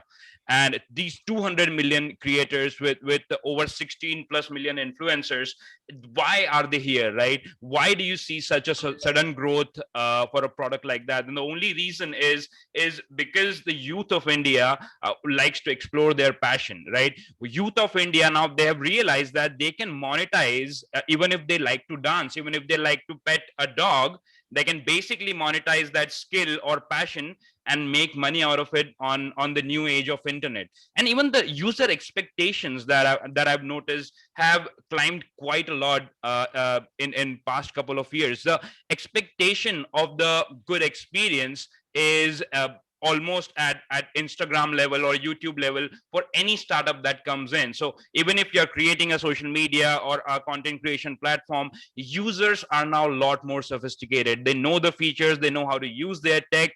And for example, recently we created India's first interactive film where you can choose what happens in the film by giving them two options. And this is the kind of change in experiences that we are seeing. So not just seeing a movie directly the way we have been seeing for over 100 years, but giving them new ways of enjoying things that they are already used of, and using technology to do that. And that's been the major trend that we're going to see even in upcoming years of tech driving the innovation in the experience, in the customer experience industry is going to be pervasive.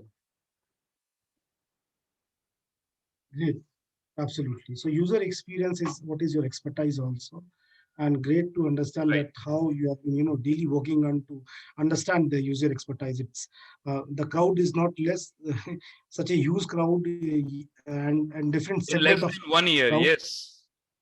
Yeah, and to understand every age group and every uh, the genders also, the people who are different community people also. So to understand Right. those, so lots of research, lots of engagement, and again, good technology and good experts and manpower is actually required. It's not easy game to understand those. Exactly. Like even for user personas, we used to use simple 2 to 3 personas in our previous startups, but now we use artificial intelligence to create clusters of users so that we can really dig deep into how they really are and what they expect from in terms of behavior. So absolutely, it's an amalgamation of technology, machine learning, everything to deliver a better customer experience overall. And with a balance of human touch as well. Yeah, and while balancing a fast business growth as well. I mean, you get money while delivering the best possible customer experience. It's a win-win. Right. So investment of money is first before getting the money. Investment of empathy, I would rather say. Investment of empathy to customers is the first. Empathy. Then comes the money, probably. Yeah. Absolutely. Bang on. Thanks, Bhavish. So with this now, a very interesting subject topic or a question I would like to ask Mr. Uni Radhakrishnan. Sir, how will technology impact the job market in the media and communication industry? Most of our listeners and audience are from the students' background also. So this would be very exciting for them to understand from Uni, sir. Sir, please unmute.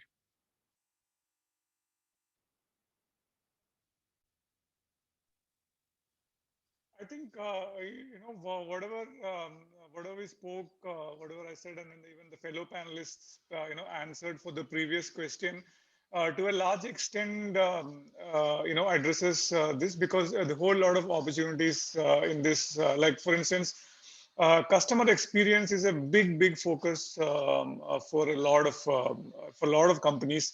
Today, and I'm sure Bhavisha will agree that there is so much of dearth of UI UX professionals in the market. We struggle to find those people in the market. So when I say media, by default we have to include technology in this, because this job market is also about media and technology. So what we broadly call as the whole digital this thing, right? So there are opportunities in technology platforms, customer experience, understanding customers. So from a skill set perspective, while there are different skill sets, we also look at people in a T-shaped personality, right? Because you have a depth in one area, but you have a horizontal understanding of multiple areas. In fact, I think this term called T-shaped. T-shaped. Yeah, correct. The T-shaped personality came a few years back, but of late I started hearing about pie-shaped personality, which means you have in-depth understanding in at least two fields, and there is a horizontal understanding of multiple this thing, right? And another common term which we already use is the polymath. Again, interest in multiple areas, because see, fundamentally the boundaries between different disciplines are actually changing. Like if you look at something like a medical field, right? Today, somebody is an art on let's say an implant, medical implant happening inside your body, and that's a combination of medical knowledge, nano material knowledge, electronic knowledge, and multiple. So this is the way the knowledge itself, is sort of moving ahead. So, narrowing down to the media part of it, media and technology part, content creation, consumer research, data, artificial intelligence, user experience, and technology. All that is significant, job opportunities here. But I also want to talk about one aside of that is also that we are also finding a lot of AI impact on this. We don't know where will this go. Like for instance, last week there is this company called Pepper Content, which is a marketplace for content based in Bombay. They launched this new tool called PepperType.ai. Where you basically feed in the product information. It will throw up copy for the social media copy, Google ad copy, social media posts, and all that. In fact, I know I tested it with some of my clients' product this thing, and it's a decent enough job it is throwing. And we also know that all this is self-learning algorithm. Like it keeps getting better and better the more people use it. So we wouldn't know what is the impact of that. There is a company called Rosebud.ai, which is a US or UK based. So it creates virtual or rather artificial AI created models. So which means I pay $20 and you get a model for your advertising, which means you don't have to now hire a model. You by $20, and then you should see that this exactly looks a real person. And I'm sure most of you would have seen the last 2-3 days this whole video popping up of Bhagat Singh and all that, where old images they took and then they converted that into a graphic, motion graphic kind of thing. So if you ask me honestly, we don't know where does this sort of go. And in fact, when a topic like this comes, what the one anecdotal story I always remember is when historian and author Yuval Harari was asked, what is your advice for a 15-year-old today? He basically said that my advice would be saying, never listen to your elders. Because they said nobody knows what's going to happen in 5 years, and nobody knows what opportunities are going to come up in the next 5 years. About a year back, I was giving a presentation to a high school student, this thing, and then I basically listed out some 20 jobs, and I was telling them that none of these jobs existed 5 years back. And so therefore, similarly, 5 years from now, we don't know what jobs are going to come. So I think the importance is keeping a mindset of continuously learning. So the ability to learn, or what they call as the meta learning, knowing how do we learn is becoming the most important most important skill set, I think, which we should look at. Absolutely, sir. So yes, thanks for that remarks. Due to limitation of time, I think we should summarize that. I would rather quickly have the comment as a closing remarks maybe, and in that, if you can highlight the future of media and communication. May I please invite Rajesh Kathuria ji to please give your maybe a closing remark and a small insight, just in one line, sir. We need to conclude by in 5 minutes. The future of media and communication, sir. And again, if you would like to highlight some angle of the job possibilities over here. Sir, please unmute, Rajesh.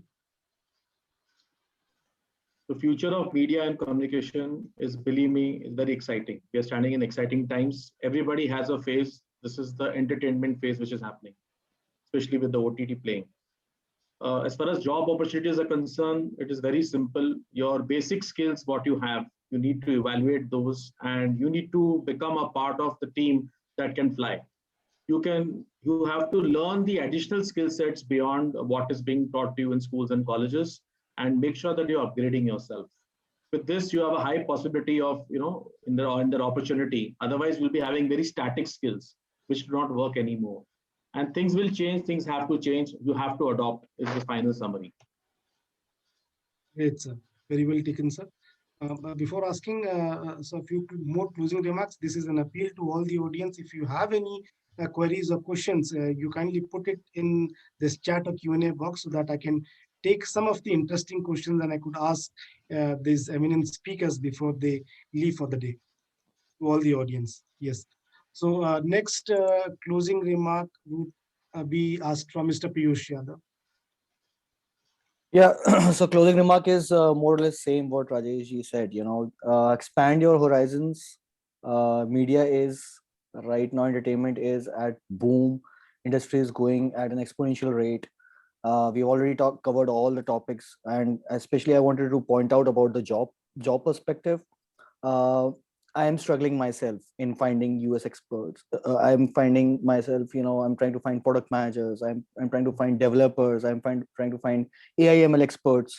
So these kind of jobs, which were, which didn't exist until now, we were never even heard of it. So these kind of a job expansion is happening everywhere, and I would, rather have all the students right now to just expand accordingly. Specialization is very important. Unisa rightly said that T-shaped and pie-shaped personalities are coming up, but I think they are somewhere on the senior side.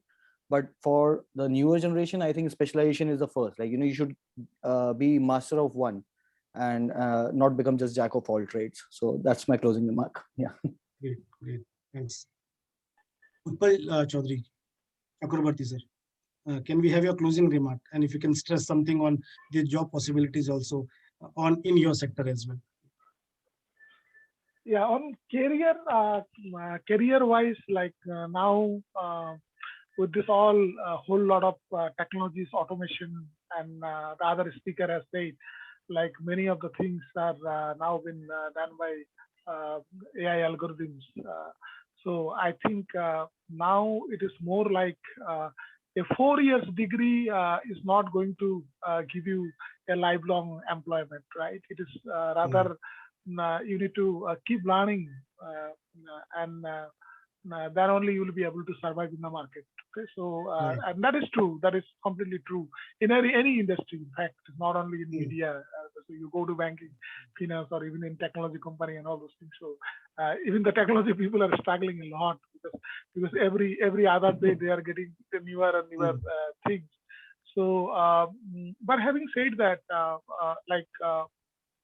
there is going to be a huge focus on some kind of a creativity, whatever you do. Okay, you are doing a little bit out of box. Okay, rather than conventional what you have read in your textbook. Okay, so that is very, very important, I think, in every where. So whether you are in a data science or data engineering or probably in any other thing, and definitely if it is in media and entertainment, definitely you need those kind of skills. But be creative in every aspect of little job that you do. I think that is going to be the key differentiator for any individual to rise up to their competitors and to their thing in the market. Absolutely, sir. creativity, and apart from it, you have to also be a multitasker. You cannot just stick to one profile and one domain. Until unless you are not a multitasker and multi-domain expert, it becomes difficult to for you, especially in this new age of learning and job opportunity. It will be getting difficult day by day. Yeah.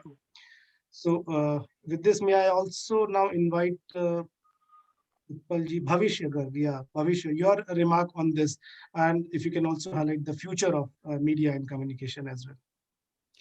Right. So in terms of future, there's definitely in user experience, in conversion optimization, and around in research as well. There are a lot of job opportunities, but the problem is, as Mr. Pius mentioned, the quality of talent that we are getting, the depth of talent that we are getting. This is basically.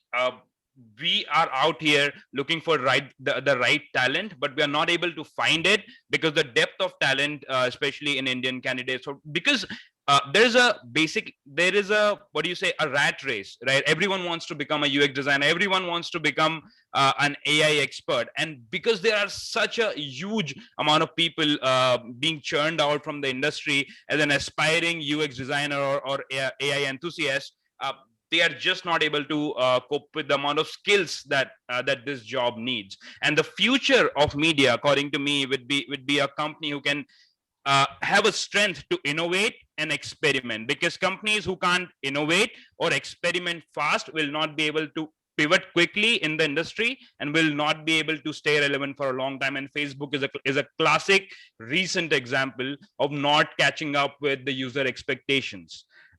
So that's basically the future of media: innovation and experimentation. Absolutely, bang on, Bhavishya. Great. So yes, I would like to take. I can see we have our special guest, Mr. Roshan Abbas. He has joined us, so he is there with us for the validity note for the day. Welcome you, Roshan sir. But before formally inviting you, let me just pick few of the questions from the chat box. There is a question to been asked to Mr. Uni Radhakrishnan sir. How best to target older audience in the digital platforms? Should digital campaigns be ever considered over traditional campaign platform for products or services targeting that age group? I don't know the name. Yeah. You're asking me media planning questions. It has been pointed to you, sir. I'm helpless in that. No. So every audience can be reached through the digital platforms, and with all these platforms like Facebook and all that, today you get a good audience size cut also. So in fact, during the pandemic, the highest growth in Facebook has been audience size of 55 and above. Right. Of course, you can do a digital audience for digital platform for the audience of older age also. But then like any true media planner, you have to do your numbers, cut and slice, and see the audience size, and then take a call. Great. I hope that answers the question to this Aureadiness attendee. There is a question been put to Mr. Utpalji. He's asking how artificial intelligence is going to impact the news dissemination scenario in the country. How AI is going to impact news dissemination scenario in country. Utpal Chakrabarti. Yeah, not sure. I mean, how it is going to, but yeah, I think AI has a lot of capabilities in terms of creating content, creating very unique content also. And sometimes, like as Mr. Uni has pointed out, like the deep fake videos nowadays coming up, so you can actually build deep fake videos using AI algorithms. So it can. And you can, of course, you can do a lot of things. I mean, positive as well as negative. On the negative side, a lot of things are happening, and which are actually getting what do you call? It is getting more focused, and the positive things are not there. So we have seen like in China, the AI news anchor kind of thing. So that's the positive news. So probably, I mean, if it is, if we can build a news anchor like that, I think it will be a good thing, right? But at the same time, there are a lot of negative propaganda can be created and can be spread across the world, okay, through this kind of algorithms, this kind of channels, and all other things, okay. And there are many adaptive models also, okay. So as somebody has told, like it can learn, okay, and there are behavioral analytics, okay, that people do. Okay, as per the behavior of the people, as per the liking, disliking of the people, they will show the content to the people in that manner. Okay, and also I can make those people make those content viral. Okay, depending on the behavior of the people in which particular age group, in which particular segment, geography, probably all other parameters I'll look into, and then I can create and I can go into that. So see, AI can do a lot of things, but my personal thing is just tag another thing, the ethics part into that. Otherwise, we are always going into a negative direction. Okay, and most of the things that we are looking at today are negative, right? So we need to tag that ethics thing, whatever we do. Okay, otherwise the benefit of the technology we are never going to get. It's a very powerful technology. In fact, and a couple of other things coming up with that, like quantum computing and all those things, along with AI, it is going to be huge. So it is going to solve many of the unsolved, many of the things that we are struggling today. But again, the same thing. Okay, we as an individual or Swadeshi developer app is coming in India, sir. Recently, I saw this news. There is a competition coming, a Swadeshi app, which will be replacing maybe WhatsApp. Government is trying to, do so much of things into the digital wing as well. Correct. Absolutely, yeah. It can that definitely can be Yes. done. Thanks, Utpalji, for your comment over here. Maybe this is the last question I would like to ask. This has been raised by Nageshwar Digavalli. He's asking, communication skills are playing vital role. Entertainment has touched new paradigm set. Media and technology will change for every 2 to 3 years ahead. Lots of Easter will be created that will be a threat. How to overcome this? Maybe Rajesh or Bhavisha, would you like to take this question? When media and technology is going to change every 2 to 3 years, there is a threat which is also going to come. How to overcome it? Mr. Bhavisha. So what threat are we talking about here? That's I'm a little unclear about that. Lots of Easter will be created. That will be a threat. I don't know. But what he's trying to ask is that media and technology is going to change every 2 to 3 years. I'm telling that it is changing every month.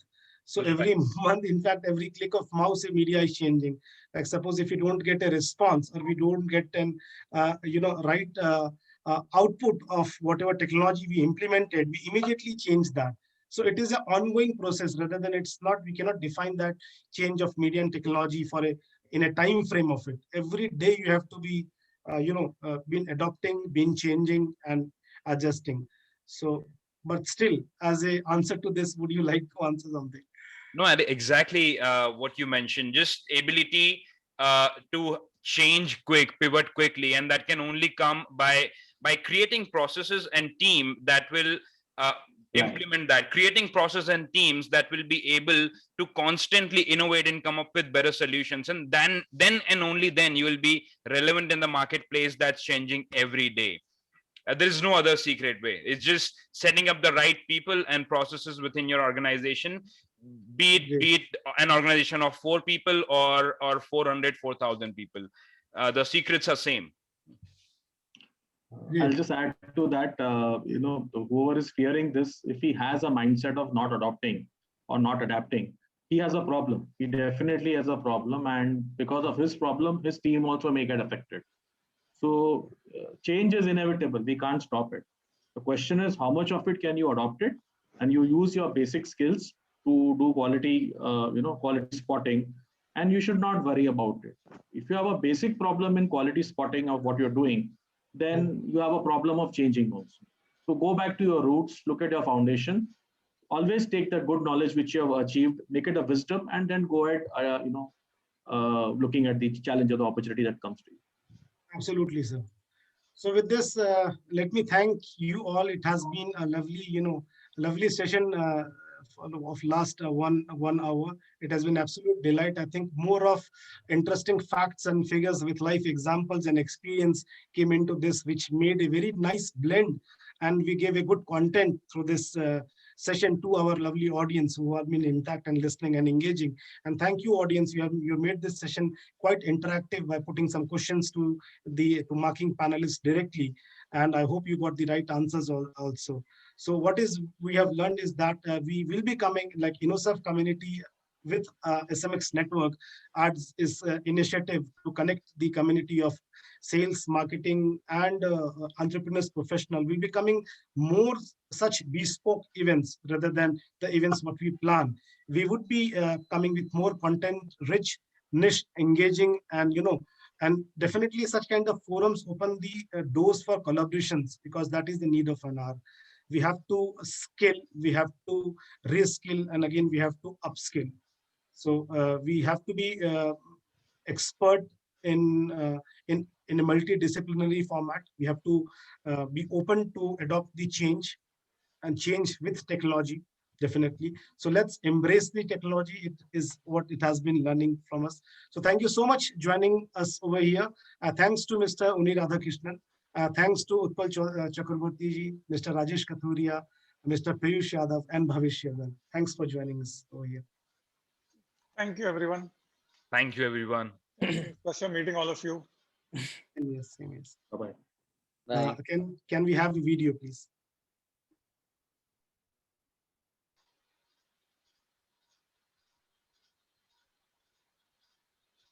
Can we play video, please?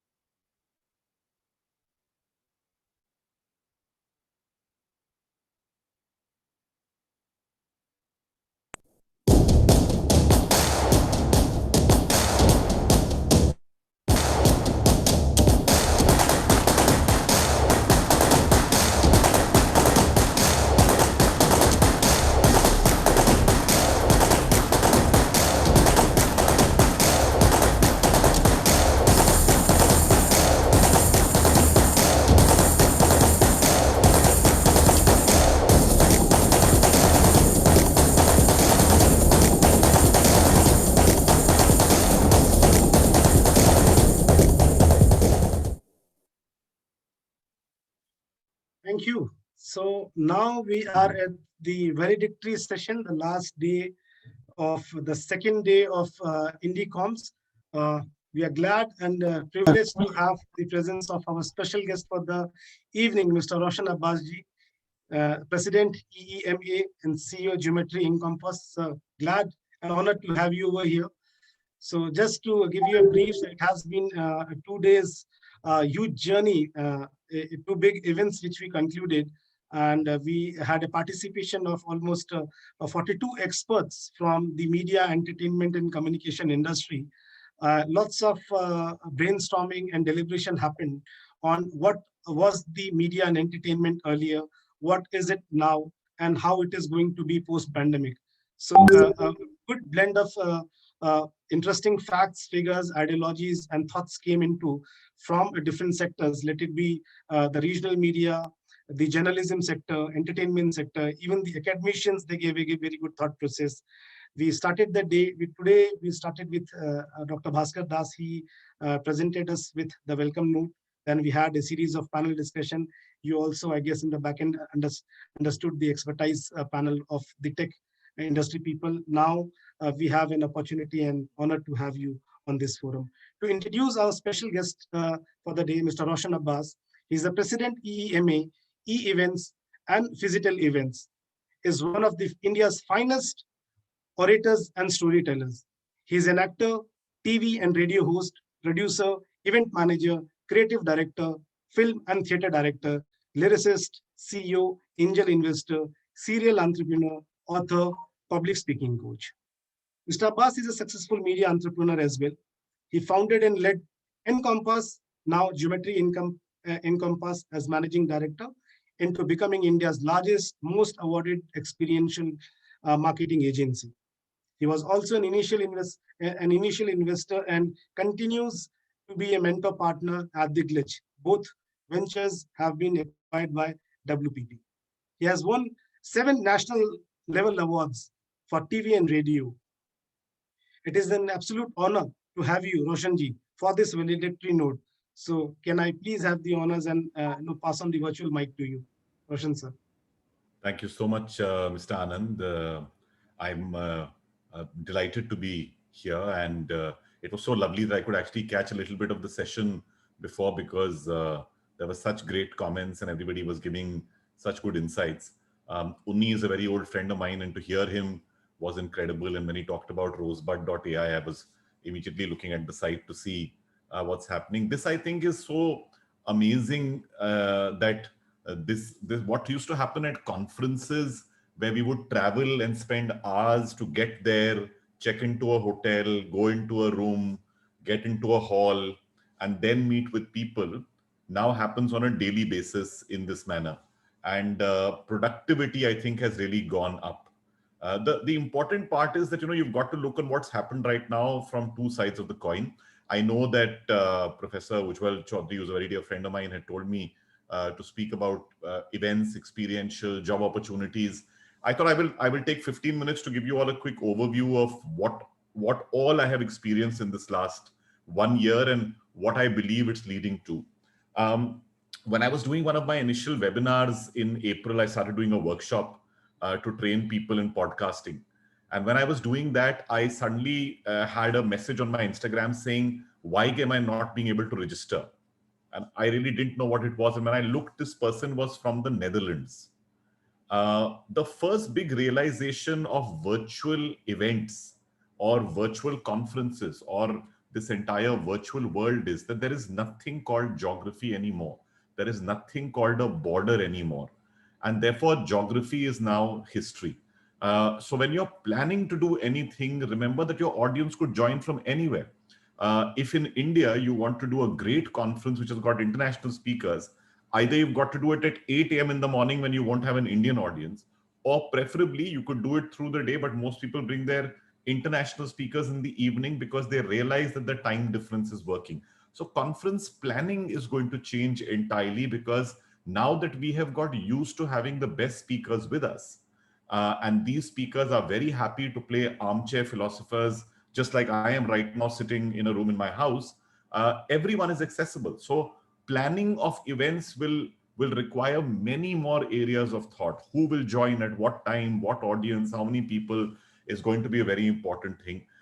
People are joining from anywhere, anytime, and therefore everyone who was so far just relying on maybe somebody coming to your conference and physically registering has got to think of frictionless ways of audiences coming in. There are three things that will accelerate the world. This is what somebody had said some time back, saying bandwidth, smartphones, and frictionless payment. And we have to start looking at that overall. Coming to the arts has really struggled because most art is based in the collective joy of gathering together. I mean, we celebrate the people gathering together, whether it's in a theater, whether it's in a cinema hall, whether it's in a stadium, whether it's in a conference. And there is a serendipity to meeting people in a conference who you don't know. It is that one person you suddenly bump into in the corridor. It's the one person that you suddenly find who comes and asks you the question. And that is how you make serendipitous connections. And this is such a difference that happens, that people have to constantly keep looking at new ways of creating that serendipity. I don't think technology has reached there so far. Nowadays, we do breakout rooms and sometimes you meet up with someone, but it's not the same as a physical event. So the arts is going through its toughest time. Many arts places have closed down. Many of them do not know where to go from here. But the whole issue is that everybody is also trying to innovate. I came across a wonderful thing that happened last year, where an island which was into tourism had a person who put a rig on their body, and you could control that rig from a website. That person was almost wearing a GoPro rig and traveling, and therefore that person's eyes were your eyes. So imagine tourism of this nature. Imagine a person who is immobile and cannot move and sitting at home being able to get someone else to be their eyes and travel the world for them. So every experience will throw up an alternate reality, a challenge, and somebody smart will come up with a solution. Arts is still having its toughest time. And I say this because art seems to be very low on people's radar. Does it generate enough revenue? Does it generate enough jobs? But Sona Mahapatra, who's a good friend of mine and a musician, the other day was talking to me and said, Roshan, the total amount of hormones in our body, all the hormones, the things that we talk about, cortisol, and we talk about, endorphin, and the fact that people react because of these hormones. She said the total amount of the hormones in our bottle is maybe in our body is maybe just a spoon, but the power of that spoonful controls all your emotions. So the size of what is done in the arts or in the media should not be looked on how to measure it. I do think the arts needs to be looked on differently as a sector. Sports for a while, at least till September, October this year, will continue to play to empty stadiums, but the cheers will be heard at home. So when online Hotstar, etc., started showing you IPL on your mobile phone, the entire idea was that, oh my God, I can't watch it in the stadium. I can't watch it in TV. I'm walking to my friend's house, going to dinner, but I still want to be in the game. And that's what mobile technology did. But this experience of being able to be in the game from home is something that people will also make technology come in. I've heard of chairs that are being created that can be sent to your house, which will have speakers and surround around you, so you can hear the cheers of everybody sitting around you. And maybe you could plug in many other people and hear their voices. If you see with Netflix and many other things, there is something called a watch party. So the watch party is nothing but a technology where 20 people could be watching the same film at the same time, but they are together on a chat. And this is now becoming an audio chat where they will keep commenting on what's going on. So people are replicating the human experience that used to happen in person. Hitu Chawla, the head of Microsoft, the marketing head of India, said in a LinkedIn post the other day that live events were theater. Virtual events are broadcast television. And this is where the big opportunity for talent lies. Talent today cannot be looked on the way it used to be looked at before, because we will now require something called digital live experience planners.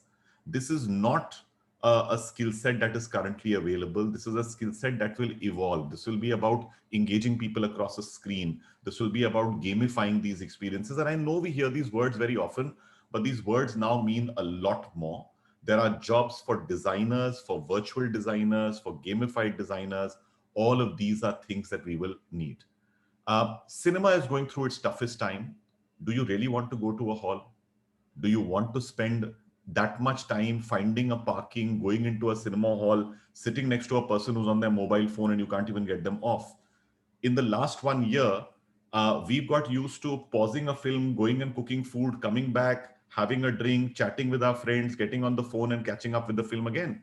And which is why Steven Spielberg and George Lucas in a conversation said that intimate cinema, the cinema of emotions, will play on your phone. The cinema of spectacle is what you will go only to see in a cinema hall. You will go to see the Marvel film. You will go to see the superhero film. You will go to see the war spectacle. And that is why Indian cinema's future is going to be decided by the fate of 3 films. Radhe, Suryavanshi, and 83 will decide whether people are going back to the cinema hall. These are all blockbusters. The first has got Salman Khan, the second has got Akshay Kumar, the third is the story of India's 83 World Cup victory. But if these blockbusters cannot get the fear of going into a cinema hall or the pain of going into a cinema hall out of people, I personally feel that cinema is going to experience its worst time, because the OTT has taken over. It's giving you everything that you need. It's giving you spectacle, it's giving you emotion, it's giving you sleaze, it's giving you whatever you want, whatever you are looking for. I think "you are on mute" is going to become the phrase of 2020 and 2021. I often, when I'm on chats with people, hear this line saying, "Am I audible?" And I say, "No, I'm Spotify," because these are the kind of conversations that happen. Also, education will be eventified. Education. I this morning was doing a parent-teacher meeting with my daughter's teachers, 9 teachers in 1 hour, 5-minute slots online. And I'll tell you what, I developed a dislike for her teachers depending on how good they were as communicators. So someone asked before this saying, what's communication as a skill? Communication and storytelling is going to be one of the biggest skills, because only those people, this is a digital fireplace. हम लोग पहले आग के चारों तरफ बैठ के, हमारे पूर्वज जो थे, our ancestors used to sit around a fire and tell stories to each other. We now sit around a digital fire, which is the screen, and we will tell stories to each other. And only the most engaging, only the most communicative people will be able to do this. I think everybody has to start running courses in virtual engagement. That is something I'm personally very, very passionate about, and I'm doing it as well. I keep doing a whole bunch of workshops. MOOCs, the era of MOOCs is dead. So the multiple online courses is dead because they just had zero engagement. And while they saw an upswing in the beginning of pandemic because people had nothing else to do, everybody's now talking about cohort learning. Cohort learning is where there'll be a small group of people, but they will all interact, they will all work together, they will have almost a little collaboration. So collaboration tools in education, cohort-based learning tools in education are going to be very, very important. The one big thing that I've seen happen is audio. We have spent so much time on screens that we want to shut our eyes and we want to listen. And which is why streaming has risen. I don't think I'm a little bit contrarian about radio because yes, radio was more a medium, which was a background medium, but Clubhouse has suddenly come up and Clubhouse is becoming so big. They already have, if I'm not mistaken, 10 million users now. They have $1 billion valuation. This is a company that didn't exist a year and a half ago. So look at the speed at which things are happening. Clubhouse has become the place where you go to listen, strangers be nice to strangers. Again, I heard this today as a quote and I put it up on my Instagram, where someone said, it's just so nice to go to a platform where people are not yelling, people are not shouting, people are helping each other. There are strangers talking to strangers. There are celebrities. Elon Musk comes in suddenly and Kunal Shah will listen to him like a fan and tweet about that. These are the experiences that are going on. So engaging audio is a big thing. While everybody keeps talking about podcasting, podcasting is a marathon. It is not a sprint. Don't get into it because you suddenly want to hear your own voice. 85% of podcasts are only heard by under 50 people. So while there are millions of podcasts, 85% of them are not heard by people. So do not get mistaken into believing that your own voice sounds great. Social events in India are going to continue to grow. Wedding industry has really only seen a pause, not a dip. All my friends in the event industry, I'm the president of the event association, and I can tell you, I'm so happy to see that the wedding industry is just going onwards majorly. There's wonderful things happening there. So if you want to be in the event business, social events is possibly what's going to be, it's the fastest to come back. I'm told that there are dates in May where hotel rates, which used to be 30,000 rupees, have gone up to 1 lakh rupees a room. That's what's happening with hotels because they have to recover the money they lost last year. So I don't blame them, but this is something that's happening. The fact that a lot of what we are doing online will lead also to another space where there's a big debate going on right now. Right now, there is a big question going on about what are rights. Right now, if you played a piece of music, do you need to pay thousands of rupees or lakhs of rupees? So there is a big debate about rights, about IP that is going on. Everybody's talking about that. At the beginning of the pandemic, I had also told people about how Scott Travis was a person a DJ, who came into a video game called Fortnite and had 15 million people tuning in. In a video game, there was a concert going on. So don't think about the physical arena only. You could do the virtual arena with $1. Imagine if somebody had offered that experience at $1, they would have been $15 million richer. So people have to really think of these things very different. VR events, I did my first virtual reality event about a month back for a brand. And I cannot tell you, it was such a joy to see that people were now suddenly sending VR headsets to clients and saying, watch my event on a VR headset. Now, suddenly imagine a company that invests in giving 10,000 VR headsets and selling it to people just like we are selling a Geo connection. Kishto mein le lijiye, and you can keep watching VR things through the year. So people have to come up with really innovative business models. I also believe that virtual technology is in its Web 1.0 phase. This is clunky technology. So when Zoom started, when Insider did its platform, when I go on to Hubilo and many other things, AirMeet, etc., Microsoft Teams, Google Meet, all of these things, I get very frustrated because as a creator, I'm like, why can't I change the screen? Why can't I make it HD? Why can't I bring in video? But if you remember, at the beginning of the pandemic, we were not able to play videos on the screen. At the beginning of the pandemic, we were not getting HD resolution. But this is like Web 1.0. It's clunky, but it will continue to evolve. Zoom is already profitable, and the money they have, they will invest in making this technology even better. So will all its competitors. So will Microsoft. Somebody's talking about security. Somebody's talking about interactivity. Somebody's talking about tools. There are already tools by which you have a virtual background. You could actually bring emojis in. You could have people flying around your screen. All of this is happening. So this is honestly virtual 1.0, virtual 2.0, virtual 3.0 will be a lot better. There is an Indian company, and I mean, I think it is Hubilo, which has got funded, and they are doing really, really well. And I think, again, innovation from India has to come. Who's making the Hindi version of this? Earlier, somebody was talking about Hindi versions, about Chingari, about Takatak, about all of these other platforms. But this is the time for us to create. The online audience is being divided into two.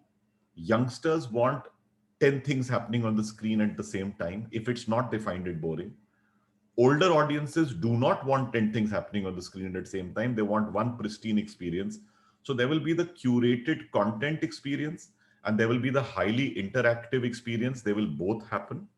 Hybrid events will be the future. The next time you do this conference, you will have 200 people who can pay 25,000 rupees who will attend because they're getting the best experience. And there'll be 20,000 people who will pay 200 rupees but watch it virtually.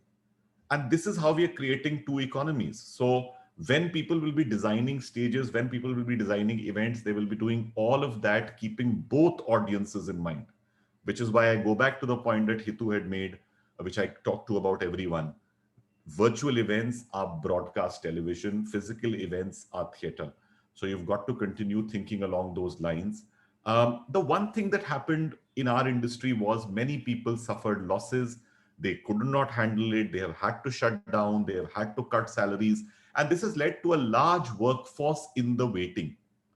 There are many people who are sitting at home without work, but will they come back to the agencies or will they set up briefcase agencies is what I keep thinking about, because there will be the 2-member team, the nimble event company that will come up.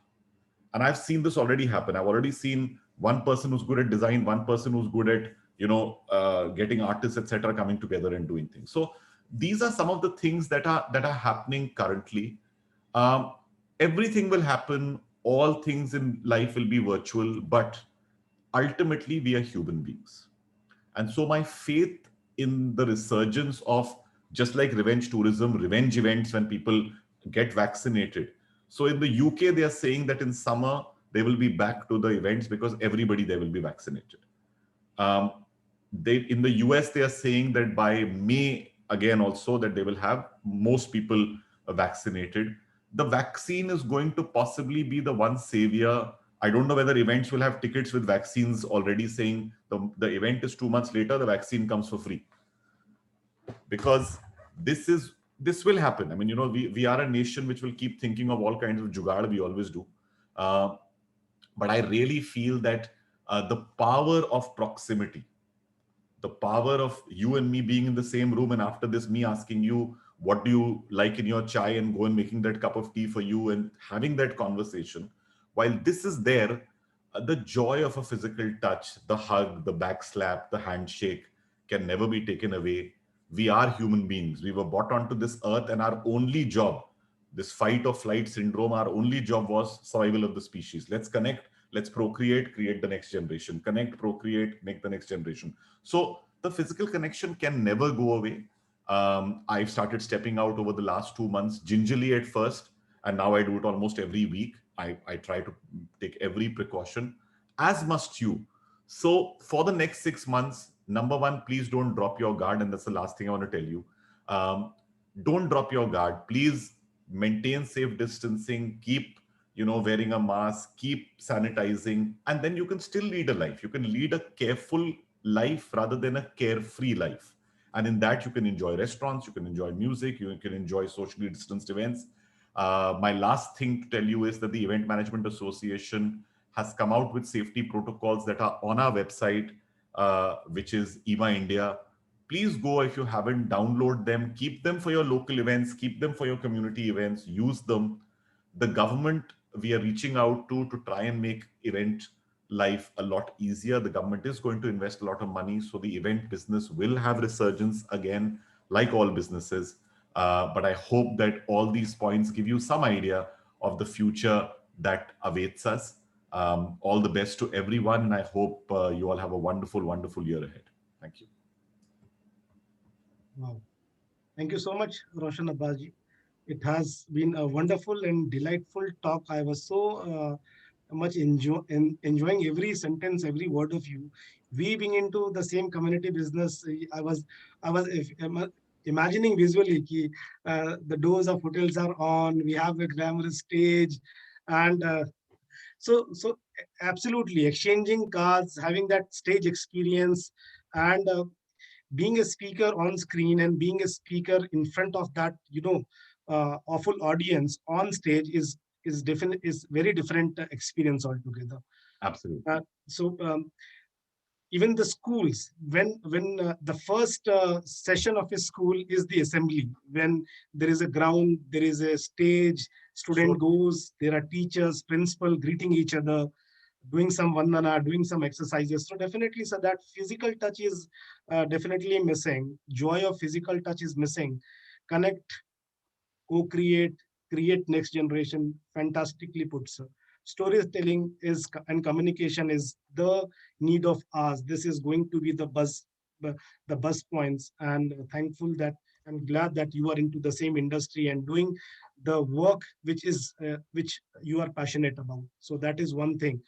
The person who is passionate about that work, and if he's making his bread and butter in that industry, what best can imagine because of it, sir. Cohort base, that was something new for me today. Thanks for sharing those information, sir. For as a learning tool, you gave many examples like clubhouses and all. So the audience today is from the industry. They are the students also. They are the professors and lecturers also. So this insightful talk which came from you would be benefiting all the audience over here. Will be those who have left this meeting now. We'll be sharing the recorded version and we'll be promoting it on the social media handles and the SMX network portal. We are also having a YouTube channel. So we ensure you that this talk goes and reaches out to all the stakeholders, which can definitely help in making some impact in their businesses, what they are into. It was an absolute delight, Roshan Abbas sir, to hear this engaging and wonderful talk. It has been a wonderful delight, in fact, to witness this engaging and wonderful deliberation for throughout these 2 days. The curator for this program, Ujjwal Chaudhary ji, is not here as of now. He has an emergency meet. He said his sorry to you because of which he could not attend. I would like to also highlight that our chairman, Gopalakrishnan, Mr. GR, and our managing director, Rahul Jainji, they have passed on their heartful thanks to you. They could also not be in this part of this event as due to their commitment. But definitely, sir, this was in fact a very niche event which we did, and our chairman, Mr. GR, he used to say Jai Kisan, and Jai Jawan. He also added Jai Media to this event, and he opened his ceremony and this talk with that thing. So he was very passionate that we are into this industry and we are making a right impact with bringing the right people from this community, that nothing is going wrong. We are on the right track, and we have to be very hopeful, very thoughtful, and keep adopting the change. We have to be, because this is the journey ahead. The new normal is to be, you will be staying for long, and we have to follow the safety measures, sir, which you also told in your last sentences. We have to follow those safety measures. Thank and you. to the audience over here, We hope that you all enjoyed this session. This was a learned session, valuable sessions, and from all the eminent speakers. We truly appreciate your time with us. Thank you so much, our partners, for supporting us in our cause and mission. That gives us motivation and energy to organize such stuffs and events in days to come. I request all the attendees to fill the feedback form. We have just flashed those feedback form in this chat box. Kindly fill that form so that it helps us understand the learning outcomes and how this event was helpful to you. We are in the era of disruption. So the overall outcome of this is that we are very hopeful in whatever direction the media, entertainment, and communication industry is going. So let's embrace the technology, be innovative, and keep scaling. And we have to be, a multidisciplinary folds. We have to keep learning so many actions apart from our core work also. And to all the audience, all the listeners, our speakers, kindly follow our social media handles SMX Network for the latest update news in media and entertainment sector. And sincere thanks to Professor Ujjwal sir. It was possible because of your guidance and mentorship. We look forward for your patronage in days to come. And thanks to Adamas team, Mamita Das ji, Professor Nitesh, Dr. Sunil Bhattacharya ji, for your support, coordination, and great content which you provided us. To all other faculty members and the students who were with us from last 2 days, and to the audience and listeners. And yes, to the InnoServe and SMX network team, special thanks to Ashish, who has been leading this project. Many thanks to Rupal. You have been doing a brilliant work from last couple of days. Thanks to Rahul Dase for your entire coordination work, to Sudha for leading the content team, Abhilash for leading the design team, Syed, Varsha, and the entire team who are directly, indirectly involved in this project. My sincere thanks to you. Congratulations to all of you. Stay safe, stay tuned. Namaste, everybody.